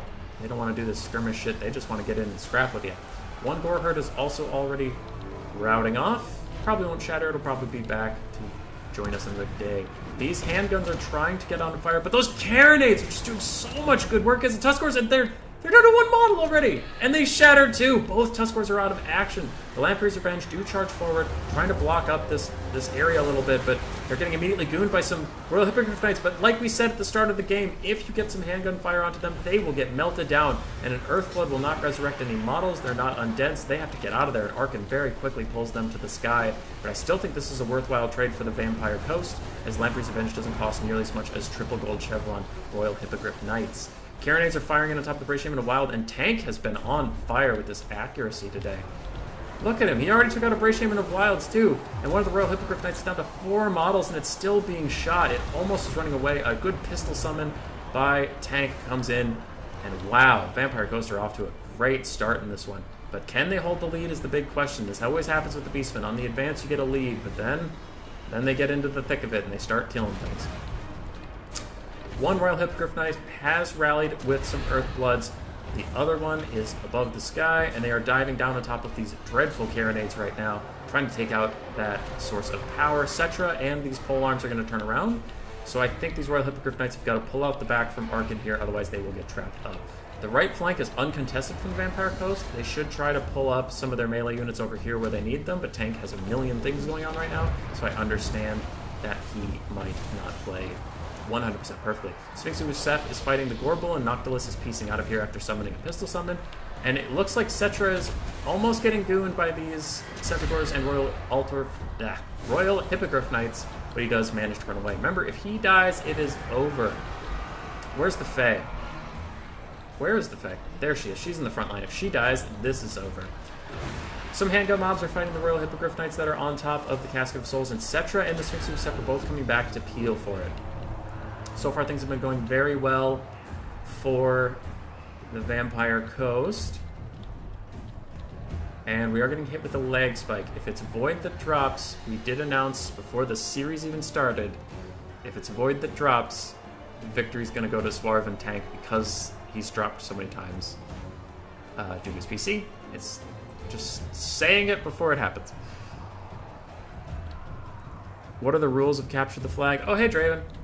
It is good to see you, buddy. Capture the Flag is one army takes a normal army and follows all the normal tournament rules. The other army in a 2v2 takes just a Lord and 2 Kingsguard, and they can be whatever units you want, with some limitations that we won't go through now. But if you take out the Lord, in which this case is the Fey Enchantress, for that team, your whole team loses. Doesn't matter how the battle's going if your flag, quote-unquote, dies. The flag for this team is Cetra the Imperishable. As you can see, the Tomb Kings have 3 units, and the rest is a Vampire Coast army. So one player gets a small elite force, the other player gets a whole army, and the player that has the small force has to be very careful about their Lord. But they do have less to focus on, so it should be easy for them. The game is coming back a little bit from that minor stuttered frame, and the Sphinx Usef is getting flanked by the Royal Hippogriff Knights, but he's largely okay fighting that, and wow! The Casket of Souls blasts one of the Royal Hippogriff Knights at point-blank range and kills them. That is very, very funny. Cetra the Imperishable is still rolling dirty. Balance of power is still slightly in the favor of Vampire Coast, and Noctilus is firing into this big clump where nothing he hits is a bad target, except for maybe his own units. One of the Royal Hippogriff Knights is going to get taken out. It looks like it is so low in health. It's down to 1 model, it's down to 0 models. It is dead. Fey Enchantress with the Usef's Incantation Investigation is going to run away from Cetra, but Cetra's over chasing. Oh no, Swarv has to pull back right now. He's about to get surrounded by Chaos Spawn and a Gorbull with Fey Enchantress AoE debuff for his melee attack. That will not be a fight he's winning anytime soon. In the backline, the Casket of Souls is compromised yet again by these very persistent Royal Hippogriff Knights, but Cetra does manage to roll out of there with some summons coming in to support him and pistol mobs firing in. I do think that this Casket of Souls is about to be shut down, but what's left? The Beastmen Infantry have suffered such horrible casualties this game. I don't think that they're going to be real carries. The Bretonnian Knights, while they are very tough and they are very gold chevroned, they are down to 4 models. Now they're surrounded by halberds, and they will break very soon. It's down to Morgar and some Chaos Spawn. I think Swarv Tank will take this one. I think they will. Casket of Souls desperately tries to get healed, but it's pretty close to disintegrating. And it does disintegrate. I think Noctilus maybe even shot it, but he definitely shot some of the knights, and they're down to 1 Royal Hippogriff Knight, and they will run away. Fey Enchantress is down to half health. The Sphinx of Usef is very healthy. Cetra's very healthy. Noctilus is very healthy. I think the vampires have this one, and we will be probably going to game 3. Probably. Game isn't over yet, but it's looking quite that way. Fey Enchantress is grouping up with the Gorbel. She might want to cast some healing on him, pretend he's a little paladin of hers. But we will see what Arc in the Black decides to do with that mana. There is a small spell coming in here. Is that the Goblet, Chalice of Potions, something? Big blue meteor, probably coming down right there. Yup. Does a lot of damage to some pole arms, but I don't think the vampires care too much about that. Where's Cetra? The entire goal for him now is to just stay alive. He doesn't really need to help to win this game. He just needs to not die.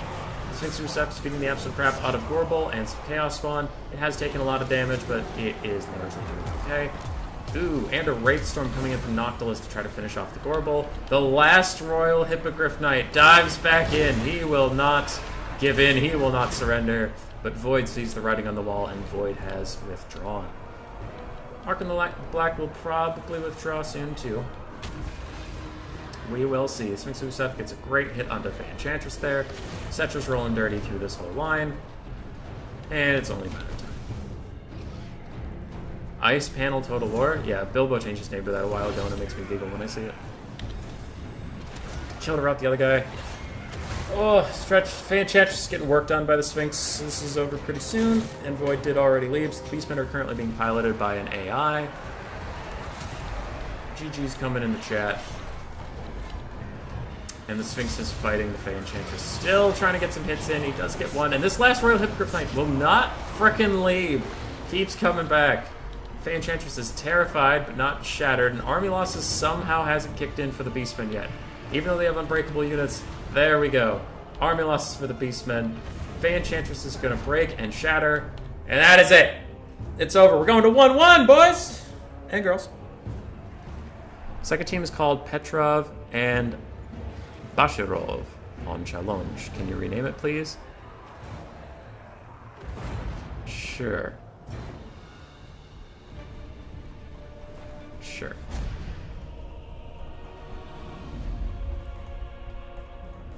Okay. I will name it.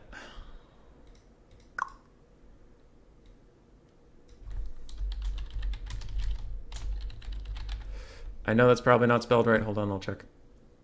Bashirov. Okay.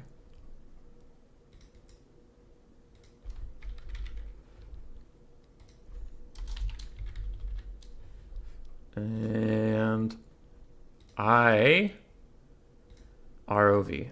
IROV. IROV. There we go. Petrov and Bashirov. That's what they want it called. That's what they want it called. Person you mentioned that your name is in Russian or something. Are you one of the two people on that team, or I'm just wondering why that offended you? If it did, my bad. My bad, dude. Okay. Sphinx of Usef got 5,000 value for Swar. Very nice. I mean, I'm rounding. 4,700. Cask of Souls got 1,200, but it routed off some good Beastman units, and Cetra the Imperishable stayed alive, stayed healthy, and got some good value. Tank played excellently. I think Tank put on just a clinic on how to play Vampire Coast. That was beautiful. 2v2 or not, that was just excellent, excellent play. You'll love to see it. Handguns got some good value. Good value across the board. Noctilus did great, and the Carronades did excellently. For Arc in the Black, Fey Enchantress got 2,300 value. One of the Knights got almost 3,000 value. The other one got 800. Definitely struggled more than the Knights of Torgaval. And for Void, it was a large press, and his value is spread out. But against the Vampire Coast, it's hard to get value against zombies. And both his Tuskors got 0 value because of Tank's Carronade play. Good stuff there. We'll do Troll Country for the last one, yes. No. Scroll back towards the top. Top will have a good map for us. Where's Ashen? Yeah, everybody loves Ashen. Map, set, both teams send me blind pics.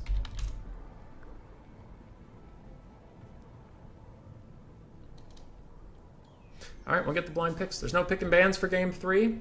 Just play what you think is optimal, play what you think can beat the other person's optimal, and do your best. 1-1. The finals of 2v2 Capture the Flag. I believe... I don't know if Arkin... I think Arkin's a Russian player. I don't know if Swarv's a Russian player. But if they're all 4 Russian, then we have the Russian 2v2 finals. But I'll wait on the blind picks coming in my Discord, and I can't get distracted by chess for just a little bit because I actually need to tell them what the picks were. And we'll get going here. So far, I've liked this tournament. The drama around it I could do without, but the format's been a lot of fun. It's just fun to have a different win condition than army losses and that's it. Because there have been plenty of games where it just went to army losses, but there have been some games like, there was that, I think it was Wood Elf game where Archaon got sniped out, and the Wood Elves and High Elves were losing pretty badly, but they managed to kill him and turn the whole game around, so then it was over, even though their armies were about to lose. Just giving a different win condition makes you play the game differently. And also having that one faction that has... the one faction that has less units will bring some elite stuff we normally don't get to see. And that's kind of fun. So it's a 2-for-1 fun thing. Swarv is Polish. That doesn't seem appropriate for a Warhammer tourney.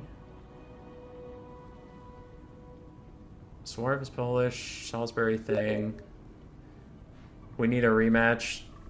Tien, stop bullying me. Okay. Coast and TK for Swarv and Tank. High Elves and Beastmen for Void and Arkan.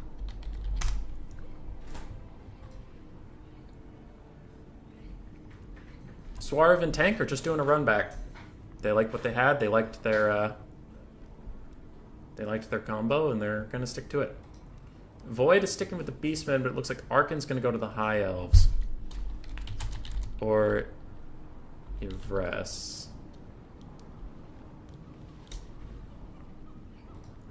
One where crashes are banned. Oh, yeah, Tien. You need a rematch with Void and Ark in the Black, but crashes are banned? Yeah, that one was getting a little weird. That was getting a little weird. Okay, I'll go lose to the chess bot one more time. For the last time. Oh, who typed something? High Elves or Yvresse? Yvresse, it appears.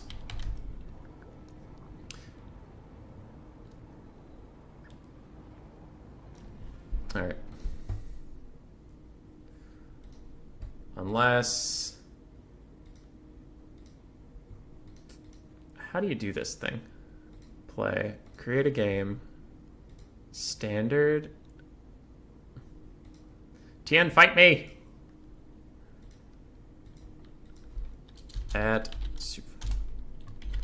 Fight me in chess. I'll win again.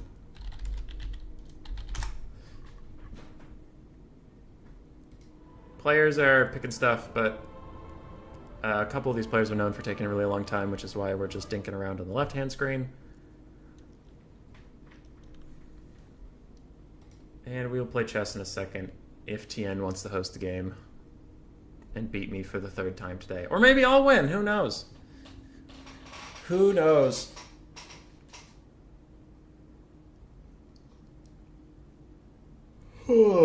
Hey! There's the mad lad. Let's do this. Oh. Oh. Alright. Alright.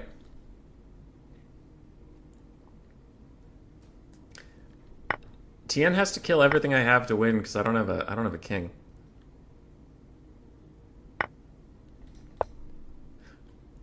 Can you even stop all these pawns? Can you? That's what I thought. That's what I thought. This is a lot of pawns, dude.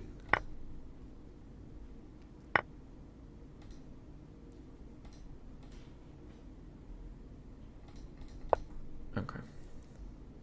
Advance. I just checked the other screen. They're all still picking armies. Thinking about it. This is the finals. This is game 3.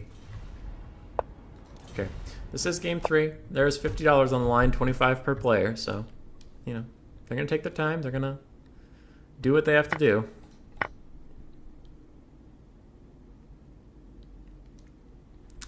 TN, it's over. I have the high ground.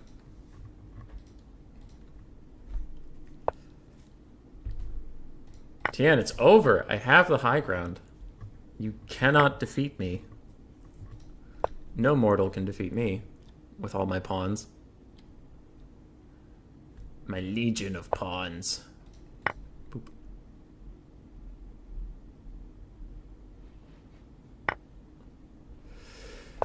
Oh boy. TN, you're running out of pawns, my dude. Void and Arkin are ready. Tank said good luck, have fun earlier, so he's also probably ready. So we're just chilling on Swarf. What was the message? Important? No, just good luck, have fun. Great. I think TN maybe have made a game it's impossible for me to lose.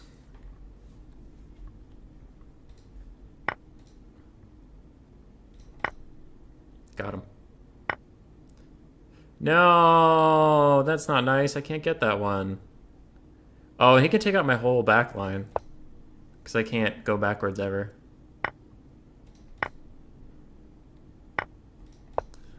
Uh-oh. The unforging has begun.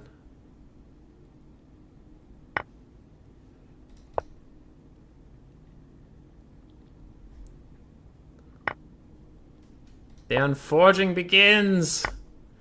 There are too many of them with too much mobility. Why? Probably gonna take that one, yeah.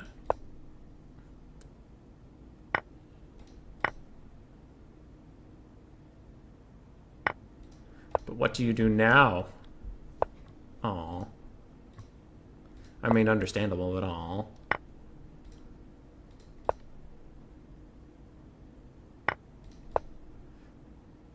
Oh, my little snowmen lining up.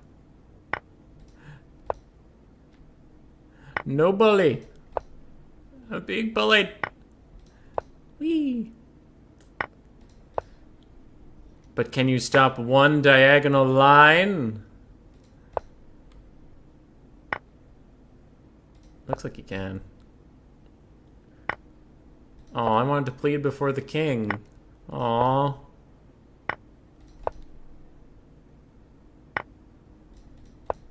Haha! Aw.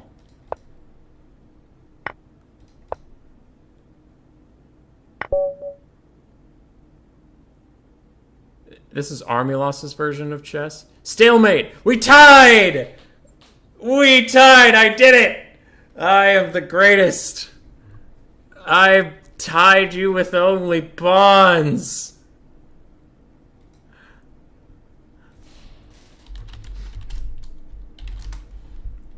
Okay, now we get back into the game. Armies are loading up. If the previous load times have been any indication, it's probably going to be around 190 seconds that all the armies will appear. True. And TN, that's stalemate. I know it's a rule in chess. I know it's a rule for a reason, but it's the most bullshit thing. I remember I was in a chess contest when I was in like 5th grade, and I had the other guy completely on the ropes. Like, he had just a king, and I had maneuvered stuff into a position where I surrounded him on all sides, but he had no moves left, but he wasn't in check, so he got a stalemate. I know that's how the game works, but imagine that in like real warfare. Like, you have the king surrounded, and you have all your knights pointing their lances at his neck, and your king walks up and is like, do you have anything to say for yourself? Yes. I have no moves. Let's call it a draw. And your king's like, damn! You master negotiator, you diplomatic bastard, you've got me. I must accept a draw. And your entire army leaves.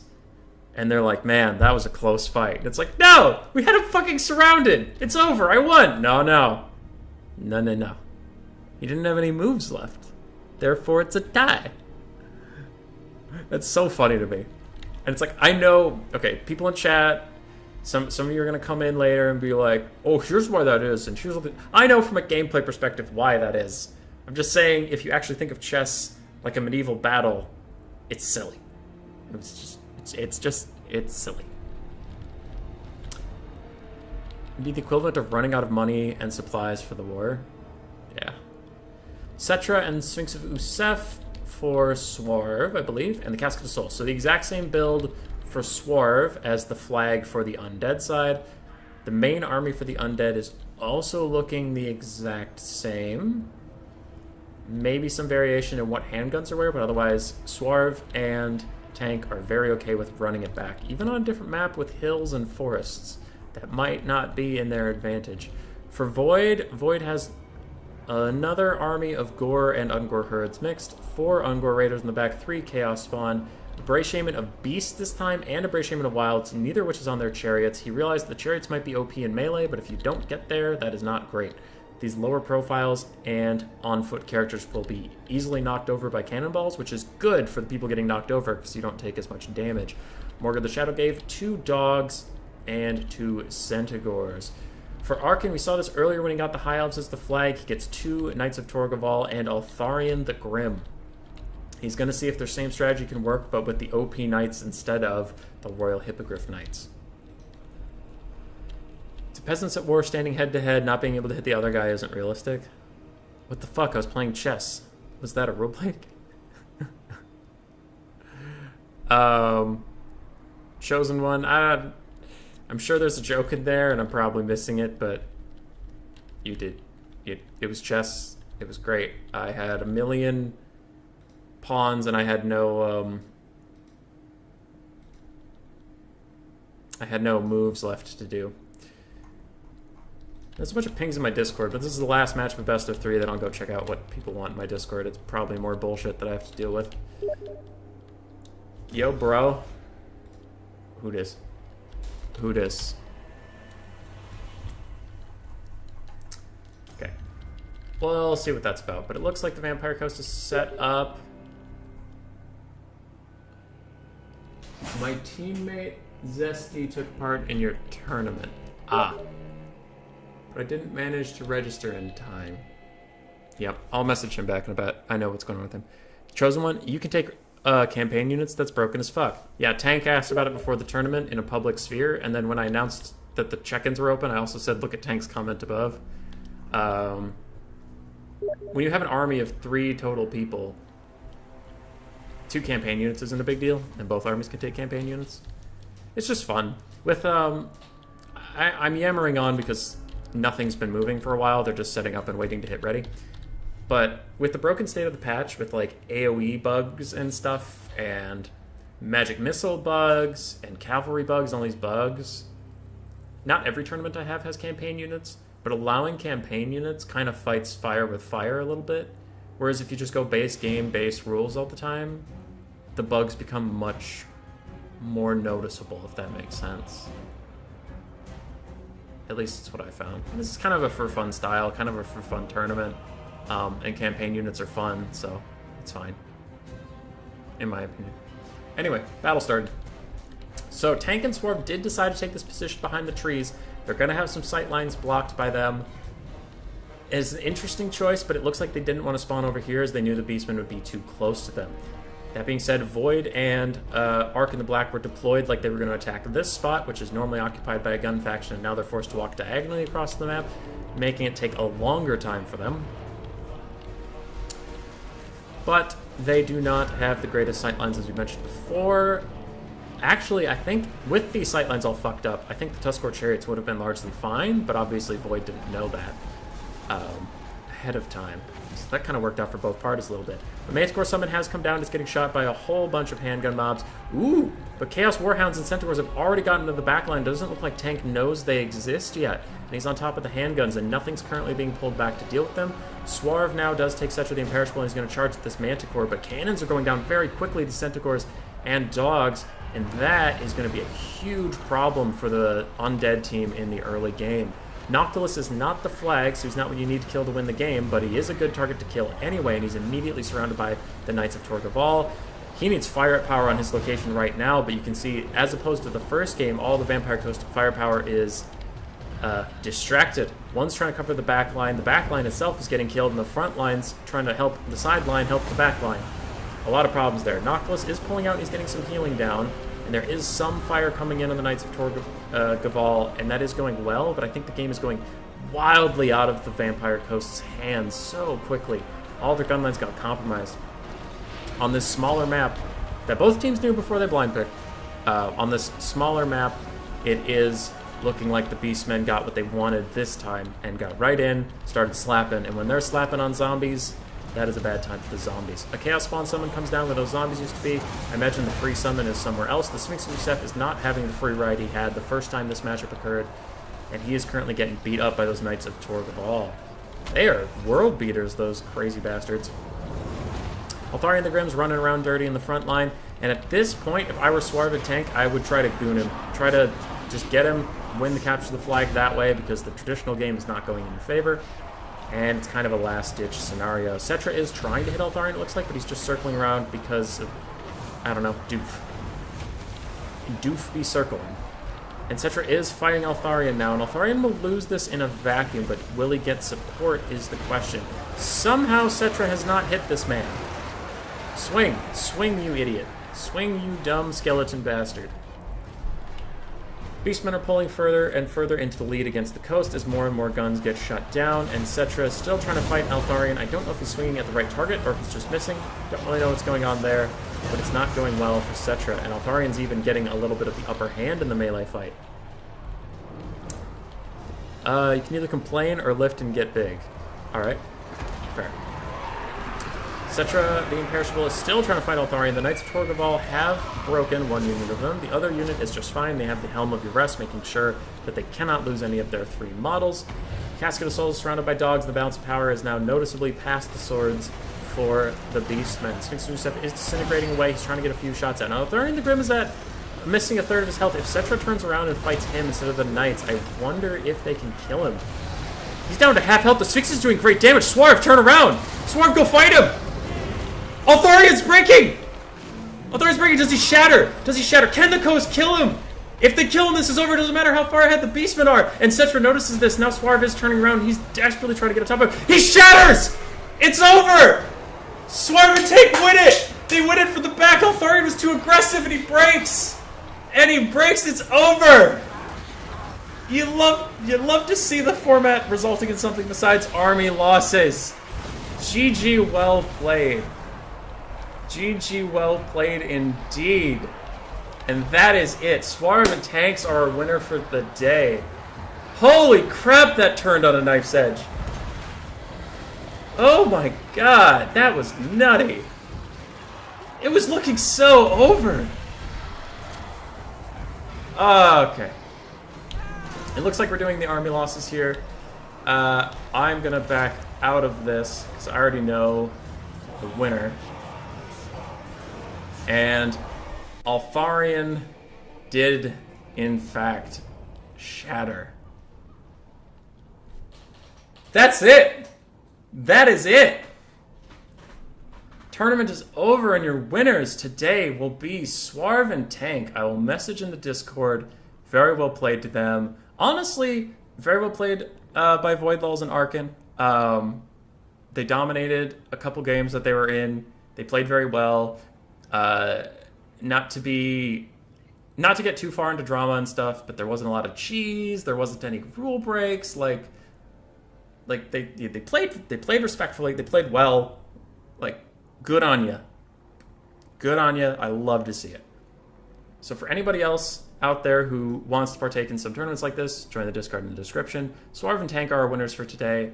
I really need to go get food. This stream's been going for like 4.5 hours, and I hope you all have a wonderful day. Later.